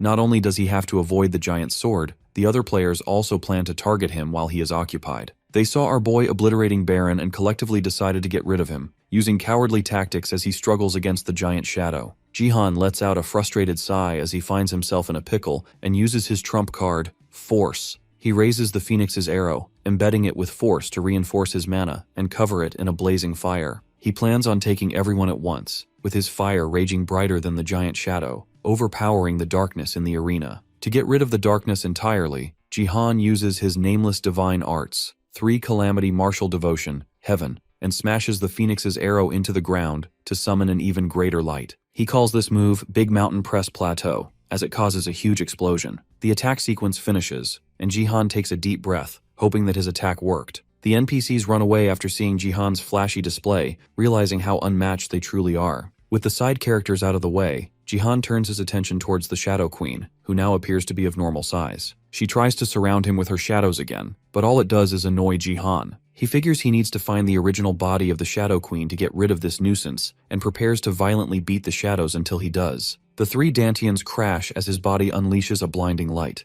Jihan realizes that he is capable of a higher level of martial arts because he was able to use the 3 Calamity Martial Devotion without the nameless divine arts. He charges up the technique, knowing it won't be perfect at his current level, but the Phoenix's arrow will make up for it. When the arrow is thrown, it unlocks its full power and the sealed Fire of the Phoenix within it. Jihan plans on using that to make up for the lack of strength. In ancient times, lightning was considered God's rage towards humanity when the world would become dark. Having said that, Jihan calls forth God's rage to clear the darkness surrounding the arena. The system warns Jihan that the volts his body is withstanding are beyond his limitations. Powering through the excruciating pain, Jihan uses the lightning god's martial arts that purify all evil and throws it at the Shadow Queen in the form of a huge lightning bolt flash. The technique that Jihan used was one that belonged to a higher realm of the nameless divine arts. It was not something ordinary or simple, it was a powerful move that surpassed the usual level of martial prowess. However, he only managed to obtain about 80% of the skill's true potential. This was because Jihan's lightning bolts were unable to completely merge and combine themselves into a single unified force, the way the original technique was intended to function. Nor were they able to travel as fast as the Phoenix's arrow itself, which was a key component of the complete skill. Fortunately for Jihan, this incomplete and slightly flawed version of the skill still managed to pack more than enough of a punch. It held just enough strength to reveal the Shadow Queen's true face, a sight even she was not prepared for. Moreover, it initially seemed as though the Phoenix's arrow had done her no harm at all. But the hidden force embedded within the arrow was, in reality, capable of scratching her face with the slightest bit of lightning that reached her skin. This minuscule injury, although seemingly insignificant, was enough of a win for Jihan. Even though it was a tiny scratch, he realizes just how lucky he was that his lack of complete mastery over this high-level skill somehow ended up working out in his favor, even though it could have easily gone the other way. Jihan briefly wonders if this display was enough of a provocation to complete the quest that he was assigned. However, when he sees the freaky, twisted expression on the Shadow Queen's face after she receives the scratch, Jihan begins to question the true nature of the provocation the quest was referring to. It no longer feels so simple. That expression didn't look like someone who had merely been provoked. It looked like the smile of a sadist who had been given an excuse to escalate. The queen begins to raise the intensity of her attacks. Each strike becomes fiercer and more aggressive, forcing Jihan to struggle just to deflect them with his injured right hand. He finds it increasingly difficult to hold his ground. He worries that he won't last long if things continue like this, especially because the queen is only targeting him with her full wrath, while the rest of the players are seemingly unharmed, even though they too have been captured. This frustrates him even more. The moment Jihan stops to contemplate the situation, to think about what's really going on, he ends up getting trapped in the shadows, almost instantly catching him off guard. At that moment, Jihan understands clearly what the sadistic queen intends to do. She's aiming to kill him first, and she's enjoying every second of it. With his mana completely burnt out and his energy nearly depleted, there is no way for him to escape her grasp. He is helpless. The queen's attack, however, is slow, and this gives Jihan a dark hint about her perverted nature. How she seems to take pleasure in the gradual pain of her victims, relishing in their suffering before finally delivering the final blow. Knowing that this is the end, Jihan glances around at the smug, irritating faces of the other competitors. He sees how entertained they are by his downfall, and decides, in that moment, to wipe those expressions off their faces, no matter what it takes. To maintain his first place on the leaderboard, Jihan uses force from his fingers in a very suggestive and unnerving way, channeling energy that reaches into the bodies of the other players. He manipulates it precisely to mess with the insides of their bodies and finishes them off one by one. It's a brutal move in more ways than one. The Shadow Queen becomes furious, absolutely livid with Jihan for ruining her carefully orchestrated sadistic ploy. Her enjoyment has been stripped away, and her expression contorts in rage. Without wasting a second, she splits Jihan in half with her gigantic shadow sword. The blow is massive and final, turning Jihan's confident expression, thinking he would win the top 100 battle, into a world of unbearable hurt. Everything shifts in that instant, and the pain becomes the only thing that feels real. With his plot armor working overtime, Jihan manages to dodge the huge sword at the very last second, losing only his left arm in the process. He rubs it in the face of the Shadow Queen, whose frustrations grow by the second. The system forcibly kicks Jihan out of the game, as he bids her farewell until their next meeting. However, the system alerts him to an error, that a shadow of the sun has been marked on his left hand. Jihan blips back to his apartment's floor, complaining about how exhausting it was to fight Guyong, Baron, and the Shadow Queen in the same battle. Thankfully, he managed to escape with his life, dealing with only the side effects of everything. He thinks about the moment he used the force from his fingers to cut off the arteries leading into the heart of the other players, right as the Shadow Queen's sword approached him. Fortunately for him, she did not notice anything at all, and he managed to escape with only his left arm sliced off. The thought of getting cut in half makes him quit his gambling addiction. On the bright side, he got rewarded appropriately for his troubles. He won the top 100 battle, received 1 million GP and bonus XP, pushing him to level 5. He even earned the title King of Kings of Bronze. The title grants him perks of a permanent +5 boost to all of his stats in the silver rank, and 50% more XP earned than usual. He replaces his Tutorial Conqueror title with the new one, hoping to progress faster from now on. He then moves on to the special achievement rewards, where he receives 10,000 points for winning and an additional 50,000 points for doing it without a gift. His shock turns into relief as he realizes that losing the martial god was truly a blessing in disguise. Suddenly, Jihan notices that his left sleeve is no longer there. He stands up in confusion, but immediately catches on that it might be because of the BattleNet effects. He wonders if it has to do with the slow transition of BattleNet to the real world,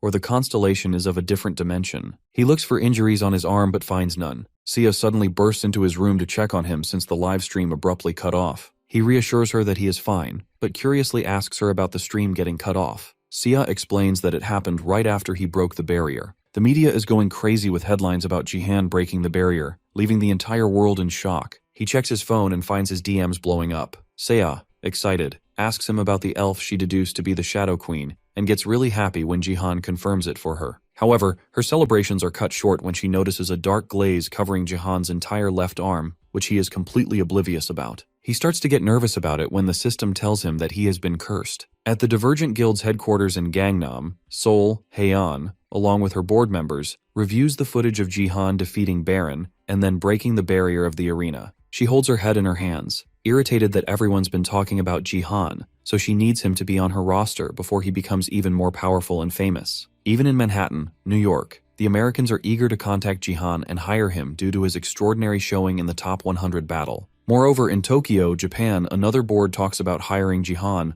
but are not sure of the approach they need to take. They know Jihan is against joining them, regardless of the money, but they have some special measures in place to make him oblige. One of the old men gets mad at the idea because they are worried about losing control over the Sword King if she moves away. However, the person suggesting the idea has a plan to keep the Sword King under control, while she goes on to seduce Jihan into joining them. Meanwhile, the person they keep mentioning is on her way to fly out for her mission. On the helipad, the Sword King asks the woman about where she is flying off to, but all she does is brush him off because it won't take long. She releases an alluring scent, commanding him in a seductive way to wait for her, obediently, until she returns. The Sword King, against his will, finds himself completely enticed by her, and bids her farewell for now. The woman, referred to as Goddess, real name Ito Shizuru, proceeds to board the helicopter, commenting on how it is such a beautiful day to visit a long-lost family, as she names Jihan. Meanwhile, our boy and Sia stand in their room, concerned about the black curse on his arm, which is when a symbol of a dark sun reveals itself. Jihan uses force to drench an arrogant old man in orange juice. Apparently, he came to Jihan, offering a chance to our boy for apologizing to someone, but Jihan did not like that one bit. To understand what brought this on, we will go back 10 minutes. The old man is the South Korean government's BattleNet department head, Kim Namtae. He walks into Jihan and Sia's apartment, talking to someone on the phone about doing a favor. His task is to get Jihan and Sia to apologize to Taewon Daily for what they did to Kim Hiso. The two of them welcome the fat old man into their home, where he tries to make small talk, asking about their well-being. Jihan asks Kim Namtae why he is really visiting, to which the old man replies that the apartment is willing to reward him for his efforts in BattleNet. This sounds like a good deal to Jihan, but then Kim Namtae tells him that the catch is that Sia and he have to publicly apologize to Taewon Daily and work as their advertisement models for assaulting one of the CEO's family members. Before the old man can spout further nonsense, Jihan gets up from the table, refuses to apologize, and tells Kim Namtae to leave. This reaction hurts the department head's fragile ego, as he uses a bogus article about Sia as blackmail to convince him. He adds to the blackmail by reminding Jihan that Taewon Daily can ruin a person's image beyond repair, which would hurt him more since he is related to the Sword King.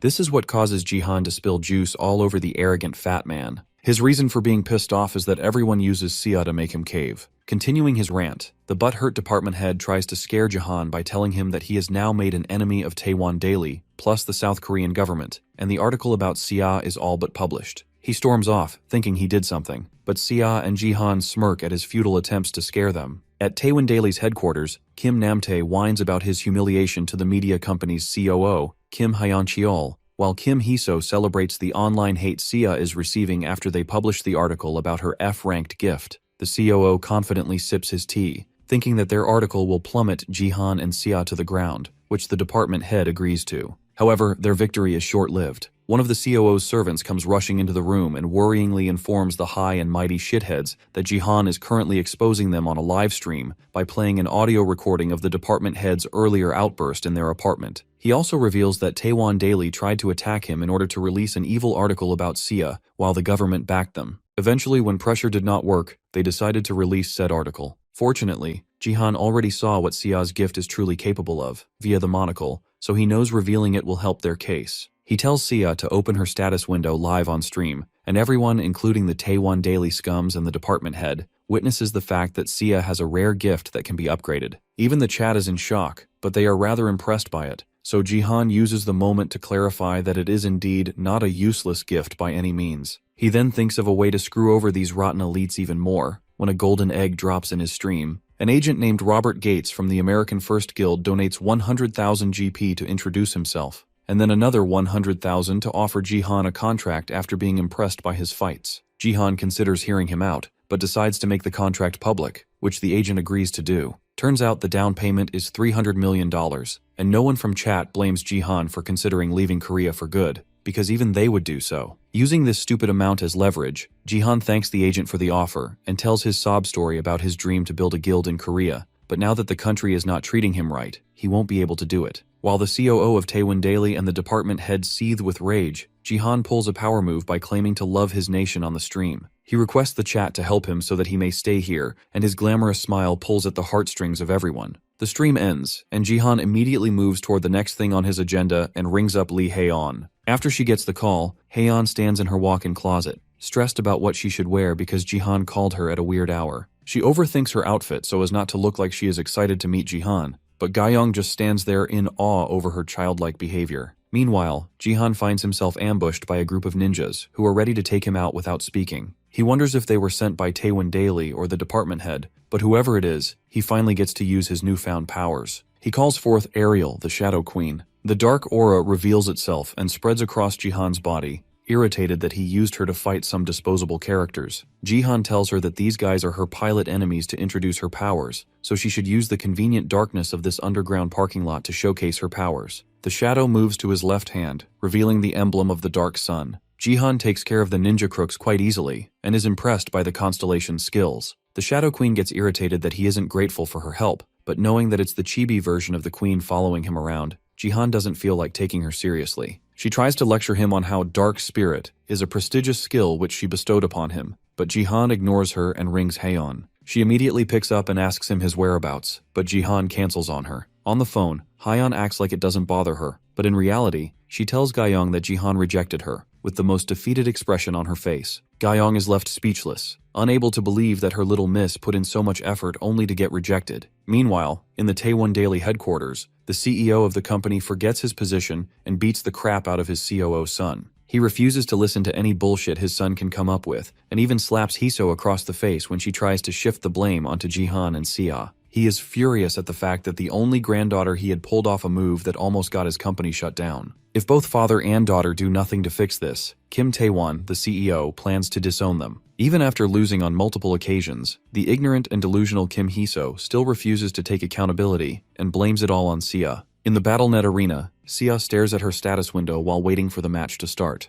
Another contestant, Do Hyung-gyun, cousin of Do Hyokyu from the Divergent Guild, with the A-ranked gift of agility, looks at a confused Sia and prepares to take her out, thinking that she is easy prey. However, his plan fails as Sia manages to figure out BattleNet right at the nick of time, using her unreasonably strong armor to block his strike. She disarms Hyung-gyun and uses his very sword to easily get rid of him for her first kill. Back home, Jihan is impressed by Sia's battle as a beginner, but the Chibi Queen has to throw in some shade, so Jihan reminds her about who she works for now. As she aggressively reminds him of the great gift her original self granted him, Jihan reminisces about the day he got that curse. When the system warned him about the curse, Jihan figured that it did so in the same way an item is described, so he used the urgent restoration command on the curse multiple times, as it only fixed it partially after every command. He finally managed to rid himself of the curse and unlocked its true feature, an SS-ranked constellation of the Shadow Queen which can be changed into the Shadow Sword Eclipse, with an upgradable rank through the Shadow Queen's authority. Before Sia and Jihan could be at ease, the Shadow Queen interrupts them by materializing in the room.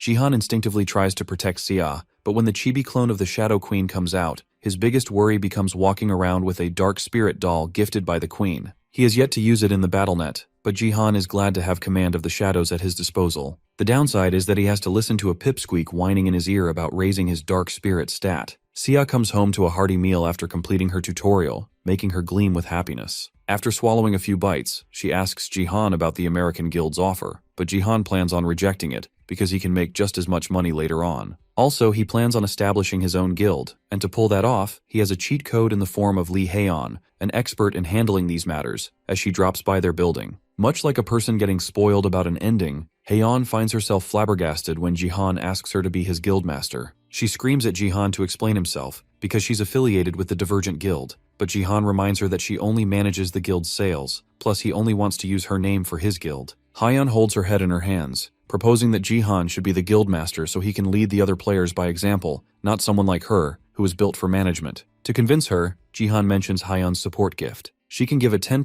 XP buff to players, which isn't the greatest advantage, considering it can't be stacked with other XP granting items. While the truth stings, Jihan claims that Haeon's gift can shine if she becomes a guildmaster. Haeon gets shook to the core, because despite so many experts calling it a useless gift, Jihan is absolutely sure that she has the potential to do more. She wants to believe Jihan like he believes in her, but becoming the guild master of a different guild troubles her. Jihan sees her stuck in a dilemma and offers her the correct results of all future BattleNet matches, immediately reeling in the gambler side of Haeon. Gyeong is absolutely bewildered at how fast Haeon got convinced once betting came into play, while Haeon herself seems like she needs to stop, but her addiction is too powerful for her to resist. She agrees to the contract and immediately gets her first big payout for taking the risk. Her gift fostering will be applied to every member of the guild, with a 200% improvement rate and a 30% increase in XP to all. Later, people start tuning in to Jihan's livestream, where they learn that he has established a guild. People start assuming things like Jihan being in New York, but when Haeon shows up on the stream, everything clears up. As the guildmaster, she introduces the Great Vessel Guild, and Jihan makes an appearance later to reinforce her position.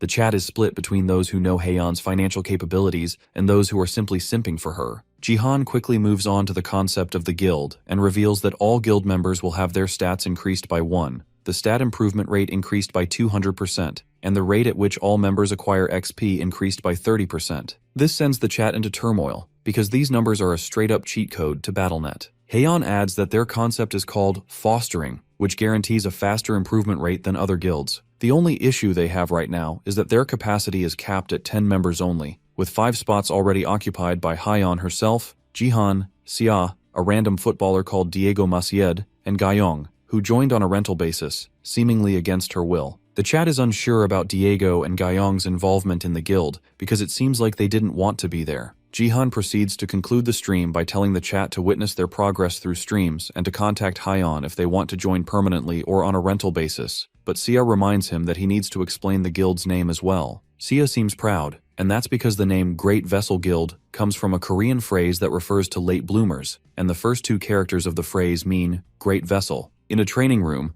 Baron seems to be feeding his ego by training against what appears to be an AI-produced Jihan. He effortlessly beats the training dummy using his 2 disasters, calling it a boring matchup, gaslighting himself into thinking that Jihan won against him through luck. After the simulation ends, the professor tells Baron that he easily defeated Jihan when he was only at half his strength. Poor Baron's ego shatters when he hears that he's now ready to fight Jihan at only 75% of his full strength. Fortunately, before he self-destructs, the guild owner calls him for a meeting. However, the meeting only gets him even madder, because the guild owner suggests he join Jihan's guild on a rental contract. The guild owner, Robert Gates, the one who approached Jihan, tells him that it's worth it. But what he doesn't understand is that even the sight of Jihan is trauma-inducing for his crowned fighter. Baron uses force to wreak havoc in the owner's office and proceeds to call Jihan a fraud, when he's the one calling himself the strongest after losing to said fraud. He storms off like an angsty teen mad at his father for siding with the bully. Robert holds his head in frustration, realizing he underestimated Baron's inferiority complex when it comes to Jihan. He realizes Baron might not cut it, so he plans on sending Sophia, the cute, blonde saintess of the American First Guild, who already seems to harbor some affection for Jihan, presumably because she watches his streams during her workouts. Gyeong tries her best to tolerate Haeon's insufferable obsession with money, as Haeon tells Jihan about the offers from America and China for their guild secrets. Jihan reminds her not to let the secret slip just because of the money being offered, which Haeon, uncharacteristically, agrees to, because she wants this guild to succeed more than ever, so she can get back at the directors of her previous guild who devalued her gift and told her to seduce Jihan for his secrets. When she tells Jihan about her drive to make this guild successful, he hesitates and tries to tell her not to get attached, since his original plan was to disband the guild after he got the relevant achievements and the members he was looking for. His worries only increase when Haeon forces Gyeong to testify that she always had a dream of being a guild owner in BattleNet, which is why she made all that fortune. Hyeon proceeds to lay out a plan to make the guild more functional, and Jihan just sips his tea, his guilt eating away at him. Later, in the interview room, Haeon meets with the new applicants for the guild. First is a girl named Ju Yoonji, a passionate marketer since high school, which impresses Haeon. Yoonji is more than what she expected. Up next is the lifelong fanboy of Jihan, the streamer Lee Gumbit, also known as Golden Light. He enthusiastically lists his expertise in advertising, specifically for Jihan, as he has probably been stalking our boy for a while, which is why Gyeong prepares to use her sword on him. His over-the-top introduction creates a moment of silence in the room, and after his awkward pose, Haeon just tells him to have a seat because it's a lot to take in, and laments how wrong she was for inviting this psycho just because he's a famous streamer. The third interviewee is Kim Jianwoo, a normal and professional-looking individual who has worked for the famous XX Guild for 4 years and is willing to use his past experience in the BattleNet video editing scene to aid Jihan and his guild, while improving his own skills as well. Lee Gumbit feels threatened by this competitor. Hyeon is impressed by Gaeonwoo's textbook interview, so she gives him the opportunity to ask a question, which he uses to inquire about Jihan's involvement in the interviews. Just when Haeon thought she found a normal applicant, Gaeonwoo straight up asks about Jihan's living quarters, which leaves her speechless. Lee Gumbit gets pissed at Jianwoo for cutting in line to meet Jihan and obnoxiously prying into his personal life. Fortunately for them, all the shaking causes Gaeonwoo to drop a knife he brought in secretly to assassinate Jihan. Now that his cover is blown, he manically jumps at Lee Gumbit with the knife, seeking revenge for the Sword King. Jianwoo goes wild in the room, blaming Jihan for the Sword King not returning to Korea, which led to his reputation plummeting. He lunges at Haeon to kill her, but before Gyeong gets a chance to defend her, Lee Gumbit steps up and shoves the real psycho to the ground. The out-of-control assassin tries to take him down first, but the Golden Light swiftly deals with the situation in one strike. Turns out, Lee Gumbit is a Gold League player who purposefully ranked down to Smurf on newbies, so his skill must be pretty impressive, but his absurd personality just doesn't let it shine. He immediately switches to streamer mode and starts making a thumbnail and title for his stream, telling everyone that he protected Jihan's guild from the Sword King's family. Hyeon seems done with the entire situation and orders Gyeong to call the police, to which she agrees without a moment of hesitation. Hyeon tells Jihan about what went down and how it was immediately resolved, but Jihan is pissed at the attempt nonetheless. He plans on upping security, but Haeon tells him she already took care of it. Meanwhile, Lee Gumbit anxiously waits for the interview results, even though they just happened. He cries, thinking about the failed opportunity to be more awesome in taking down the assassin. His phone rings and he quickly taps the notification to find out the results. Unfortunately for him, Ju Yoonji gets the job, but when one of her henchmen calls her the goddess, her true colors come out. The henchman tells her that video editing is hard and she should have picked something else to infiltrate the guild, but she confidently takes off her glasses, claiming to be good at editing, as her innocent face turns into the evil goddess that is Ito Shizuru. Devastated, Lee Gumbit sits in front of his stream, unable to comprehend his rejection after saving Hyeon from the assassin of the Sword King and proving his loyalty. While he whines, the chat bullies him, saying he was more of a bodyguard than an editor. His eyes immediately sparkle at the idea of being Jihan's Prince Charming, the one who protects him from unprecedented troubles. While he pictures his fantasy of protecting Jihan, the chat tells him that the person he so dearly admires is currently streaming a game, so they're all leaving to watch him instead. Lee Gumbit helplessly pleads for them to stay, but to no avail. Jihan arrives at the Silver League Gangnam area, which is new for most of his viewers. The mission is called Invade, and while Jihan has been here before in his past life, Gyeong joins in as well and wonders how Jihan could have possibly been here before. The two of them partying together was only possible because Haeon screamed at both of them to work together so they could bring more exposure to the guild while simultaneously leveling up. Jihan cooks up the lie that he has only seen this map before on streams, but this is his first time playing it, which somehow convinces Gyeong. He's happy to have her on his team, but Gyeong is disappointed that she got scouted by the very person she was supposed to scout. The other 3 players arrive, coincidentally Gyeong's former team from the Divergent Guild. The chat and Jihan find it hilarious that the pairing system played such a joke on Gyeong. While the Archer and Saber are starstruck at seeing Jihan in person, the caster can't hide his relief at seeing Gyeong again. He had basically imagined his whole life with her after she got promoted to Silver,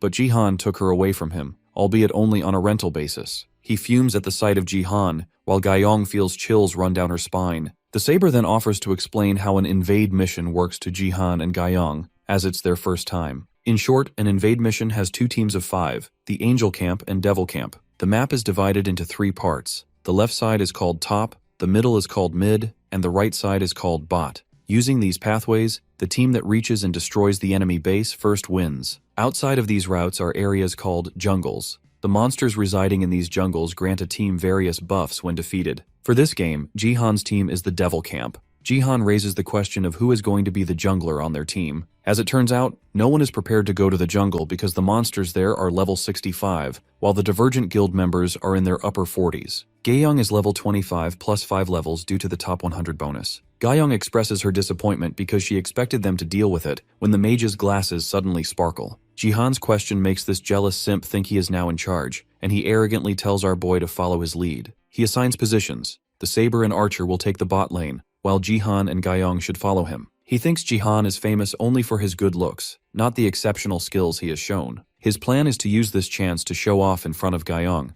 but he doesn't take his own advice that doing more than necessary in missions like this just leads to disaster. The trio comes across a mob called the Minions, which have a repetitive attack pattern but are still tough for even a silver to handle. The mage continues to yap about sticking together to deal with them, because even if one respawns after dying, it puts the team at a disadvantage. Even Gaeyoung is done with his constant yapping, so Jihan takes the initiative to shut him up by taking on the challenge himself. He warms up and nonchalantly walks toward the minions while the mage is dismayed. Jihan aims his dark spirit at the minions, wondering how effective his newfound powers will be in BattleNet. The minions detect his presence and rush toward him, but Jihan calmly prepares his Eclipse Sword, which is supposed to be far less intense than the original Shadow Queen's attack. Not that it matters against these little minions. He immobilizes them with the Shadow and summons multiple swords that take them all out at once. Gaeyoung watches it unfold with a bitter expression, while the mage looks perplexed, so she reminds him to go do his job now. Jihan unlocks another achievement by killing 50 minions, and the demonic god of the Devil Camp grants him his blessing. All their stats increase by 20%, which amazes Jihan. Confident, he plans to take on the jungle himself. He tells Gaeyoung he'll be back in no more than 10 minutes because he has some solo leveling to do.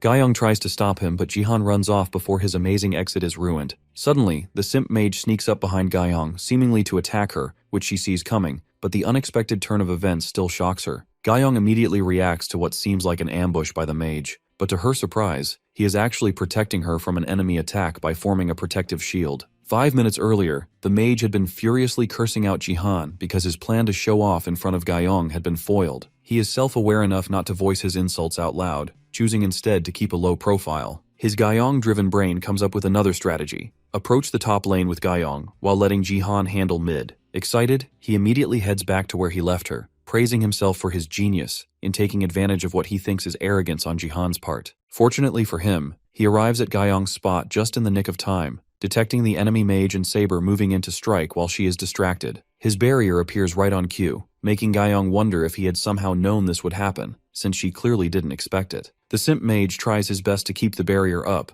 but the strain on his body forces him to cough up blood. The enemy mage finally breaks through, shattering his image in front of Gaeyoung as he collapses. The mage passes out and begins to vanish, apologizing to Gaeyoung for failing to protect her. In his dying moments, he confesses his love, but all she thinks about is how he'll respawn in a minute anyway. Even the enemy players find her reaction strange enough to stop attacking for a moment. After the awkward pause, the enemy Saber tells Gaeyoung to resume the fight, but the enemy mage warns him not to underestimate the rising star of the Divergent Guild, Lim Gaeyoung. However, Gaeyoung is still fuming over the fact that Jihan chose to solo level during a team mission. Suddenly, black mist begins to surround the area, leaving her confused. Meanwhile, in the jungle, Jihan stares down a massive two-headed wolf. The monster lunges at him with full intent to devour, but Jihan holds its jaws open by grabbing onto its teeth. These wolves, standing at 3 meters tall, have enough bite force to crush a human skull. Though they are considered the most common jungle monsters, it usually takes at least 3 silver players to bring one down. Yet Jihan flings the wolf aside all on his own. The wolf regains its footing but can only stare in shock at Jihan's strength.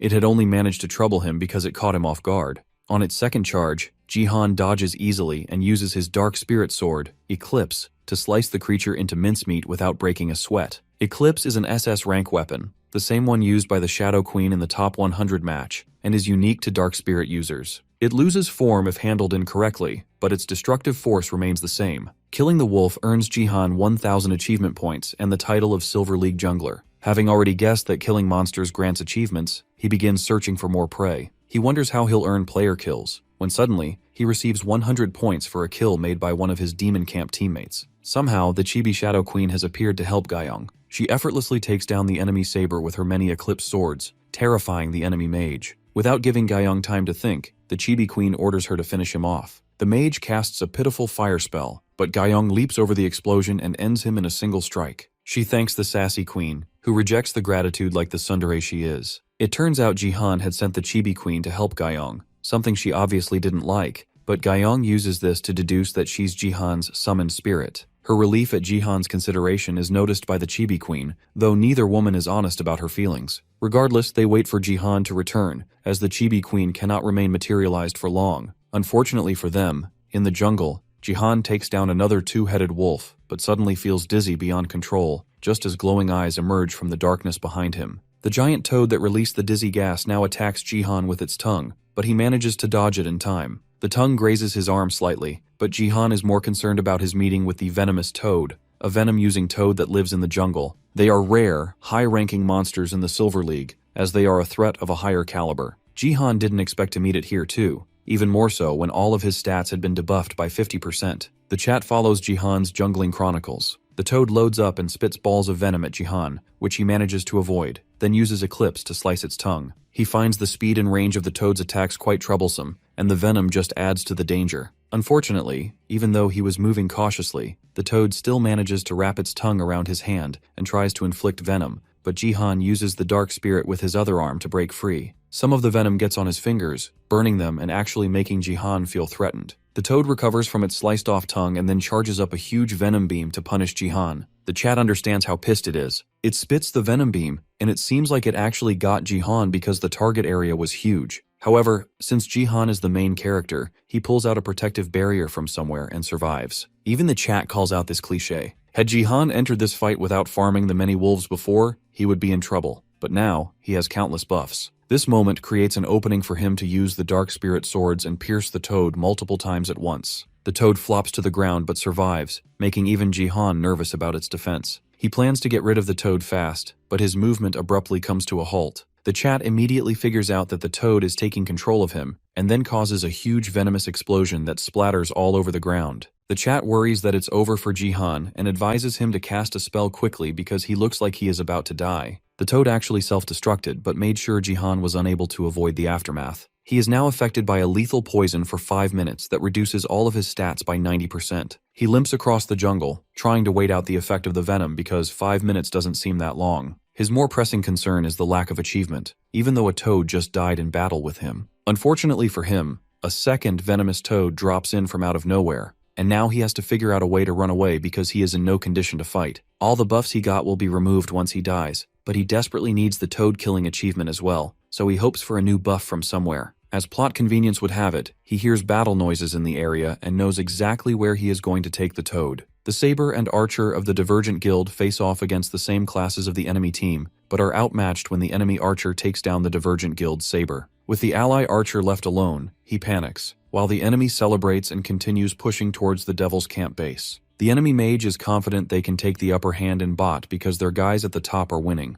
while the battle in mid is in a stalemate. However, they are shocked by a sudden rumbling nearby, and that is when Jihan drops in the middle of the battle with the venomous toad and stares back at the enemy team with a hungry look, calling them his extra buffs, while the poor guys stare at him blankly. 5 minutes ago, Jihan came up with the idea of leading the turtle to the bottom lane and killing it once he gained the player killing buff. However, he wondered why the toad wasn't making a move. The chat pointed out that it was a female toad, presumably with bad eyesight. The dots connected when the toad blushed, revealing that it was a female who had a crush on Jihan. The plot twist was so shocking for Jihan that he accidentally attacked the toad, making her angry. Fortunately, his idea of making the toad follow him worked anyway. Back to the present, the rest of the players were perplexed to see a jungle monster on the main route. The toad released a massive venom cloud that intoxicated the players. They all succumbed to and choked on the poison, while Jihan Aura farmed in the smoke. The players were infuriated that Jihan had brought the toad to them. He got back at them by gladly putting them out of their misery, receiving the buff that negated the poison effect. Killing 2 players also buffed his stats again, so Jihan breathed a sigh of relief and faced off against the toad.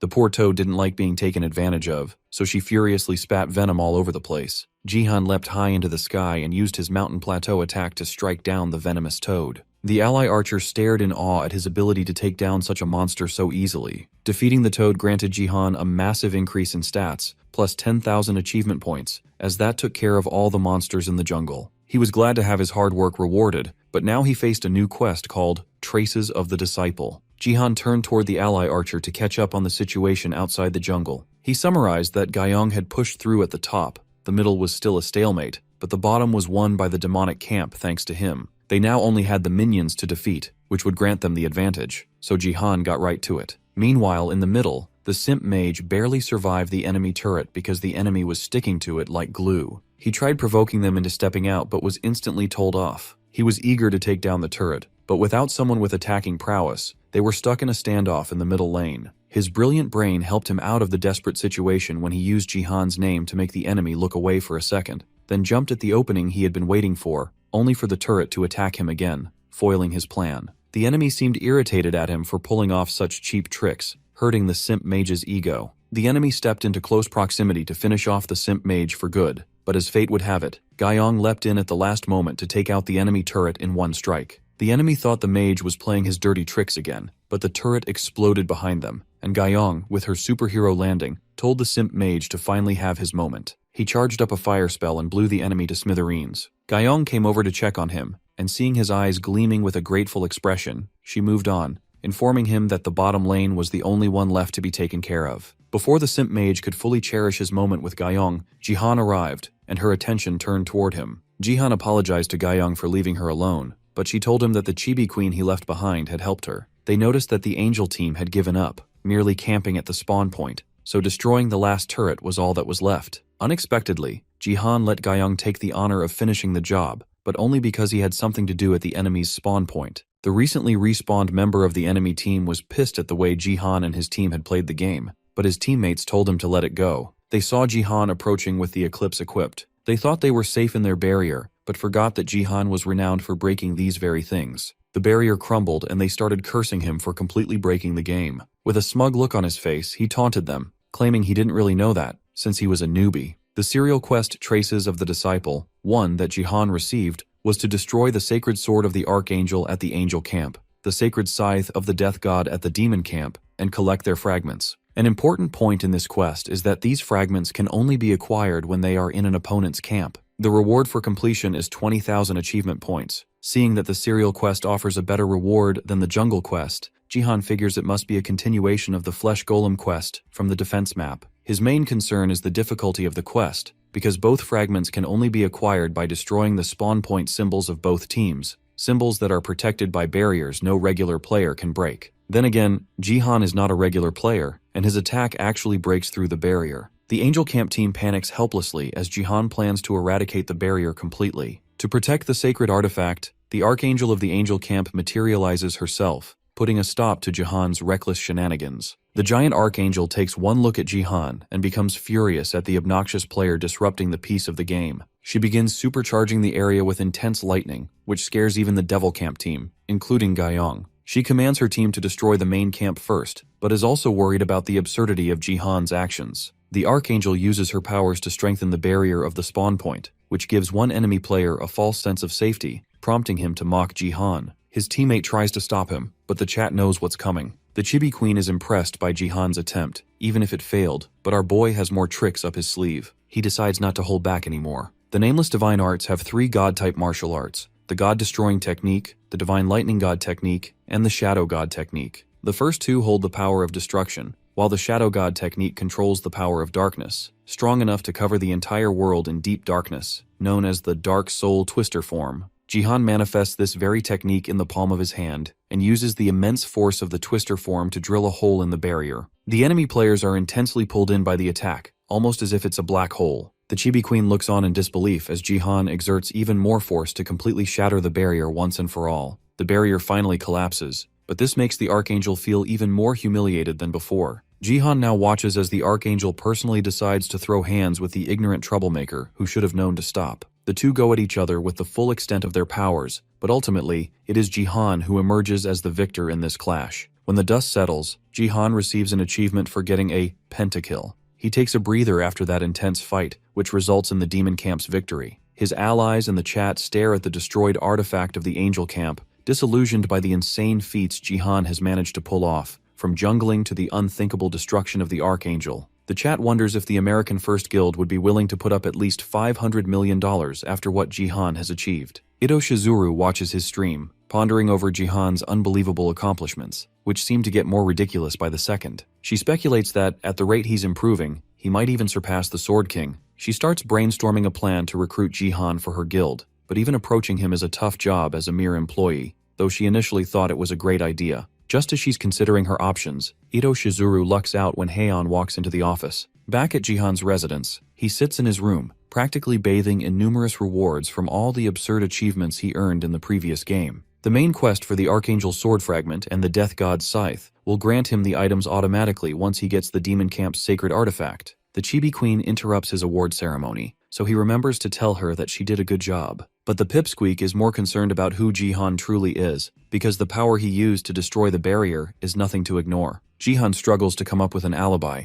as he cannot reveal that this is his second chance at life and that he learned the martial art in the previous one. He gives a half-baked explanation that his gift grants him an additional buff like that, but before he can move on, the Chibi Queen summons multiple dark swords aimed at him. She clearly doesn't buy the explanation and presses for a real answer to her question. How could Jihan use that power, as a human? The Chibi Queen is hell-bent on knowing where Jihan got the knowledge of such power from. He tries to defuse the situation by asking if she's jealous of him. She then tells him that the skill he used is the original Shadow Queen's power. The dark mana came from a similar darkness she has felt before, but the Chibi Queen doesn't actually reveal the true way to mimic such a power, so she returns to her original question. Jihan learned the Shadow God technique in his past life, which makes him wonder if the Shadow Queen and the Wandering Martial God are related in some way, considering they share the same skill. Still withholding the truth, Jihan tells the Chibi Queen that the gift he had has long been gone. The constellation he was in contract with took off with it, and now he's just a player without a gift. As proof, he offers to show her his status window, but the Chibi Queen only asks for the name of the gift, which Jihan can reveal. The gift's name, Wanderer's Eye, rings a bell for the Chibi Queen, but she still lets Jihan off the hook for now. She dematerializes, and he breathes a sigh of relief, but another woman calls to scream at him. It's Heian, freaked out about what she saw on his stream. She scolds him for not alerting her beforehand, when she could have farmed clips from the stream and uploaded them to the portal herself. Regardless, she's happy to have more content to upload,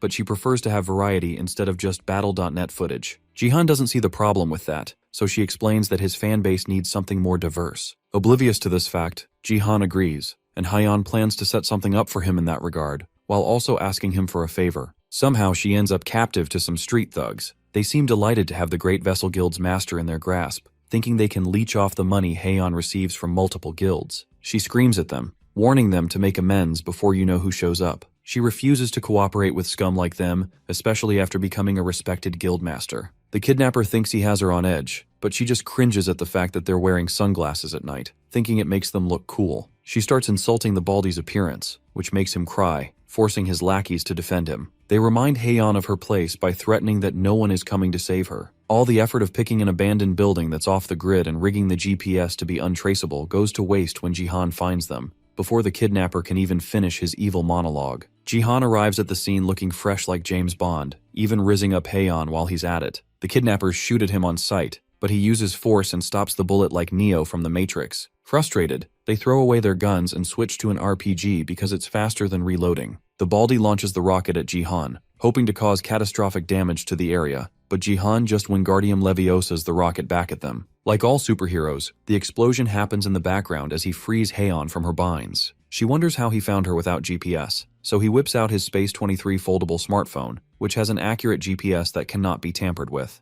Heian, impressed, mentions that it has a shock absorption layer with a flexible display. The ad demonstrates how durable and sturdy this foldable smartphone is, which is available to buy now. The advertisement ends, and Sia passes out from laughing uncontrollably. Heian applauds Jihan's acting, while he looks completely done with the world. Sia continues to tease him, annoying him even more, because the advertisement does everything but promote the product. He also worries about the guild's reputation after this, but Heian reassures him that this was somehow better for them, because the Divergent Electronics team worked hard on the device, and even used the Arcasic page for it. An SS item earned in Platinum Leagues and above, the Arcasic page allows connection to the superdimensional Intel network. No one knew how to use it at first, but its price skyrocketed once a company figured out how to integrate it into technology. The sassy Chibi Queen materializes to trash talk the new product, feeling that the archaic page is wasted on it. Jihan wonders if there's a hidden use for the page, but before the Chibi Queen can reveal it, the filming crew arrives. Sia goes to welcome them in, and Heian tells Jihan they'll be farming clips from the Sword Palace training facility. She also introduces the Divergent Guild's editing team, oblivious to the fact that Ito Shizuru is one of them.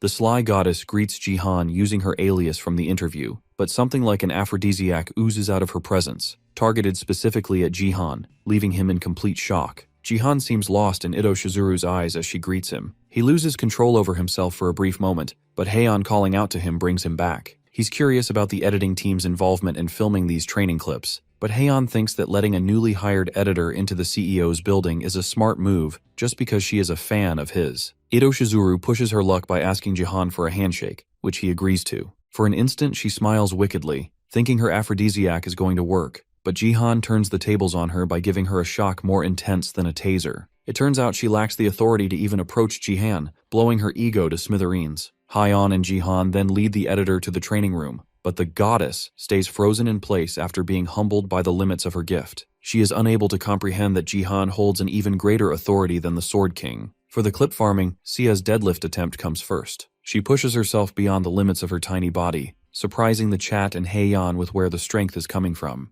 Jihan informs them that Seiya is working on her tenacity stat, a rare stat that is unlocked after a player reaches level 10 in the max HP stat before reaching level 10 overall. It doubles the efficiency of one's HP. It is generally quite hard to achieve, which is why the chat and Heian are unaware of it, even though the effects are straightforward. Jihan adds that another requirement is for a player to meet the other conditions within 100 days of awakening. He is confident that Sia can achieve it through the guild's XP buff and his sinister way of training, which involves healing her repeatedly after she fails, a fate worse than death. With Sia's cries for help ignored, Heian asks for Jihan's training routine. He takes the filming to his personal workout room, which is just a big, empty space with a ring at the center. He doesn't need equipment to train, just the Chibi Queen as his sparring partner. He shamelessly asks her to begin the training routine, and she gladly obliges, ready to put the lowly human back in his place. The Chibi Queen shoots many dark swords at Jihan, which he manages to swiftly avoid before finding an opening. She thinks she is slick with an underhanded attack, but Jihan sees through it and counters, finishing the match by placing a heart-shaped sticker on her. The training finishes in an instant, and everyone wonders if anything even happened.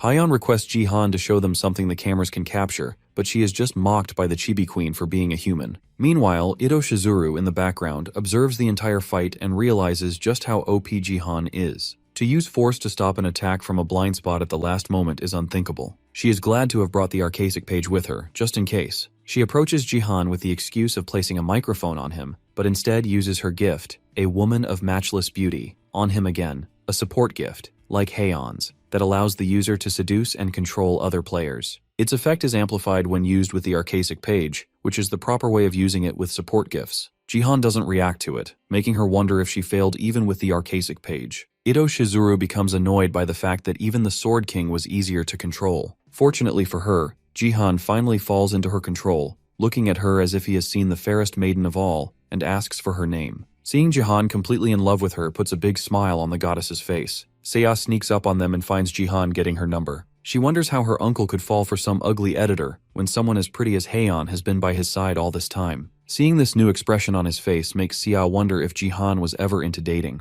She suddenly notices an ominous aura behind her. Nervous, she turns around to find Heian absolutely blazing with anger, believing that Jihan has been purposefully avoiding her by coming up with garbage excuses. Poor Jihan unknowingly digs himself a deeper grave by thanking the sly goddess for her number in front of Heian. Ito Shizuru tries to play it off, but she is actually worried that Jihan still managed to reject her obedience gift, just like the Sword King did, even under the influence. This makes things difficult for her. She plans on doing more for him to make him her dog. Later that night, Jihan suits up to go to a mysterious event. Sia is surprised to see him all freshened up, which makes her wonder if he is going on a date with the editor. Jihan doesn't say much, except that he will be late tonight and that she should help herself to dinner. Sia watches her uncle leave so uncharacteristically that she assumes he is never going to return to her after today. At a high-end restaurant, Ito Shizuru, alongside her butler, waits for Jihan to arrive for their date.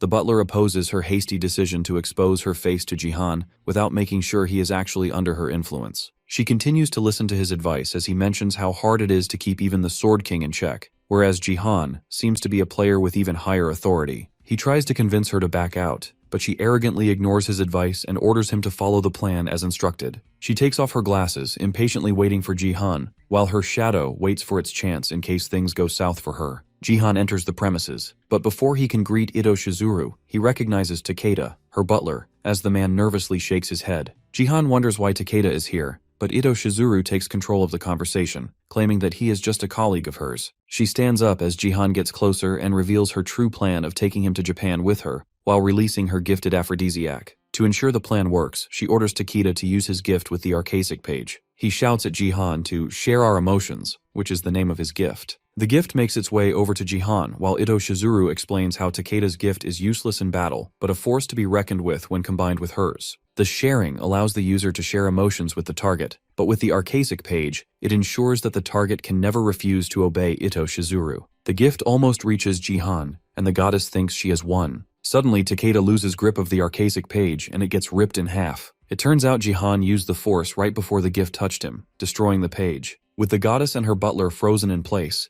Jihan looks at them with a devious smile, revealing the true name of Ito Shizuru while surrounding the room with force. He claims to understand how she had so many people blindly following her, which makes Ito Shizuru realize her brainwashing didn't work at all. She asks if he knew from the start about her plans, and even worse, how he figured out her true name. However, Jihan, being the lady repellent he is, refuses to satisfy her by giving an answer. He pulls a pro-gamer move by walking closer to her, showing how her powers are null and void against him. To completely assert his dominance, he towers over the goddess and tells her to behave like a good girl. Ito Shizuru accepts defeat and her short-sighted preparations before confronting Jihan, but that cannot be until she has a backup plan to handle him, and that is exactly what happens. The Shadow, also her plan B, sneaks up behind Jihan and attacks him in one swift motion. Thankfully, Jihan is the main character, so he manages to block her assassination attempt at the last moment, but the two of them burst out of the building. With the two of them at each other's necks, and multiple stories above ground, Jihan finds himself in a troublesome situation. Jihan realizes he cannot stay afloat and is fast approaching the ground before he goes splat.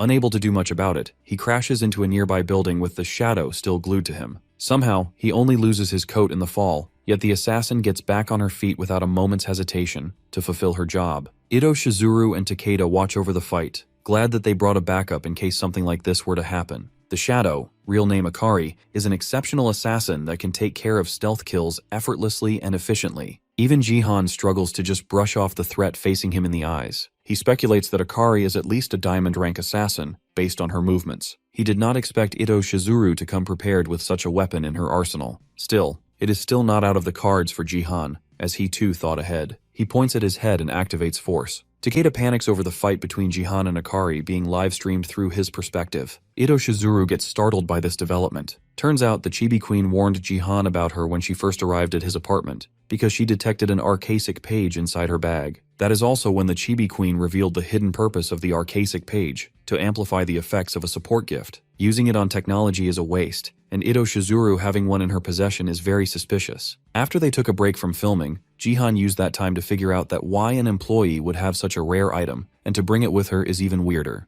That is when she interrupted him once again, using the microphone excuse. But the system warned Jihan that the woman is attempting to captivate him in her eternal love. The system also did Jihan the favor of revealing her name, which reminded him of the woman that seduced the Sword King as well. Her gift was actually able to affect him a bit, but Jihan managed to control his nerves at the crucial moment and used the nameless divine arts, mind technique. His presence of mind enabled him to activate the ability called mind over matter and completely repelled her aphrodisiac gift. However, to know for sure that how Ito Shizuru managed to come all the way to seduce him without the Sword King, Jihan planned to play along with her, seemingly because she tried so hard to enact this plan of hers, so getting her to spill the secrets won't be easy unless she is truly backed in a corner. Using his top-notch acting skills from the commercial, he prepares to strike when she slips up. Using the first-person perspective sharing, he live-streams what he sees with his own eyes on the BattleTube website to truly reel her in his trap. Back in the present, he feels grateful that no one caught on his antics, but his acting really came in clutch. The chat joins the stream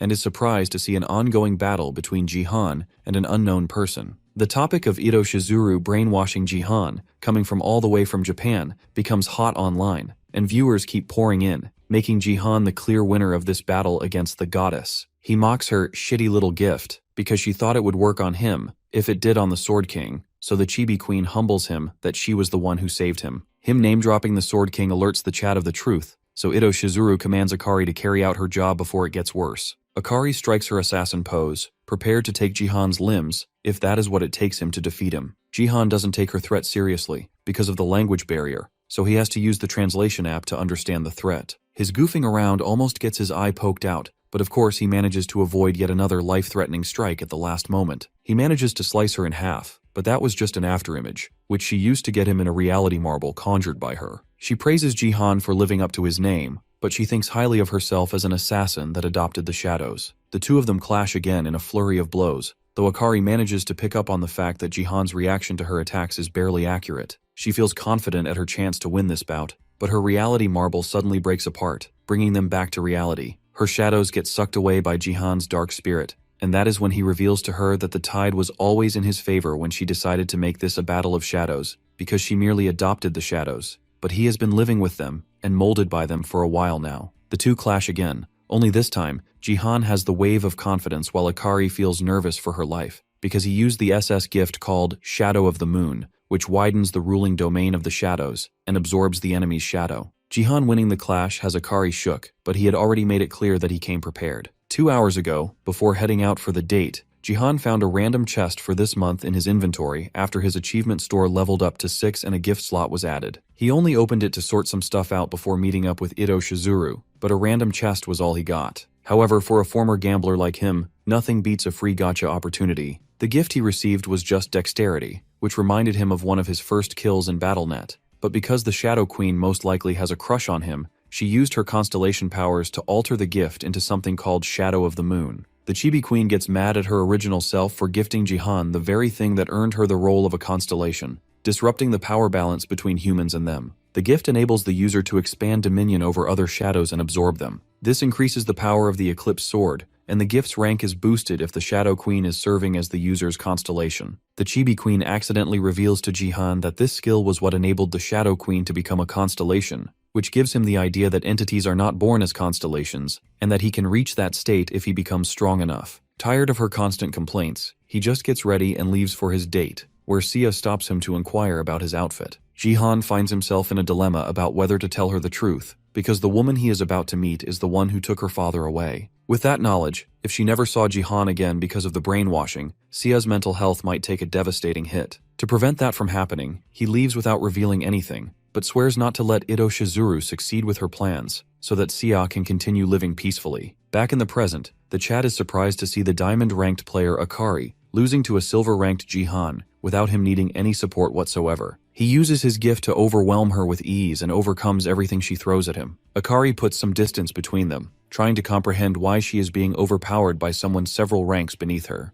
Ito Shizuru observes the fight and loses hope of winning with every passing second, because Jihan has managed to overcome everything, from the brainwashing to Akari herself, that she threw at him. Strangely enough, the frustration from failing just makes her want him more. She calls out to Akari and undoes her restriction, releasing a huge amount of shadow aura that even shocks Jihan. Restriction is a state where a player's stats are deliberately lowered, according to the tutorial, so players do not misuse their powers. However, Ito Shizuru used a specific skill to remove any limitations on Akari for a certain period of time. With her limiters off, Akari's vibe shifts into that of an even more bloodthirsty assassin. The change in situation makes even the Chibi Queen worry, so she warns Jihan to be careful with his approach. He looks over at Ito Shizuru, who gives him a devilish smile as she reveals a hidden feature of her gift. Jihan and the chat go bonkers because a diamond player just had her limiters released, and they can't do much about it. Hyeon, along with Gyeong, rushes to the fight scene, but she also keeps up through the livestream and starts to panic. She feels frustrated for having hired Ito Shizuru, which only made her plan easier. She knows Jihan is unbelievably strong,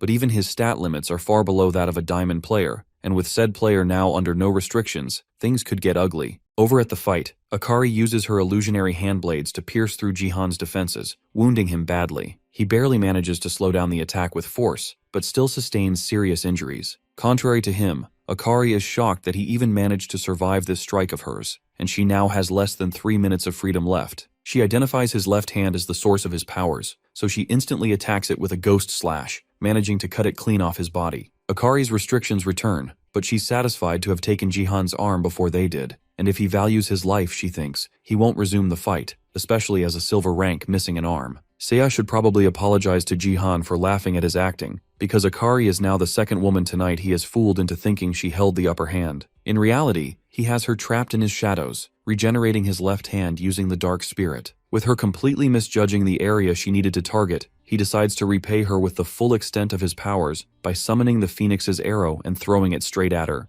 The arrow connects, and although she is severely injured, Akari manages to survive the same attack that had taken out Baron with ease. The chat is split in opinion over the results of the battle, a silver with restrictions versus a diamond with none. Suddenly the authorities arrive and force Akari to surrender. Jihan takes that as his cue to leave and goes to confront Ito Shizuru before she can escape. Surprisingly, she doesn't seem too disappointed, despite her multiple failures and the waste of a few archaic pages. To save themselves, she orders Akari to retreat using spiritification, leaving the authorities unable to apprehend her. While Jihan looks away for a moment, Ito Shizuru seizes the chance to leave in the same manner as Akari, implying that they will be meeting again soon enough. Unfortunately for Takeda, he has no means to simply poof out of there, and ends up stuck with Jihan as the latter interrogates him for answers. A few days later, at Ito Shizuru's mansion, the Sword King furiously storms in to find her sitting with a vicious smirk. She greets him, fully aware he has a lot of questions, but before the Simp King can speak his mind, she seduces him again with her aphrodisiac gift.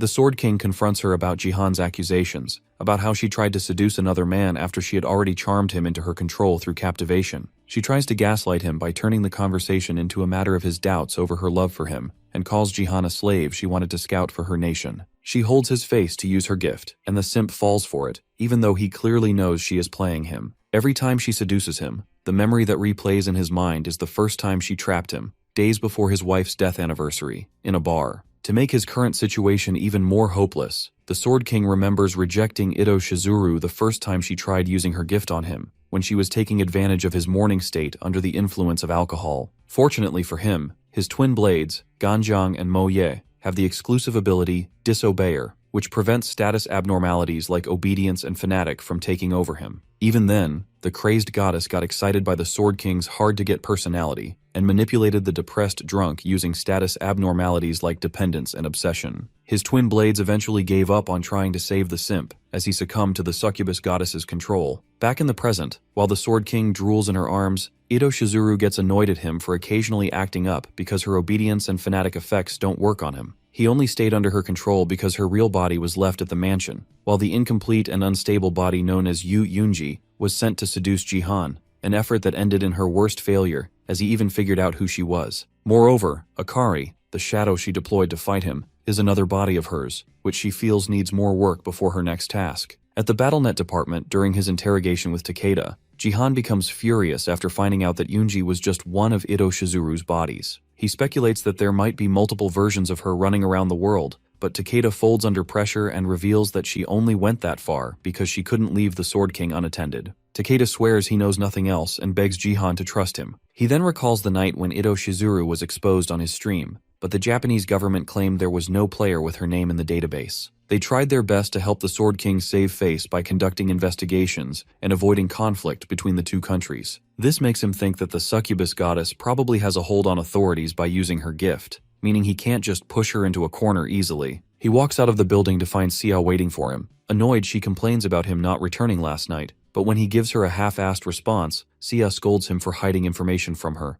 like the fact that his arm got cut off. Like a typical new adult, she demands to be kept in the loop about serious matters that revolve around him, then bursts into tears at the thought of losing her only family without even knowing what took him. Jihan moves to comfort her, but Sia just punches him in the gut to vent her frustrations. She tries to put on a tough act, promising to grow into a strong warrior who can have his back, so he can tell her things in advance, and she can try her best to share his burden. Jihan cracks a proud smile, probably because his extreme training made her strong enough to actually hurt him. He laughs at the monster he's raised, as Sia continues to make bold claims she'll have to work hard to turn into reality. Their sweet moment abruptly ends when Sia brings up Ito Shizuru brainwashing her father, the Sword King, and asks if there is a way to undo the effect. Jihan understands she still misses her father despite what people say, but he is unsure. That's when the Chibi Queen butts in, saying it's possible, and name drops Yu Ilshin, an entity from one of the most arrogant races in the universe that can undo brainwashing. Yu Ilshin, the one god the Chibi Queen mentioned, belongs to the elves. Ariel, the Chibi Queen, is one of the Shadow Elves, different from the regular ones. Jihan remembers how the Alliance of Elves, known as the World Tree Union, did everything in their power to ensure their race's survival, and even managed to secure a top 5 rank in the Space League. The Chibi Queen adds that the elves are a racist species that treat outsiders in an unjust and cruel way. The god she mentioned, Ilshin, is actually the world tree from which all life comes, and the one that sustains their world, so they worship it as their one and only god. Moreover, it can undo status abnormalities, meaning the Sword King needs to consume either one of its leaves or touch a branch to break out of the brainwashing. Sia is glad to hear that there is some hope for her father's return,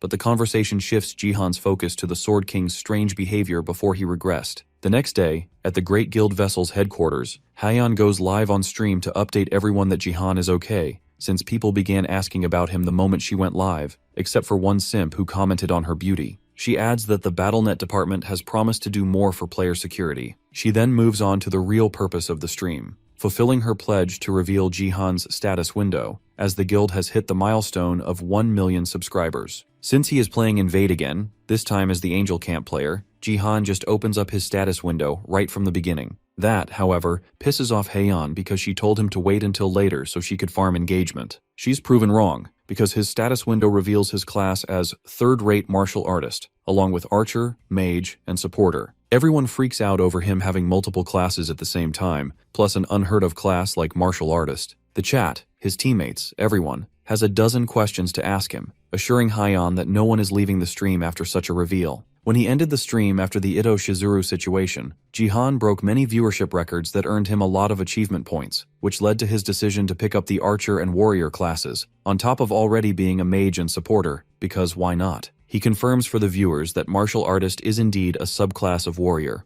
unlocked only after meeting certain requirements. Everyone still keeps bombarding him with questions and turns to Haeyeon for an explanation. It turns out even she was kept in the dark about this insane status window of her guild's CEO. Regardless, Jihan puts off the questions for now since he's in a game and runs off. 5 minutes, 10 kills, and 0 deaths later, Jihan reaches the Devil Camp spawn point. The enemy team calls hacks because he's clearly way above a silver rank. The swordsman on the enemy team tries squaring up with him in the most honorable way possible, but the poor bloke gets his neck sliced off before he can even react. With no disposable characters left in the way, Jihan now confronts the Reaper. The protector of the demon camp is wary of him for threatening the peace and manifests to personally defend his territory. Jihan plans to end it quickly, but the Chibi Queen warns him that using Eclipse or the Dark Spirit against the Reaper will not be effective, as it is the element of darkness itself. Fortunately for him, Jihan is the master of both darkness and lightning. He summons the Phoenix's arrow and shoots it straight at the Reaper, infused with the divine god's lightning. The arrow pierces the Reaper before it can act and completely destroys the relic, completing Jihan's previous quest, Traces of the Disciple 1. He immediately receives the second phase of the quest. Meanwhile, Sophia, the priestess of America's first guild,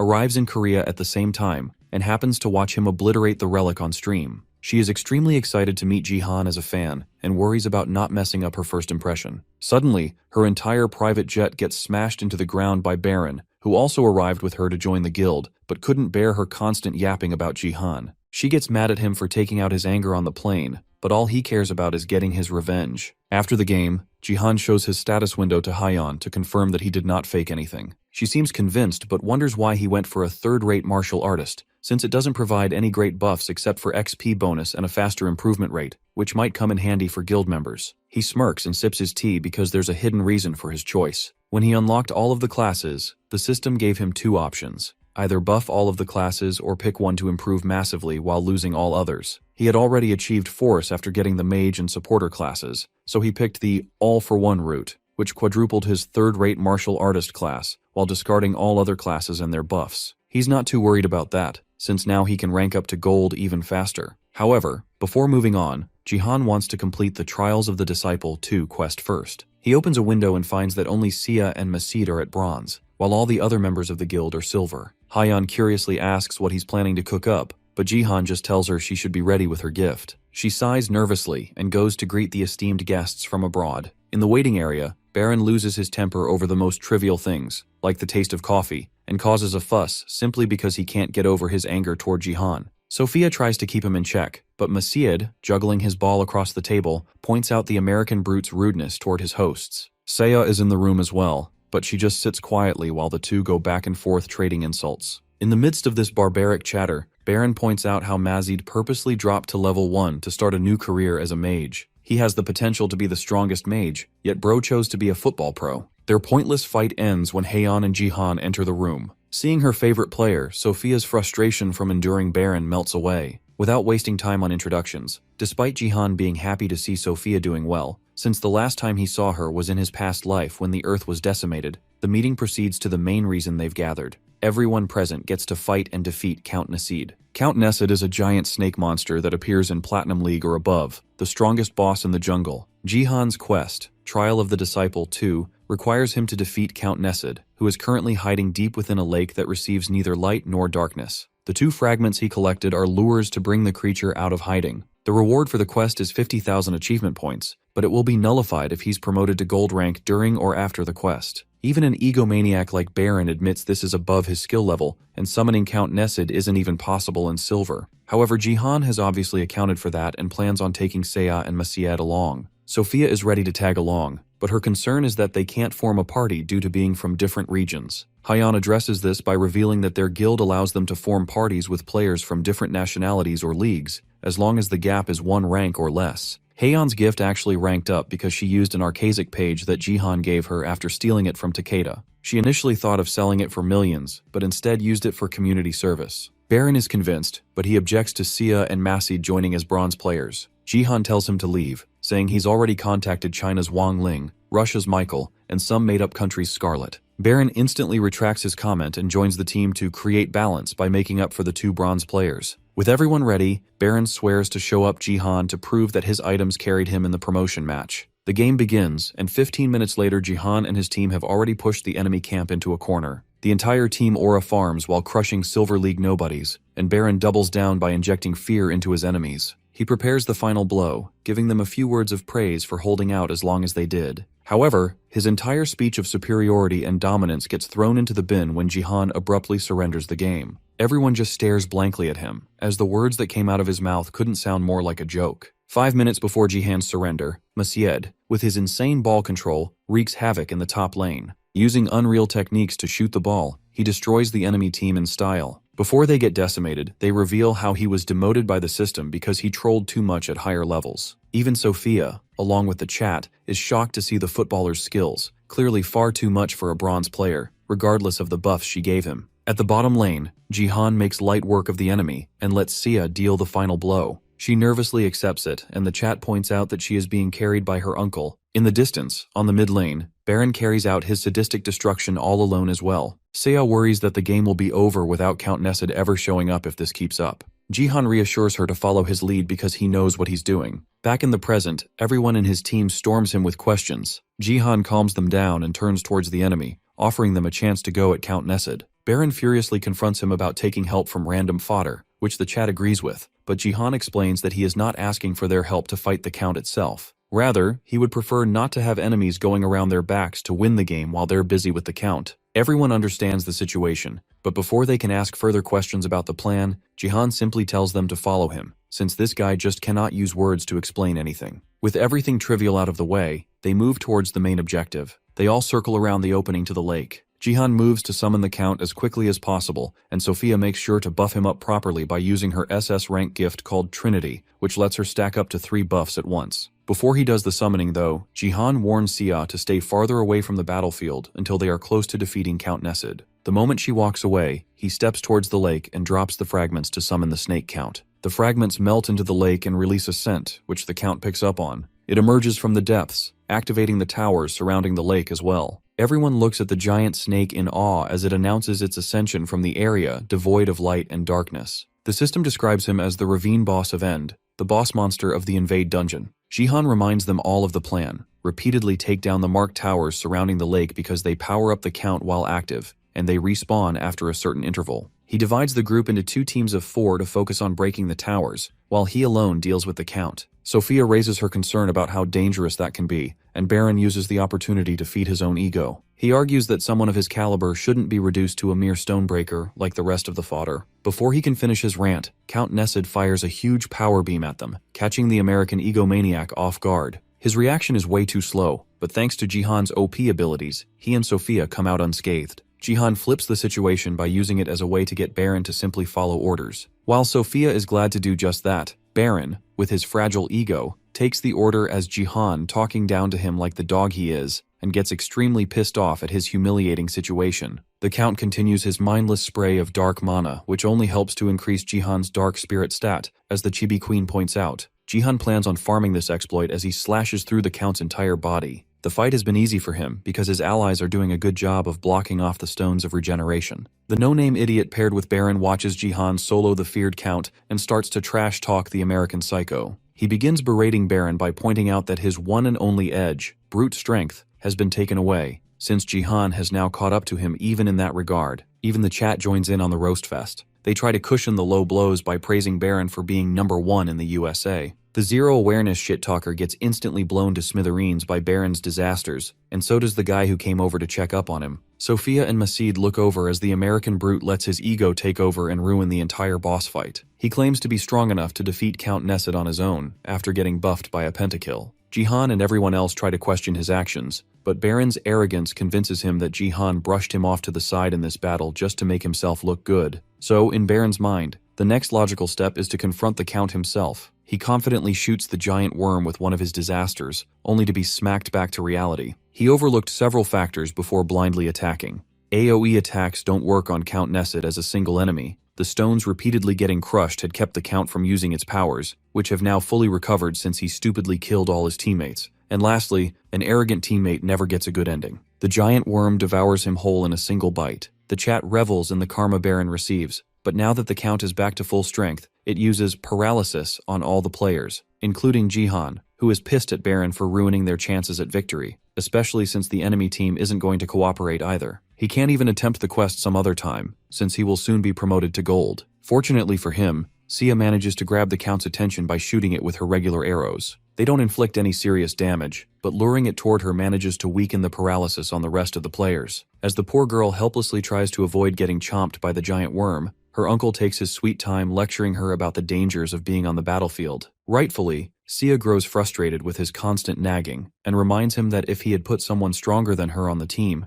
things would have gone much better than relying on some arrows that only prevented all of them from dying. She continues her rant, complaining that she has gone from being known as the Sword King's daughter to simply Seong Jihan's niece, despite working so hard. Baron, being the very embodiment of arrogance, had constantly belittled her as well. She reminds Jihan that her gift is actually effective, so instead of telling her to skedaddle out of there, he should come up with something useful that she can contribute to. Convinced that Sia is motivated enough to hold on for a few moments, Jihan tells her to be an autumn mosquito for now, since Sophia, Masid, and he are stuck in paralysis for just another minute, thanks to the American priestess's buff. The reason Jihan told Sia to play the autumn mosquito is because of how resilient and powerful mosquitoes become in that season, compared to summer, when their numbers are higher. In autumn, they're fewer, but much more annoying to deal with. Similarly, Sia's arrows are like mosquito bites to the Count, stings that don't deal much damage but cause irritation. While she continues doing her best to run away, Jihan is almost free from the paralysis. Moreover, his eclipse grows even stronger as the battle against the Count drags on.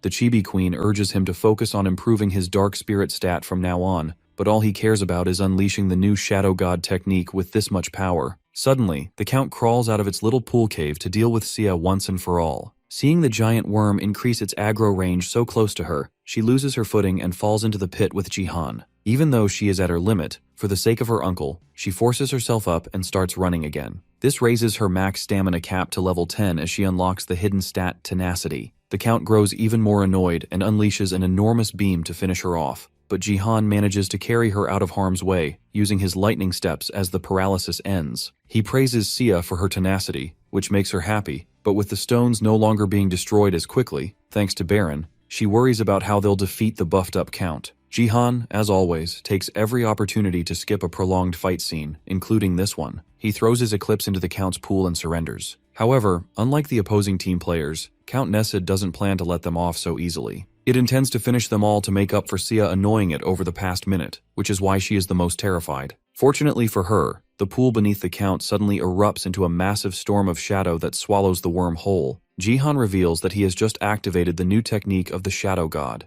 one that breaks the very rules of reality, by consuming even darkness itself. The storm rises higher and higher, completely devouring the worm that only wanted to swat away these annoying bugs. yet ended up as nothing more than a test pilot for our boy's new technique. While Jihan defeated the Count, Baron waited impatiently at the spawn point, convincing himself that he had almost killed the giant worm. As soon as he got the notification of Count Nessid's defeat, even more bad news piled up. The enemy team players showed up to get their revenge on him. To make up for the humiliation he faced, Baron chose to humiliate the enemy team in return, who thought they had a chance against the former #1 in the world if they ganged up on him. In the end, the American egomaniac took first place in the game with the most player kills. The day after the game ended, Sia's level jumped from 5 to 20. Jihan felt relieved that she had obtained the tenacity stat during the fight. She now had to decide which class to pick, and he was surprised that she was still undecided. He recommended the archer class, since she had done well with a bow and arrow, but Sia wanted to be at the very top of her field, which might not be possible with so many strong archers already in the country. He still urged her to choose archer, because there was no way she could surpass him if she picked warrior instead. For that, he earned a throat punch, because, as always, he was insufferable. Just then, she received a phone call, so Jihan opened up his own stats for review. After defeating Count Nessid, he had reached level 50, making him already eligible for the silver promotion match. He received plenty of rewards, but one item in particular stood out: the Cloak of the Void.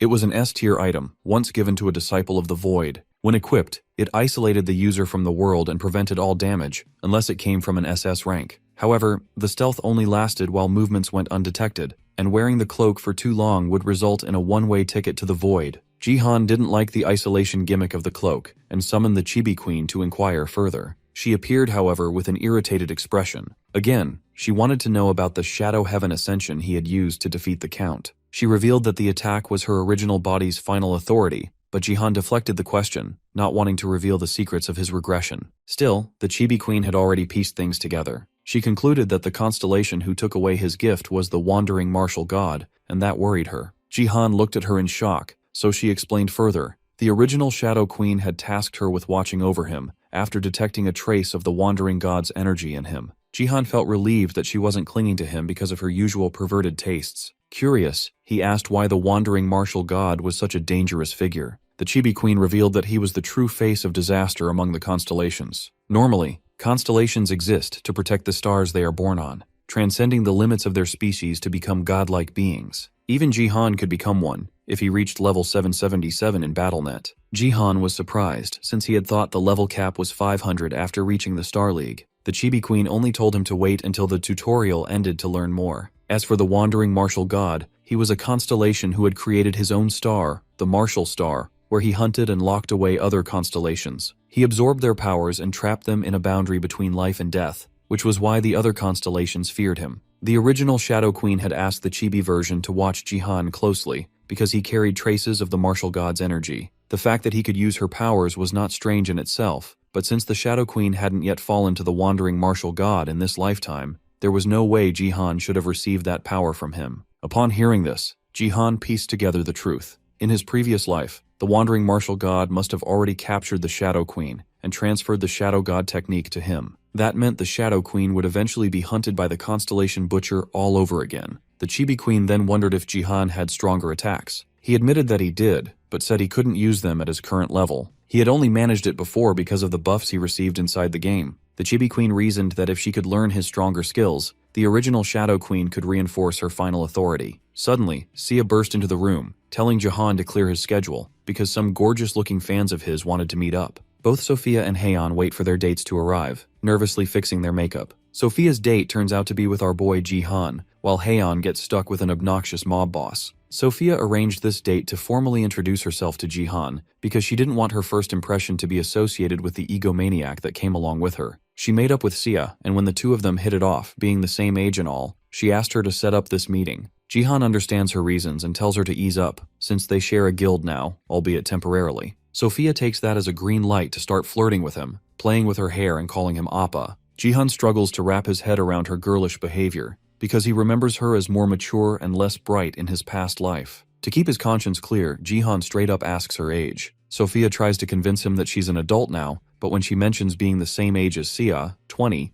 that puts Jihan right back into uncle mode. He offers to pay for the meal and even urges her to eat more to stay healthy, treating her like a kid. After they finish, Sophia wonders if she will have to fight Jihan in the silver promotion game, since she's in the top 100 as well. Jihan checks his status only to be buried under a ton of unexpected notifications. Turns out he's already the ruler of silver, which lets him participate in the silver promotion match, but he's also too high level for it. The system gives him a choice: fight directly in the gold promotion match, skipping the entire league, or fight in the silver match with heavy penalties. The choice excites him. Becoming the fastest player to reach platinum would be a great record to hold, so he thinks carefully about his next step. Meanwhile, Hyeon crashes out at her date when the man proposes to her on their first meeting. She's obligated to attend these dates because of the lectures she receives if she refuses. The only things that comfort her nowadays are her busy schedule, her ambitions, and gambling, the most real of the three. She scrolls through a betting site and finds that the rules of the promotion game have changed. It states that Jihan's decision has altered the map of the silver promotion game. The date has been moved to September 24th, and gamblers can now place new bets. Hyeon wonders what Jihan was thinking, but he's just excited to take on the penalties. He chose the silver promotion battle over the gold because he didn't want to skip an entire league that offered additional rewards and quests. Plus, his advancement rate has been growing too fast, so he has to balance it by progressing normally. 3 months after the promotion game, the Space League will enlist Earth as one of its players. To prevent disasters from happening then, he needs to be at Platinum League by that time. However, the penalties placed on Jihan were sent to every participant. The map changed to the ambushed Conqueror's Tomb. The team ratio was set to 10 versus 90, and Jihan would be on the 10-player team, made up of those ranked from 91 to 100. Lastly, the monsters he'd face would be stronger than usual. Upon receiving this news, Baron's ego took a hit because he wasn't even considered for the handicaps, while China's top player seemed amused. Hyeon, despite regretting it multiple times before, bet against Jihan again. The changes favored the other team so heavily that the odds attracted an all-time high number of bettors for this game. After a brief time skip, the promotion game begins.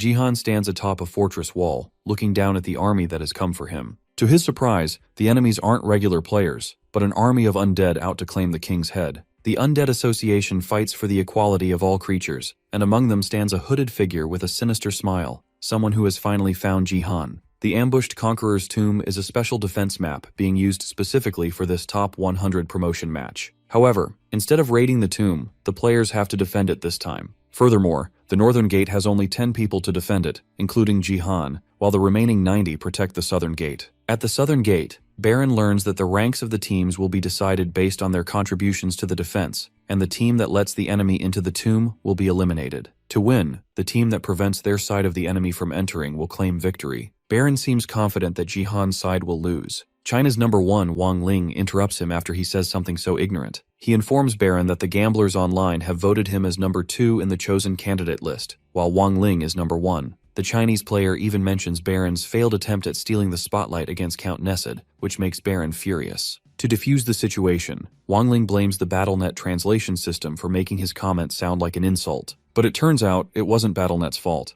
This Chinese is just as arrogant as Baron, only with a calmer demeanor. He claims that Beijing will take USA's first spot in the world if Baron keeps on messing up. The situation escalates, but before it can go further, the Game Start alert interrupts their dispute. The Undead Association, Kill the King, makes their move against the Conqueror's soul. The player's goal is to stop the ambush until the Conqueror enters the scene. Both Baron and Wang Ling panic at the sight of an enemy they have never seen before. Before Jihan regressed, Earth fell because of the dungeon portals. These portals first appeared only in the bottom 10% of nations during the tutorial, but eventually they began spawning across the entire globe. Every nation fell to them, except for 10. The Undead Association, Kill the King, were the monsters that appeared in Korea through these portals. At the northern gate, Jihan watches the undead army, worried that handling them will be difficult, especially with a team of deadbeats who keep complaining about being in the bottom 10 and now blame Jihan for their suffering. Just when Jihan plans to take care of the game himself, Sophia jumps out of nowhere, excited that she gets to help her beloved Jihan instead of fighting him. Meanwhile, Jihan privately notes how her ranking is lower than he expected.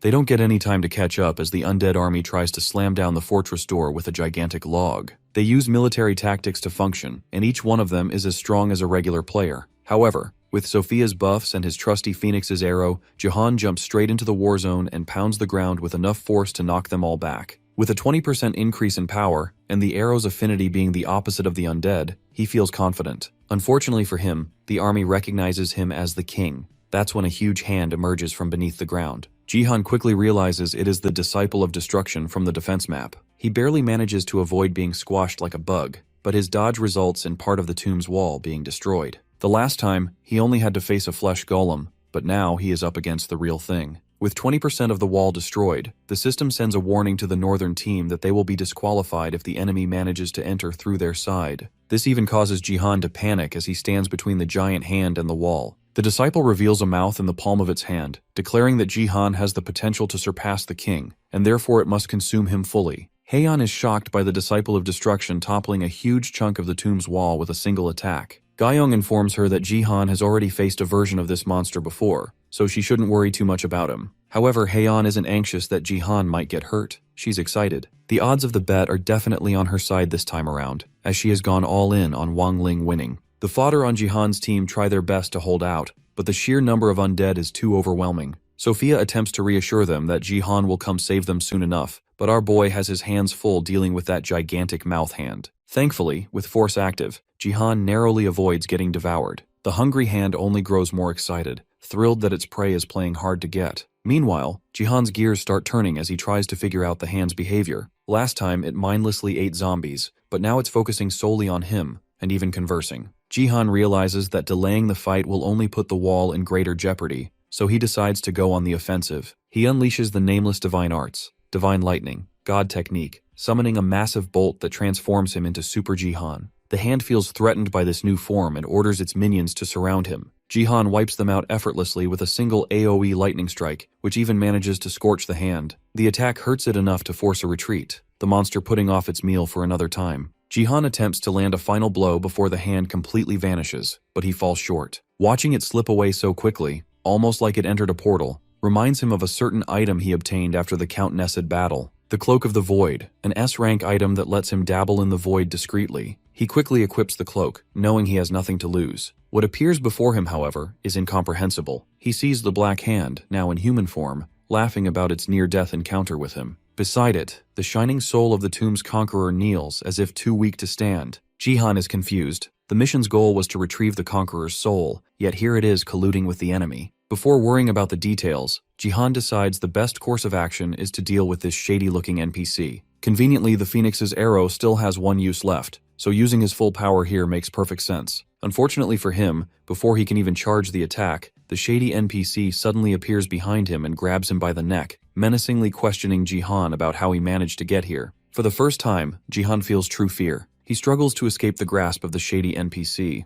Luckily, the cloak transports him out of the void as his movements are detected. However, he has no time to catch his breath as the undead army storms him. He simply uses his lightning steps to plow through the lot of them. Sophia spots him and immediately calls for help, as the fodder on their team is being pushed back. Jihan wastes no time and rushes to their aid. Before they know it, our boy has taken care of every undead in sight, using his insanely quick feet and OP attacks. Before the dust even settles from his flashy strikes, the giant mouth hand returns to resume where they left off. The hand seems shocked that Jihan didn't attack him instantly on sight, but that's because it always vanishes once our boy manages to deal some heavy damage. The hand proposes they not drag this battle out, which Jihan agrees to. He turns into Super Jihan once again and hurls the Phoenix's arrow, infused with the full force of his divine lightning. To prevent the hand from escaping again, Jihan combines the Phoenix's arrow's flames, Sophia's buffs, the power of his lightning physique, and the divine lightning god technique to deliver divine justice. The arrow flies at the speed of light but narrowly misses, only grazing the hand. The giant hand runs its mouth, acknowledging the arrow's strength but relieved that Jihan missed completely. What the hand overlooks is the fact that Jihan has never done anything in his life without calculations.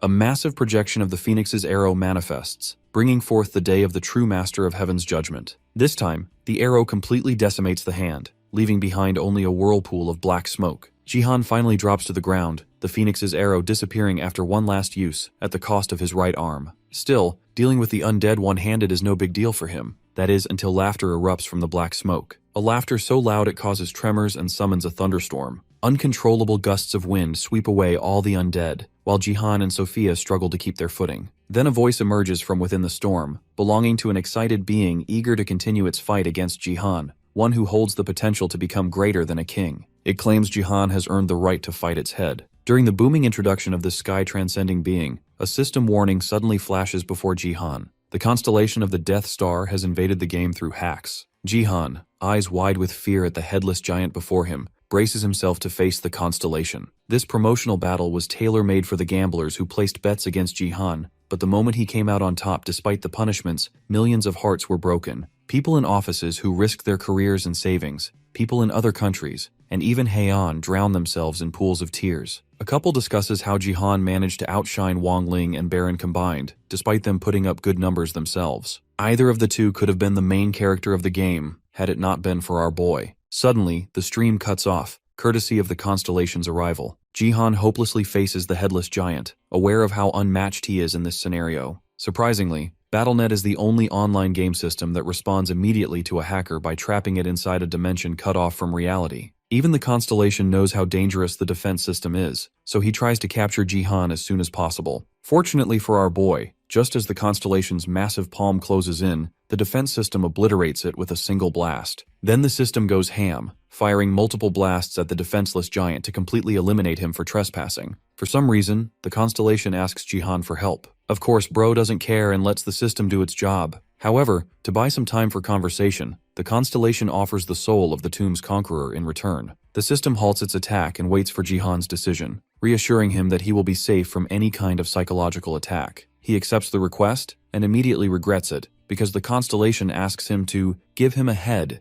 in the most perverted way possible. Rightfully disgusted, Jihan flat out refuses and doesn't budge from his decision, even when the constellation begs. He realizes that this hideous giant is made up of souls he has absorbed. Nothing good ever comes from dealing with such shady and unstable characters, so Jihan tells the system to continue kicking him out. The giant whines about being mistreated, even though he is supposedly one of the strongest constellations in the universe. By mistake, Jihan brings up the question of the constellation's name, so the giant starts yapping again. He compares himself to two extreme socialists of history, Karl Marx and Vladimir Lenin, and comes up with the name Karlin, derived from pieces of the two philosophers' names. Tired of listening to this socialist giant yap so much, Jihan reminds the system to stop this bullshit from going any further. The system goes haywire on Karlin, finally getting rid of him for good. The game resumes after this troublesome interruption, and Jihan finally breathes a sigh of relief, believing everything is taken care of. However, as his luck would have it, the soul of the tomb's conqueror sneaks up from behind, seemingly to stab Jihan in the back. Thankfully, the tomb conqueror's soul is the first character in a while that isn't out to kill our boy,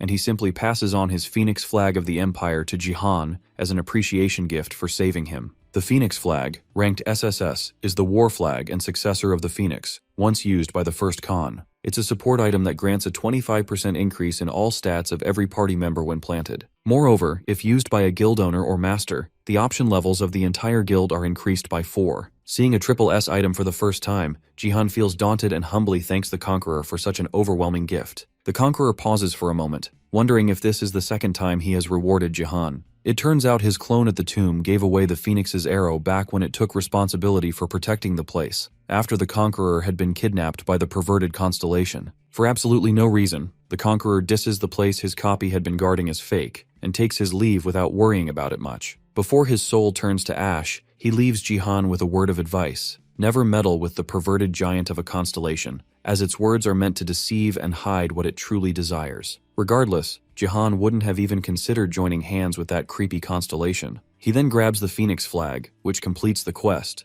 Jihan has now managed to defeat the secret boss Black Hand, on top of winning the Silver Top 10 promotion battle. Wang Ling and Baron stare at their screens in disbelief. Later that day, Jihan flops onto his bed, exhausted from such an eventful game. He receives 5 million GP for winning the match, goes up 5 levels, and earns the title King of Kings in Silver. As a bonus, he receives 300,000 GP for facing and attacking the constellation. He heads to the living room to ask Sia about the constellation being shown on stream, which is unlikely, but then he remembers that she's in her own bronze promotion game. The match comes down to the last 3 players, Sia among them. However, she emerges as the victor with ease, swiftly defeating the others with her exceptional archery skills. Getting promoted to silver as the #1 bronze player fills her with excitement. Furthermore, her gift rank increases, making her eligible for an upgrade. Amidst the good news, a shocking stipulation freezes Sia in place. The only way she can upgrade her gift is by being the sole holder of it, or by becoming the first gold player with it, or else she will lose it permanently.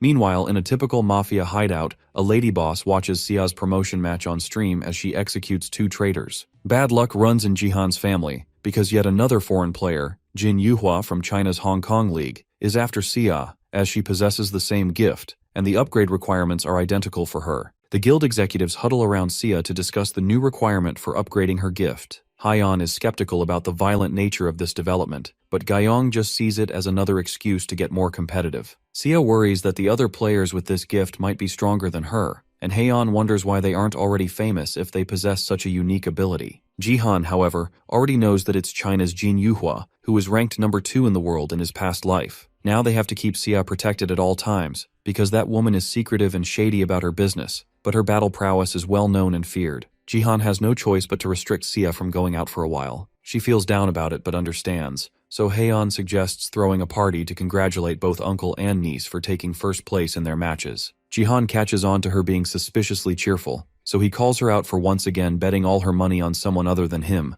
which should have left her broke, but she looks more than fine. She tries to deflect the accusations, but Gyeong exposes her without mercy, revealing that the BattleNet system refunded all bets because of the crash that interrupted the stream. Haeon seizes this chance to divert the conversation to the real question. Why does the system always end up showing Jihan's victories after the stream is fixed? This reminds him of the disgusting, lustrous constellation, so he brushes it off by calling it just a big bad monster that he took care of. He claims that the guild's stat increase was also a result of that, hiding the fact that he now owns the Phoenix's flag and a sparkling crown emblem on his wrist. He then prepares to leave with Sia, but Haeon requests that he make an appearance next week at the BattleNet department. They want to commemorate him for improving Korea's image worldwide by single-handedly pulling off absurd feats, which will also serve as good marketing for their guild, so he has no choice but to agree. The commemoration day arrives, and the overly compensating new director of BattleNet, Oh Gyusung, welcomes Jihan into the building. He leaves no chance to butter up our boy, since they have a reputation to rebuild after the Taewon Daily incident left them at the mercy of public opinion.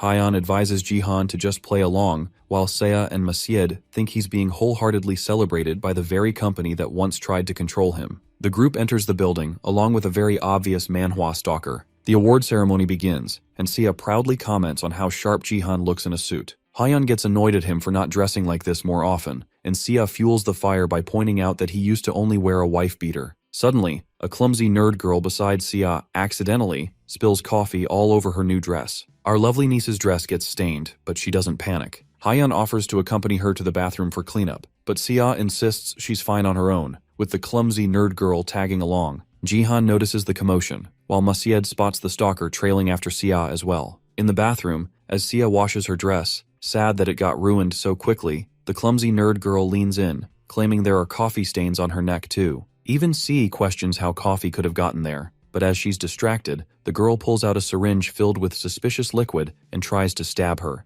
Masyed alerted Gyeong about the typical Manhwa stalker following Seo, so she went to check up on her. However, she arrived too late. By the time she got there, the clumsy nerd girl was already carrying an unconscious Sia out of the bathroom. Gyeong tried to stop her, but the stalker snuck up from behind and bound her body in a mysterious spell that kept her from moving until he was out of the building. Helpless, she could only watch as the kidnappers escaped. Back in the auditorium, Jihan asked Haeon about Sia's whereabouts, just as Gyeong burst through the door, apologizing to him with a worried look on her face. A few hours later, Sia finally regained consciousness, only to find herself in an abandoned building, where Jin Yuhua welcomed her like the gangster she was. Without wasting a moment, she ordered Sia to give up her gift, warning that refusing would not end nicely. She planned to reach gold first, so Sia should halt her BattleNet progress for now. Fear ran through Sia's mind in a whirlwind of thoughts. She realized her kidnappers weren't easygoing people, so lying in front of them would do no good. Instead, she told herself to think like Jihan. To buy herself some time, Sia pointed out Jin Yuhua's hesitation to kill her outright. Impressed, the mafia lady admitted that doing so would cause her the trouble of covering up the murder of someone so famous. Sia looked around for a means of escape, but the impatient boss ordered her subordinate to take care of her. The typical Manhwa stalker entered and used his gift, suggestion, to try and force Sia into committing suicide after leaving a note,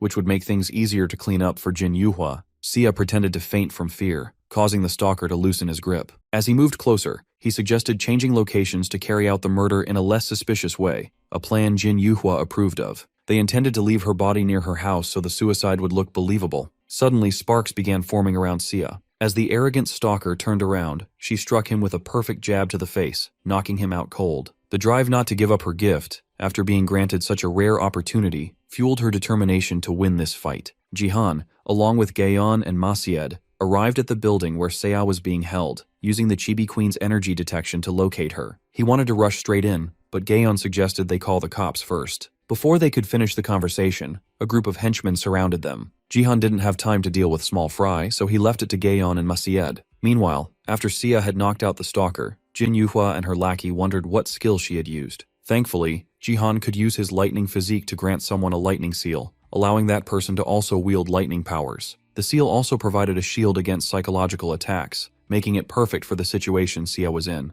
The flashback ended, just in time for the stalker to recover. Now she was facing a 1v3. Sia tried to skedaddle, but Jin Yuhua's lackey threw a knife that injured her leg. The stalker then slammed her against a concrete column, and the injuries caused Sia to lose consciousness. They began discussing how to hide her body without raising suspicion, but their time ran out. Jihan arrived at the scene and spotted Sia lying injured and unconscious on the floor, which sent him into a fury beyond limits. Jin Yuhua's lackey confronted him with her petty criminal tricks, as if they would work on an uncle who saw nothing but red. Before she could even swing her weapon, Jihan activated a force field and smashed her into the ceiling, putting her out of commission. Immediately after, the stalker jumped into the fight. He had the audacity to grab Jihan and shove him into a wall, even using suggestion, but it had no effect. Jihan overcame it through sheer rage. He seized the arrogant stalker's hand, crushed it with brute strength that even Baron would envy, and headbutted the fool hard enough to knock him out cold. With the trash dealt with, blood splattered across his face, Jihan finally turned his attention to Jin Yuhua, who now shook in her boots like she hadn't been threatening his niece like a mob boss just 5 minutes ago. Sia woke up to see Jihan covered in blood. Jin Yuhua's lackey tried to sneak attack him again, but he made sure she stayed down this time. This moment of distraction allowed the trembling boss lady to grab Sia as a hostage, threatening to kill her if he moved even a little. Her hands quivered in frustration. This was the first time someone had ever stopped her from getting what she wanted. 15 years ago, at the mansion of the president of the Hong Kong Red Tiger Association, young Jin Yuhua beat her maid's son because he had a toy rabbit she wanted, but he refused to give it up. Her father entered the room and stopped the commotion, but when he discovered his deranged daughter was trying to take someone else's toy by force, he felt proud and encouraged her to do the same with everything in life. That twisted approval brought a smile to the little brat's face. From that moment onward, the youngest child of the Jin household grew up to control the underworld of Hong Kong, living a life of luxury and power. Years later, when BattleNet was introduced, she assumed she was bound to receive an S-rank gift from the start, but instead, she got an F rank called Late Bloomer. One of her classmates was granted the school's first S-rank gift, which shattered her ego into a million pieces, especially since she was no longer the center of attention.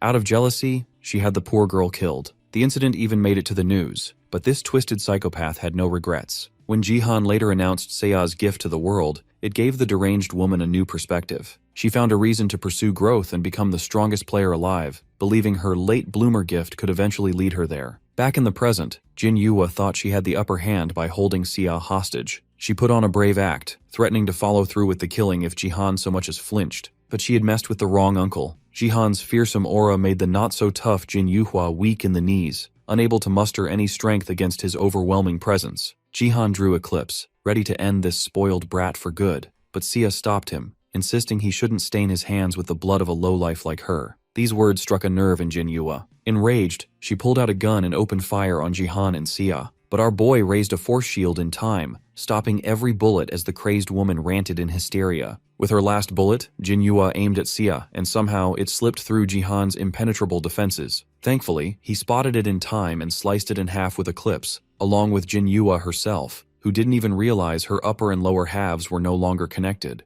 Blood splattered everywhere, and Sia's face shifted from worry to absolute horror. A few days later, after Jihan committed the murder of Jin Yuhua and her gang, he and Sia started living very awkwardly within each other's proximity. The event was not made public, because the crime happened in an abandoned building, and a lot of bodies were buried that day, so no from the victims group wanted any smoke. Neither they were willing to reveal themselves on media. Jihan approaches Sia trying to make small talk, but she feels too distant to hold a conversation with him right now. This makes him wonder if she can handle the Space League when the tutorial ends. Luckily for them, a ray of sunshine arrives at their place. It is Sophia, extremely excited to go out on a date with both uncle and niece, as it has been a while since they all hanged out. Unfortunately for her, Jihan insists that she should just go out with Sia, as she needs some open air to gather her thoughts. She feels saddened by it at first, but when he makes her feel like the only person who can help him right now, she obliged with the request wholeheartedly and bursts out of the apartment with Sia, taking full responsibility of making her happy again. The two of them reach the carnival, where they eat delicious food from stalls, win a plushie from a claw machine, and plan to play basketball after the two of them get a little competitive about it. However, Sia hears gunshot coming from the interactive arcade game at the carnival, and that triggers her trauma from a few days ago. Remembering the gore makes her gag, which ruins the rest of her day. Sophia stays by her side as the sun starts to set. Seeing Sia in such a sickly state, Sophia forces her to open up about what has been troubling her. After much convincing, she succeeds. Sia presents a hypothetical situation to her, basically describing her conflicted feelings towards her uncle killing her kidnapper in cold blood, even though she is completely aware that he did that to protect her from literally dying. Sophia thinks that Sia is talking about a lover, and labels this act as the romantic fantasy she always wanted. Regardless, she suggests that if Sia loves this person, she should really figure out this problem soon. After the therapy session, Sia returns home, exhausted. She finds Jihan on the couch, waiting to talk to her about something important. She nervously flops on the couch, concerned about the serious look on his face.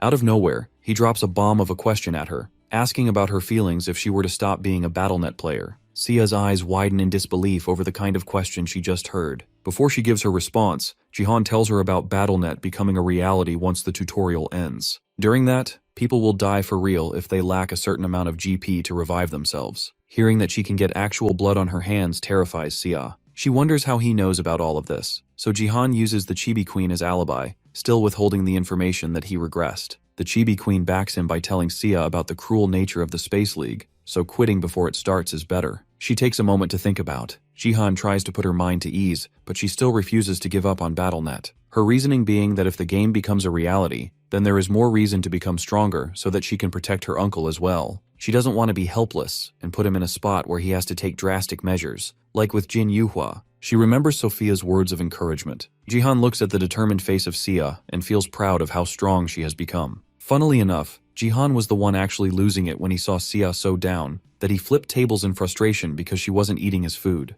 To change the topic, he gifts her the Cloak of the Void, the shady item that does a good job of keeping one safe. She wonders if she even needs something like this, so Jihan offers to keep her company wherever she goes. She claims that's stalker-like behavior, but what she didn't realize before was that he was already doing that as she went out, and that disgusts her. He could have just went with them on the date, but didn't want to be out with kids. In the gold unlocking defense map, at the Seoul Bridge, the new gold players seem excited to try out this map. An overly enthusiastic giant NPC called B. Jang scolds them for being carefree in the face of the battle. He is supposed to lead them to the battle on the bridge. The enemy army starts pouring towards them, and so the players, and B. Jang himself, rush to defend themselves. After an exhausting battle and many lives lost, B. Jang stands alone at the bridge, but the enemies keep coming. His rival on the other side, Hojo, arrives at the bridge, offering B. Jang the chance to join the Wind Empire, but the loud ally giants refuses to give up the Cloud Empire's side. Unfortunately for him, 50% of the players died in the fight just now. This triggers a self-destruct sequence where B. Jang slams his spear into the bridge, taking down everyone, including the enemy, down with him. This is where the game is usually over. Everyone on the stream is used to this happening because no one makes it past the first phase of the game as frequently. That is until a new game starts. And just when people in B. Jang thought that this game will end in a similar fashion,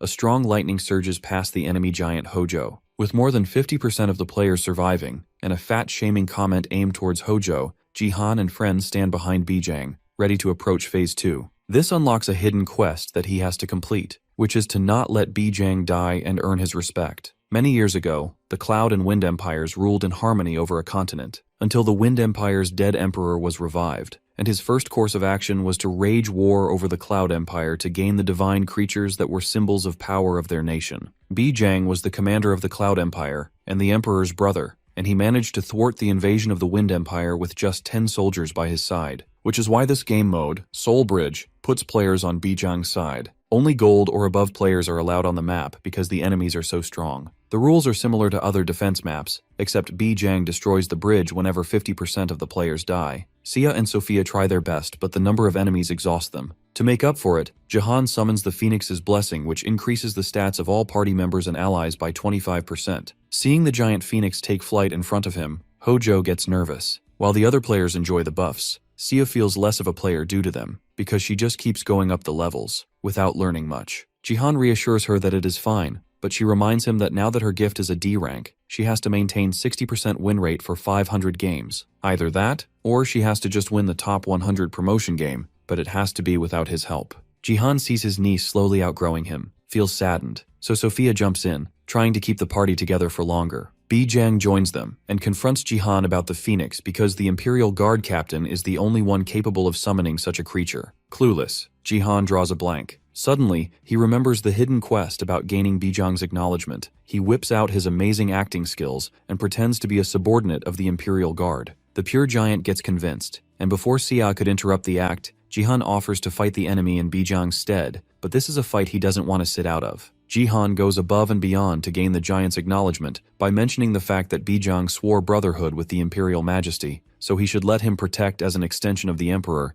even if it costs him his life. This act reminds the giant of the day he swore brotherhood to the Majesty underneath the peach blossom tree, as he wipes the uncontrollable tears. Xia looks on, completely shocked. With his trust in our boy increased, Bijang accepts his conditions and passes on his Cloud Swear's powers, the Lightning Cloud, to Jihan, so that he can take down Hojo. The Lightning Cloud reacts with the Lightning Spear, amplifying the power of lightning, granting Jihan ownership of the Lightning Cloud, and increasing his lightning stat to level 2. As soon as the buff animation ends, Hojo enters the scene, jealous of the soap opera the two of them just shot. His aim is to take down the one that controls the Phoenix. As the enemy charges forward, Jihan commands Xia to take the high ground, and Sophia to heal the allies from the backline. As for him, he takes down the entire army with just one sweep of the spear, and closes the distance between himself and Hojo in an instant. The two finally collide. Jihan calls out the enemy giant for hiding behind his minions, which agitates him, so he started swinging his weapon wildly, trying to crush Jihan. He manages to land a hit, but even that gets blocked by our boy. Suddenly, one of the undead from the enemy army gets back up, chanting something about a darkness making its way towards them. Xia does her best to keep the mobs away while Jihan battles Hojo. He seems to be doing well against the enemy giant, except that his lightning has no effect on the big guy. Even being buffed by the lightning armor and Bijang's power, Hojo is a worthy foe. The giant creates a tornado using a slash, creating multiple blind spots around Jihan. Panicked, our boy tries to anticipate where the strike is coming for. Even though he manages to guess right, the timing of his counterattack falls short. His left arm gets chopped off, like every time he came close to danger, while his spear barely grazed Hojo on the face. Impressed that Jihan managed to dodge the strike aimed to take his clean off, the giant commends his ability. Unfortunately for him, the moment he drops his guard, Jihan regenerates his left arm using the Dark Spirit, and combines the Phoenix's fire with his lightning attack to test the limit of Hojo's durability. The double divinity lightning attack striking the unaware giant from the back burns him to cinders, knocking him out cold. Jihan didn't expect the leader of the Phoenix squad being weak to the very thing he is a part of, bringing the battle to an anticlimactic end. Bijang arrives at the scene after clearing the enemy army, shocked that Jihan managed to take down his rival, all by himself. To gain acknowledgement, our boy butters up the friendly giant and waits for Phase 3 to start. Suddenly, the burnt corpse of Hojo rises again, this time with an ominous aura seeping through him, and a bunch of shadow eagles that take the body up in the sky. The sight helps Jihan remember that he has played these games before. Soul Bridge's final boss, the Phoenix's offspring, arrives at the battle, exciting the viewers as they finally get to see Phase 3 of this quest. In his mind, Jihan knows that there is a secret enemy, which is supposed to spawn right about now. Coincidentally, one of the undeads from the enemy army slowly walks up to him, mumbling about a certain darkness that is making its way. Turns out, it is the NPC monster that spawns with the final boss, so he stops Bijang before he could ruin the potential rewards that our boy strives for. The NPC enemy apparently has his brainwashing undone, hence why he sees the dark reality of the Wind Empire, which surprises the chat as they didn't expect these enemies to have actual voice lines. It even claims that the Phoenix squad is being manipulated by the Dark Phoenix after they died. The Walking Dead ignores Jihan's personal space and grabs a hold of him, begging for him to defeat one of the 5 offsprings that is actually real, or else the actual final boss won't die without the true darkness diminishing. Jihan already knows the real one he had to kill, but with Bijang around, he has to pretend to find the one guy. As he sweet-talks Bijang, Jihan tries to remember the way to defeat the boss. Out of nowhere, the undead NPC goes off script, telling Jihan that he cannot combine his lightning and phoenix powers. Unable to comprehend this unexpected development, the game system gets hacked again by an abnormality this time. As the game shifts into another portal, the system reveals that an unidentified terminal of a constellation has invaded the map. Feeling fear for the first time, Jihan slowly turns around to face the undead, who now seems to be in full control and develops a coherent speech pattern, sarcastically expressing disappointment that our boy has already found him. Jihan doesn't have to wonder for long about who the invasive constellation is, because his perverted nature comes out the moment the system prepares to yeet him out of the game. The expulsion process begins. The constellation doesn't want to try the system's defense mechanism, so without wasting time, and letting Jihan become even more disgusted than he already is, the constellation warns him quickly about the dark pigeons that are flying above them right now, except he shouldn't make it too obvious. The constellation's borrowed time finishes, and the game returns to normal. The chat and Jihan find it hard to adjust to the pace at which things are moving. Suddenly, the Dark Phoenixes start screeching and rampaging everywhere, instilling fear in the rest of the players. Now that he is unable to combine the divine lightning power with the Phoenix's flames, Jihan struggles to come up with an alternative, even with the perverted constellation's advice. However, the Chibi Queen pops out and willingly advises Jihan to use the dark spirit on these birds. He seems skeptical at first, but when she reveals, with a furious expression, that these birds are the ones that colluded with the World Tree Union to slaughter her race, Jihan feels inclined to help her get revenge. Though he does question her about why the embodiment of the Elf Union, that is the World Tree, drive their kind to extinction. Before she could answer, one of the Dark Phoenix attacks them, putting their conversation on a hold. As he dodges the wild attacks of the bird, she reminds him to use Eclipse, which manages to easily slice of one of the wings of the bird. Unfortunately, it regenerates quickly. Meanwhile, further back on the bridge, the second Dark Phoenix attacks some random player's shield, which is unable to last for long, even with Sophia's buffs. Fortunately, Bijong comes to their rescue, and slices of this bird's wing too. Again, it regenerates quickly. Jihan deduces that this must be the clone, but if the original Phoenix is damaged, the injury is permanent on all of these creatures. He needs to find the original quickly, but with the rest of the Fodder Gold players getting hunted by the Dark Phoenixes, he has to rely only on Bijang for help. The giant comes up with a brilliant strategy to gather everyone in one spot, forcing the Dark Phoenixes to stay in one lane. This helps our boy figure out the perfect strategy to clear this game. He uses the massive shoulder of the giant as the platform to leap high above the three birds, and uses a dark spirit drill to take out all of them at once, so that he doesn't have to go through the hassle of finding the original one. The idea works like a charm, and the birds die. However, he did not think about where he would land. Luckily, with this act, Bijong finally acknowledged his skill enough, as he proceeds to save our boy from falling into the rapid streams of the river below. After the game ended, Jihan practices his newly buffed Flag of the Phoenix. Due to the Spear of Lightning he received as a gift from Bijong, the epic quest and one of the bridges, Jihan managed to infuse his already OP weapon with the new spear, making it several times stronger and sparky. An item that fuses with other SS rank weapons and above can probably work on Eclipse too, so he turns to the Chibi Queen for answers. She claims that its element is quite the opposite of the spectrum that Eclipse is on, so it might just make it weaker instead. Regardless, Eclipse is an OP weapon on its own, so it only needs the original Shadow Queen's support to become even stronger. However, Jihan lost track of the Eclipse talk when he laid his eyes on the Chibi Queen. She is no longer Chibi, but a carbon copy of her original self, which doesn't sit right with him at all. Turns out, due to him receiving a huge boost in his Dark Spirit stat after he absorbed the Dark Phoenixes, the Chibi Queen finally got enough energy to maintain her original adult self, and is now capable of doing more than just arrogantly bark orders. Jihan is excited about the Dark Spirit stat improving, but knows so much about the Dark Elf baddie in front of him, because she reminds him of the ick he got from the original Queen's perverted nature. The Chibi Queen gets pissed off at him for being too complacent with the care she has given him,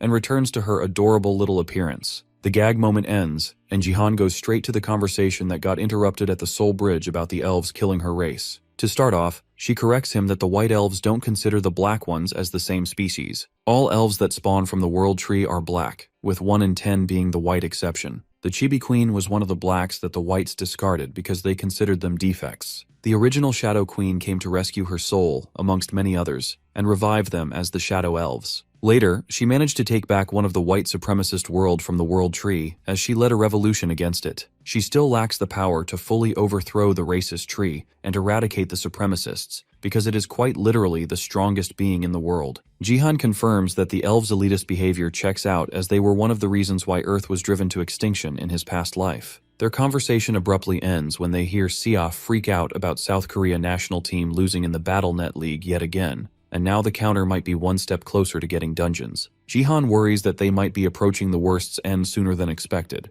and coincidentally receives a call from manager Yoon-sik. The concerned manager begs Jihan to consider his proposal for him to join the national team. Jihan accepts the invitation given the circumstances and meets up with the manager on the same day. To save the country from getting rock bottom in the rankings, it was necessary for Jihan to step up and single-handedly save them. They finally reach the training room and see the team leader absolutely battering the squad members, to the point that he drenched in their blood. He continues the assault until the manager steps in. The team leader Kim Dong-woo looks at him and then spots Jihan. He goes on to greet Jihan, but gets all condescending by mentioning how a gold-ranked player is not up for the task of representing the nation. As Jihan goes in for the handshake, the scummy team leader thinks it's okay to provoke him by punching him straight in the face, leaving the manager shocked. A few days ago before this encounter, Manager Yoon-sik told Kim Dong-woo that he is going to hire Jihan for the national team and prepare a test for him to officially join if he agrees. The arrogant trainer gets pissed off at the idea, refusing to sign a gold player in his team just because he is famous. Manager Yoon-sik savagely starts reading the online critique for the national team being absolutely trash in the competition,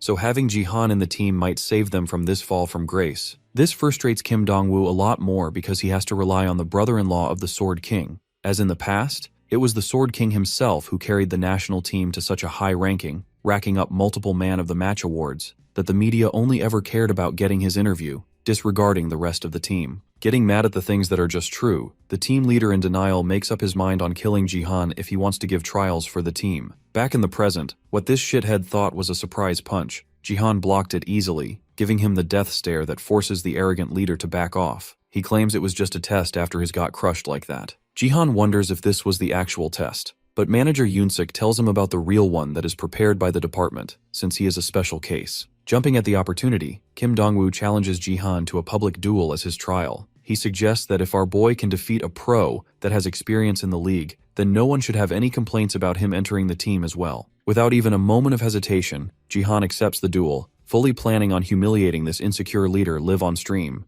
The news of this duel make it to the headlines, with talks happening all over the country. Haeyeon specifically feels worried for Jihan because this is one step too big for him, as a gold player, and a risk to do this live on stream as well. The public opinion seems split, with some claiming that Jihan has the ability to defeat the team leader because he has bested a diamond player before as a silver, while others say that playing in the league is just different, and the assassin he defeated was at close range, which doesn't make it as impressive for some reason. Haeyeon informs him that the duel is in a week's time, but feels nervous about the situation, though Jihan reassures her that he will be ready for it when the time comes. For the first time, Haeyeon admits that she believes in him to win, but he knows that she is just spouting nonsense. The phone call ends, and Jihan starts to think about this realistically. He knows that Kim Dong-woo suggested that the duel be live-streamed because that little exchange they had made him confident in his chances. Fortunately, Jihan is at martial power level 99, which he proceeds to increase to level 100. The moment he does so, his force also reaches level 100. A sudden surge of power overflows from his entire body. With just a difference of 1 point in stats, Jihan feels confident in combining his inner energy within his body with the force that encompasses it, and break down the walls between his 3 dantians. Attempting to unite the dantians, his body goes through pain that feels like it's cracking from the pressure,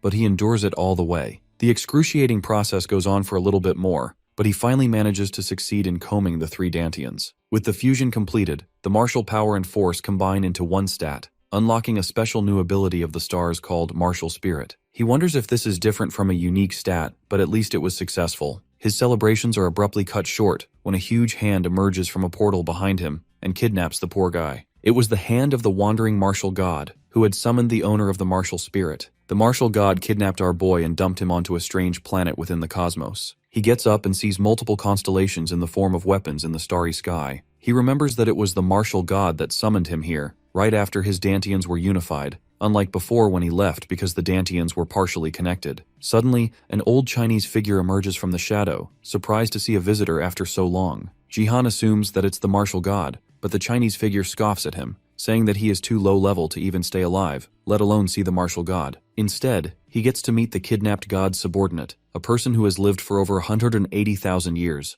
Dongfang Shuo. Jihan remembers the brush he had a hold on once with the old man's name, and a link to the martial god. Dongfang Shuo already knows that Jihan is trying to figure out why he was summoned, so he straight up tells him the reason is for him to give up his martial status and become the criminal god's subordinate. The old man points the various weapons at Jihan, and reveals that his death is inevitable if he keeps growing his martial power to the point that the martial god personally pays him a visit, because only one person per planet can possess it. Giving up the power lets the person live on as his subordinate. Jihan is unable to comprehend his situation, but this gives him a hint that the martial god might be from Earth, though that does him no good when he has to choose whether to live on as a slave or just die on the spot. He tries to put off the decision for a bit more, but the old man already catches on to his line of thinking. He advises Jihan, since he values the life of a young man, that he is currently facing weapons of the multiple constellations that tried to throw hands with the martial god, but died. To make the situation even more hopeless for him, he advises him to not throw away his life to fight a battle he has no hopes of winning. Even with the step-by-step guide of survival laid out for him, Jihan refuses to become a slave, adamant on killing the martial god in the future by reaching a higher level of martial power. His ambitions come from his will to defend his family, people, and the very planet. This determination impresses the old man Dongfang to the point that he goes into combat mode in an instant and knocks back Jihan with an otherworldly attack, which he couldn't even see coming. Even though the old man likes our boy for being young and ambitious, he reminds him of the one truth that is universal: the strongest survive no matter what, overcoming spirit and sheer will. He summons yet another heavenly weapon, challenging Jihan to a combat to see if he is able to at least hold his own against the martial god's subordinate, let alone the constellation himself. With some extremely extraordinary level of power, the old man creates the symbol of yin and yang, depriving Jihan of any hope of ever dodging the attack without any harm. Fortunately for him, the martial god arrives in the nick of time and orders the old man to stand down, which he obeys instantly. Jihan, the king, felt true fear for the first time in his life, as the thoughts of defeating this terrifying entity crossed his mind, but were not transparent enough for the constellation to miss them. Still, whether it be obnoxious or ambitious, the martial god lets Jihan live for the day he dares challenge him. A portal opens beneath our boy, and he exits the martial god's domain as abruptly as he was brought here, except this time with the constellation smiling at him. Jihan spawns back on Earth, out on the street, with terror on his face. Just one look at a part of the constellation's body overloaded his brain, making him aware of the gap between a god and a mortal. Suddenly, the group of students in front of him barrage him with questions as soon as they spot him, mentioning his absence, which made everyone think that he has given up on the duel. Seiya suddenly arrives at the scene and hugs him, worryingly asking about his disappearance for a whole week, which stuns Jihan to the core. After Seiya reveals that he has been gone for a week, Jihan stands frozen in place. However, Hyeon calls the two of them back into the car so they can avoid the paparazzi swarming around. She explains that the entire country was in chaos over his disappearance, most wondering whether he had been kidnapped, which was true, or if he was just training so hard for the duel that he went completely radio silent. Even though he should be processing the fact that being in the martial god's dimension cost him an entire week, he instead remembers the duel and asks Haeyeon if he can still make it.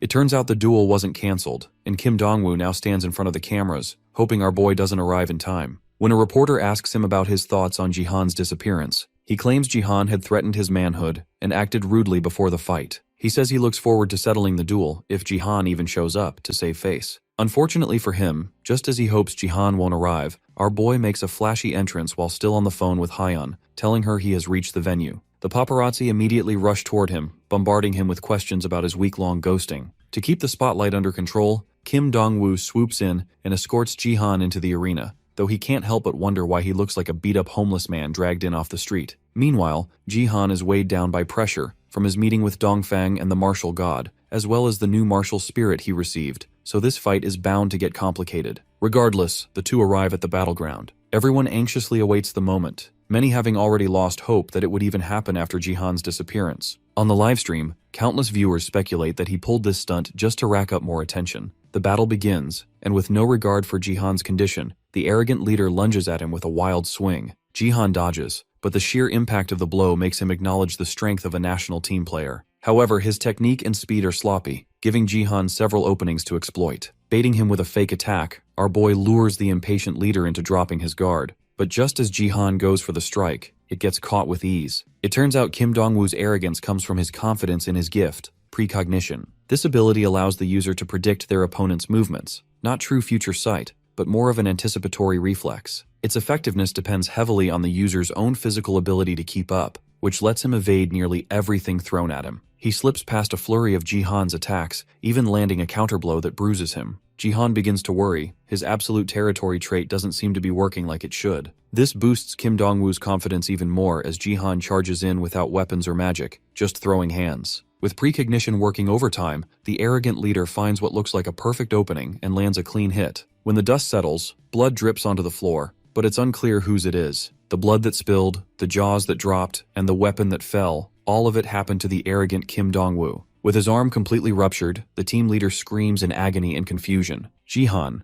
covered in a glowing red aura of the Force, has finally figured out his new technique. Kim Dongwoo thought he had outsmarted Jihan with his gift, but it was our boy who outsmarted his outsmartness. The battle sequence repeats itself. Kim Dongwoo uses his gift to predict Jihan's next attack, but even after getting it right, he cannot avoid the impact due to a new development in the way Jihan wields the Force. The martial spirit stat that Jihan gained is a combination of martial power and the Force. The strength and telekinesis that come from the body, when utilized correctly, result in an incredible display of a simultaneous offense and defense fighting style. Fully mastering this new strategy, Jihan shatters Kim Dong-woo's ego like the wall behind him after sending him crashing into it. The people cannot believe the outcome of this match. For a few moments, it seems like the beaten-up team leader has commendable resilience to still be in the fight, but it turns out to be nothing more than a disappointing act. He claims to clear Jihan for the test, acknowledging his amazing display of skill as a gold player. Jihan refuses to let this guy save face and knocks his teeth out because acknowledgement from such a man means nothing. With that, Jihan wins the match, and everyone goes wild, grateful that our boy belongs to their country. Meanwhile, the obsessed stalker Idu Shizuru keeps up with Jihan's match while on a date with the Sword King, who clearly doesn't appreciate her caring more about another man's international fight than their meal together. The Sword King no longer considers Jihan family, only another enemy he must eliminate. For some reason, the attention-seeking maniac Shizuru uses her gift to force the waiter to lick wine off the floor, wine she had purposefully spilled after the poor man dropped a few drops on her. She then turns to the Sword King,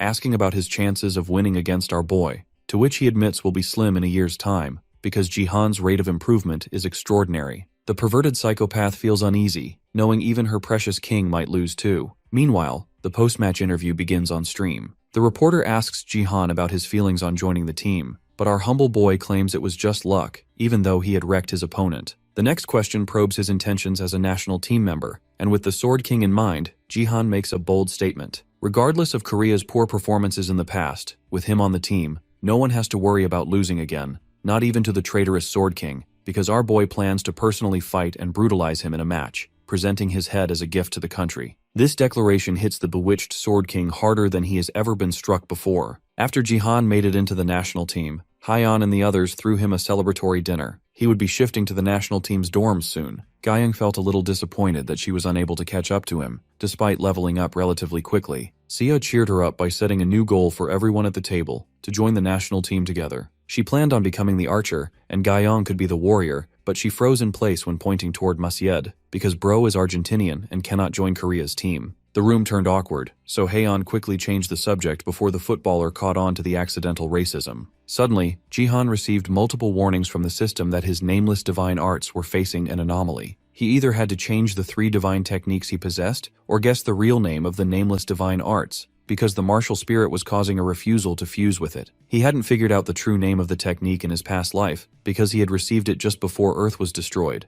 but now he had it much earlier. The 3 techniques, Shadow God Technique, Divine Lightning God Technique, and God Destroying Technique, were bound to be changed if he still couldn't uncover the true name of the nameless divine arts. When asked for a speech, he put the guessing game on hold. He expressed his appreciation for the people he had met and recruited into the guild, and was grateful for their love, support, and efforts, which was crazy with Haeon present. Still, he promised to throw another dinner party when Korea won gold in the World League. A whole sequence later, a random player woke up in the Gold League of the Gangnam area. In the testing lab map, the goal was survival. The map was open only to players level 75 and above. Unfortunately, he found himself in the red zone of an unfamiliar map and game. The match began, and he already had to survive against 100 players until only 50 were left. Deadly lasers projected across the arena, cutting players in half. In this game, there were 3 areas: red, green, and yellow. Players were randomly divided amongst them, with the red zone dubbed the Graveyard for Beginners because of its countless traps. The assault of the arena died down, leaving only a few fortunate players alive. Frustration grew. Not only did they have to avoid traps, but also the strikes of other players. Out of the 71 remaining across the 3 areas, only 14 were in the red. One of them suggested sticking together while players in the other zones died off until the total number dropped to 50. He suggested focusing only on avoiding traps for now. Another player agreed, gathering the newbies of the Gold League who had recently hit level 75 and had never seen this map before. 4 players gathered, expecting guidance and help with traps and survival tips, but they were tricked into becoming easy targets for the experienced players. The reason was simple. The noobs would die to traps anyway, so killing them early gave the veterans a better chance to survive the next game. The selfish veterans mercilessly attacked, cutting them down. But when the dust settled, a shadow of a single player emerged. The 3 conspiring veterans were twisted into a ball with the use of force and apprehended. Looking up, they saw none other than Jihan. Eclipse laid casually across his shoulder, thanking them for the great tips as he prepared to swing the dark sword at their heads. Jihan wastes no time in butchering the no-name veterans of the game, but the total number of players still remains over 50. As he grows frustrated about not being able to smurf the other zones, the Chibi Queen warns him to be cautious of the room he is in because it feels like the World Tree Union's testing lab. Labs like these were always left behind when the elves invaded another planet, and some of the black elves even got trapped in them during investigations. She finds it odd that such a place is being used as a game map. While Jihan considers whether the Chibi Queen is right about her suspicions, the game suddenly triggers a wall of deadly lasers from all directions, set to eradicate him for being the unusual survivor in the red zone. Jihan and the chat go wild about this being a forced death in-game, but the Chibi Queen comes in clutch with the hidden pathway strategy, beyond a reinforced door that seems to be locked. These doors are supposed to be realm-connecting portals that activate once the traps are online. Jihan rushes toward the door using his lightning steps, ready to punish the Chibi Queen if he got cooked by the lasers, but fortunately for both of them, it works. He opens his eyes in an ethereal garden, unknown even to the Chibi Queen, as the portals lead to random realms. The system informs him that he has completed a secret quest by escaping the red zone, and now he must complete an epic quest by finding the owner of this place and uncovering the reason behind the experiments. He finds this quest unlike any others.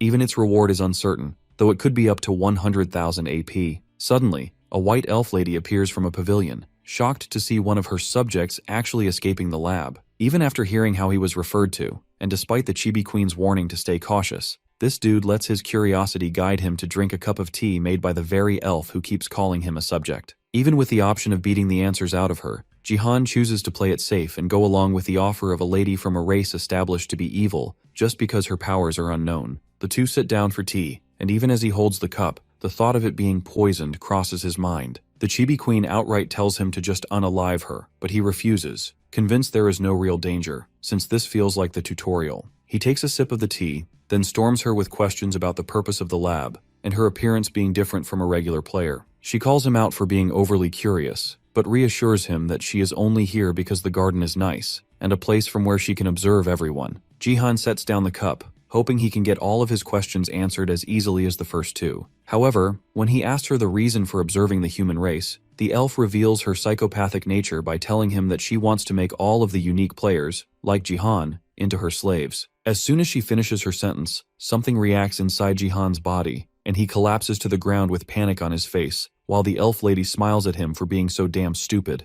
These elves might be of different races, but their perverted nature remains the same. Unlike the Shadow Queen, this elf lady manages to make Jihan succumb to her control, as she hypnotizes him to be her slave. Luckily, a donation of 10,000 GP from one of his fans pops in between the two, breaking the elf lady's hypnosis. With the chat becoming functional again, the elf lady lets go of Jihan since she has been seen by everyone, and with the total number of players finally reaching 50, the game ends. She grows even more frustrated that her playtime was cut so short, yet it is not a problem because the leaf has already been planted in Jihan. Before the game finishes, she orders him to come find her the moment the next game begins. Jihan returns to his apartment as the game ends and flops to the floor. The Chibi Queen grows back into her adult form, regretting that she did not do much to stop him from interacting with the elf lady. She cannot believe that the elf would put her hands on a player in the tutorial. The Chibi Queen recognizes the leaf as one from the World Tree, and starts battering Jihan to make him snap out of it. Fortunately, he regains consciousness and stops her, because he never truly fell into the elf's control. Seiya comes bursting into the room, recapping how her uncle falls for every new woman's control. She sees the Chibi Queen on top of her uncle, and assumes that it was she who controlled him this time.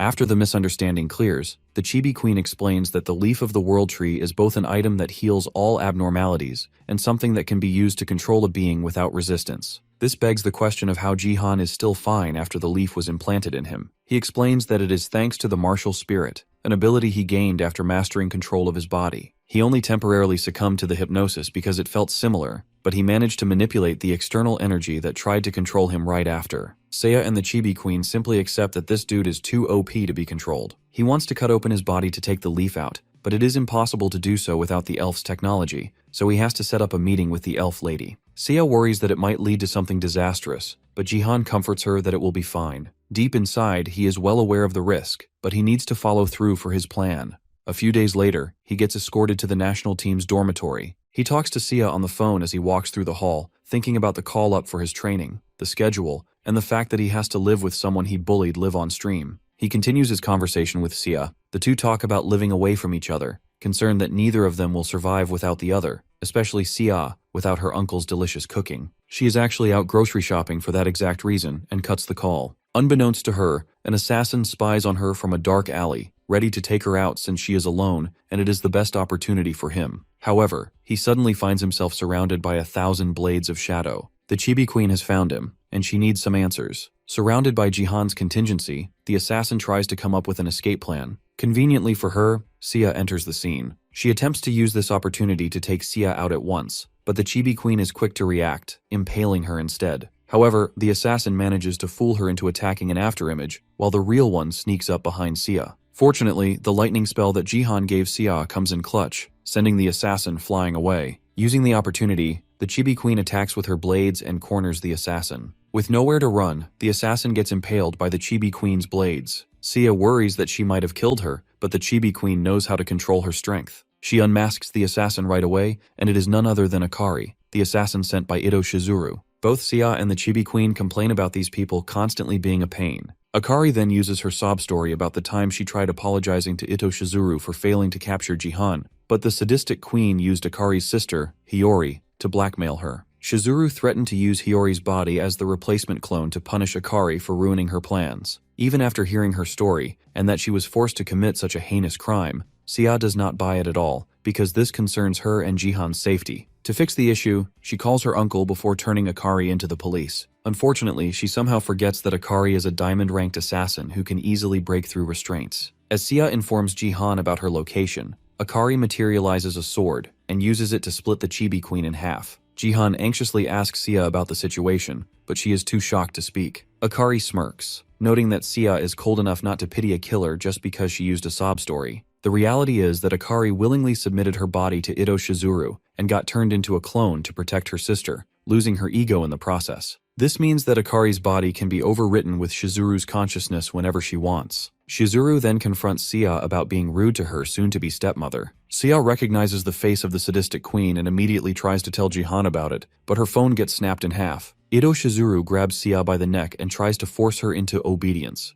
Before the call ends, upon hearing Sia scream out the name of the sadistic queen, veins pop out on Jihan's face from sheer anger. As obedience works its charm on her, Sia struggles to resist it. Regardless of her hatred for the woman who took her father away, she almost falls to her seduction. Thankfully, the lightning seal triggers at the last moment, preventing C from falling into mind control. The queen's frustration grows further because now there are two people able to resist her control. Sia escapes the mind control and reminds the succubus queen that not even her gift can compensate for her grandma appearance, which pisses Shizuru off. She then vanishes into thin air when her self-proclaimed stepmother tries to grab her once again. Having so many failures at once makes Shizuru anxious. To rub salt in her wounds, the Chibi Queen emerges from the shadows, this time in her adult form. Shizuru thinks she can at least get answers out of Jihan's summon, but due to the difference in stats between them, obedience is nullified. The Chibi Queen smirks at the pitiful woman's attempts to mind control her, striking real fear in her heart for the first time. The Chibi Queen then shows Shizuru the difference in their powers by easily trapping her under a giant shadow hand,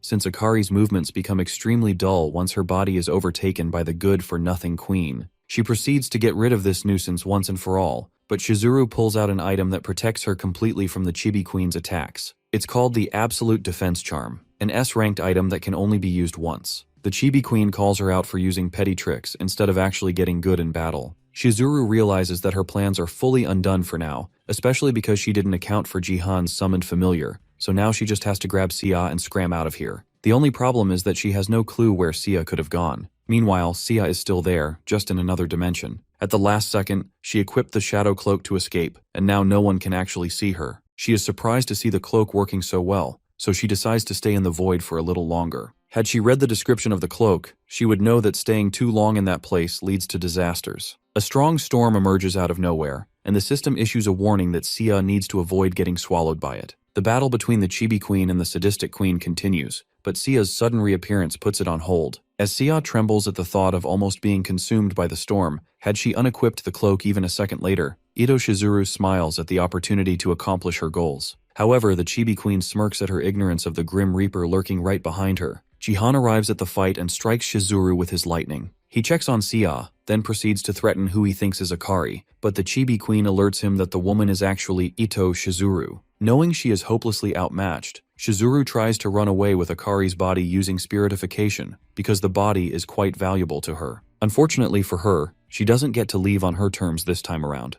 Jihan intercepts her disappearance during the spiritification and beats the egoistic queen to a pulp. Unable to withstand the thrashing, Shizuru is forced to abandon the vessel she worked so hard to create. Still, before she decides to forfeit the body, she tries to get the last word in, but Jihan takes even that away from her, reminding her that the next time they meet will be at her funeral. He throws away the body as its consciousness fades, but before he can leave the place with Sia, the two of them turn around to see a surprising development. The sadistic queen returns to her complex, completely defeated. The Simp Sword King sees her anxious and proceeds to comfort her, believing all of the lies she feeds him about wanting to unite his family by bringing Jihan to Japan so they can all live happily ever after. The retard king falls for her grandma charms once again, but their moment is interrupted by a notification from Jihan's channel that he is going live. Shizuru wonders if he is going to talk about today's events, but she has nothing to worry about because he has no evidence to expose her. She arrogantly plays the stream, and the first words uttered by a familiar voice suck the soul out of her body. It is none other than the real Akari, who addresses the world through the stream and exposes Shizuru's entire scheme of mind-controlling people. Akari plans on revealing everything she has seen Shizuru plot throughout her time, with Jihan and Sia right beside her as witnesses. Shizuru panics because she thought Akari had died, yet she is now on stream, exposing her. A few hours earlier, before Akari went live on stream to expose Shizuru's crimes in the alley. After Shizuru left her body, it was bound to self-destruct. However, her strong will managed to resist the destruction, leaving her body intact but unconscious. The Chibi Queen sensed that the energy in Akari's body actually belonged to her, somehow. Since the body seemed to be in very poor condition, Jihan used his great heal ability to try and wake her up again. Sometime later, back at Jihan's apartment, Akari finally woke up. The first thing she had to go through was an interrogation by Jihan, towering over her with questions about Shizuru and the reason why she helped that psychopath goddess in her plans. Akari remembered how, after her body was turned into a clone for Shizuru, the first thing she made her do was kill her sister with her own 2 hands, as a test to see if the clone would obey her, because there were signs of resistance from the original Akari's consciousness in the body. However, even if she was no longer herself, killing her sister still broke her from the inside. Now that she was finally back to normal, Akari planned to enact her revenge on Shizuru by ripping her to shreds. Her anger and sorrow drove her actions as she tried to leave the apartment, but Jihan reminded her that she was just going on a suicide mission because killing that evil woman wasn't that simple, or it would have been done already. Plus, no one wanted Shizuru to reclaim the clone she had just lost. The reality check hit Akari deeply, and she broke down, hopeless to do anything on her own to get revenge. That was when Jihan extended a helping hand towards her, suggesting that she reveal all of this information to the world. Fast forward to the present, Akari revealed all of the crimes committed by Shizuru using clones like Akari. From murders to brainwashing people, and using her gift to seduce high-ranking officials in the Japanese government, Shizuru had used her clones to get her way without ever getting caught. Seeing Akari shed tears on stream, the chat believed her, advocating for rules to be enforced against such acts. Jihan took over the stream and cautioned everyone to be careful of the woman that was Ito Shizuru. With the Northeast Asian League Games right around the corner, he tried to convince the top players from each country not to be persuaded by this woman's charms, so as not to turn traitor to their nations, like the Sword King. The egotistical psychopath crashed out after Akari revealed her crimes. One thing after another, she kept losing control over everything, and all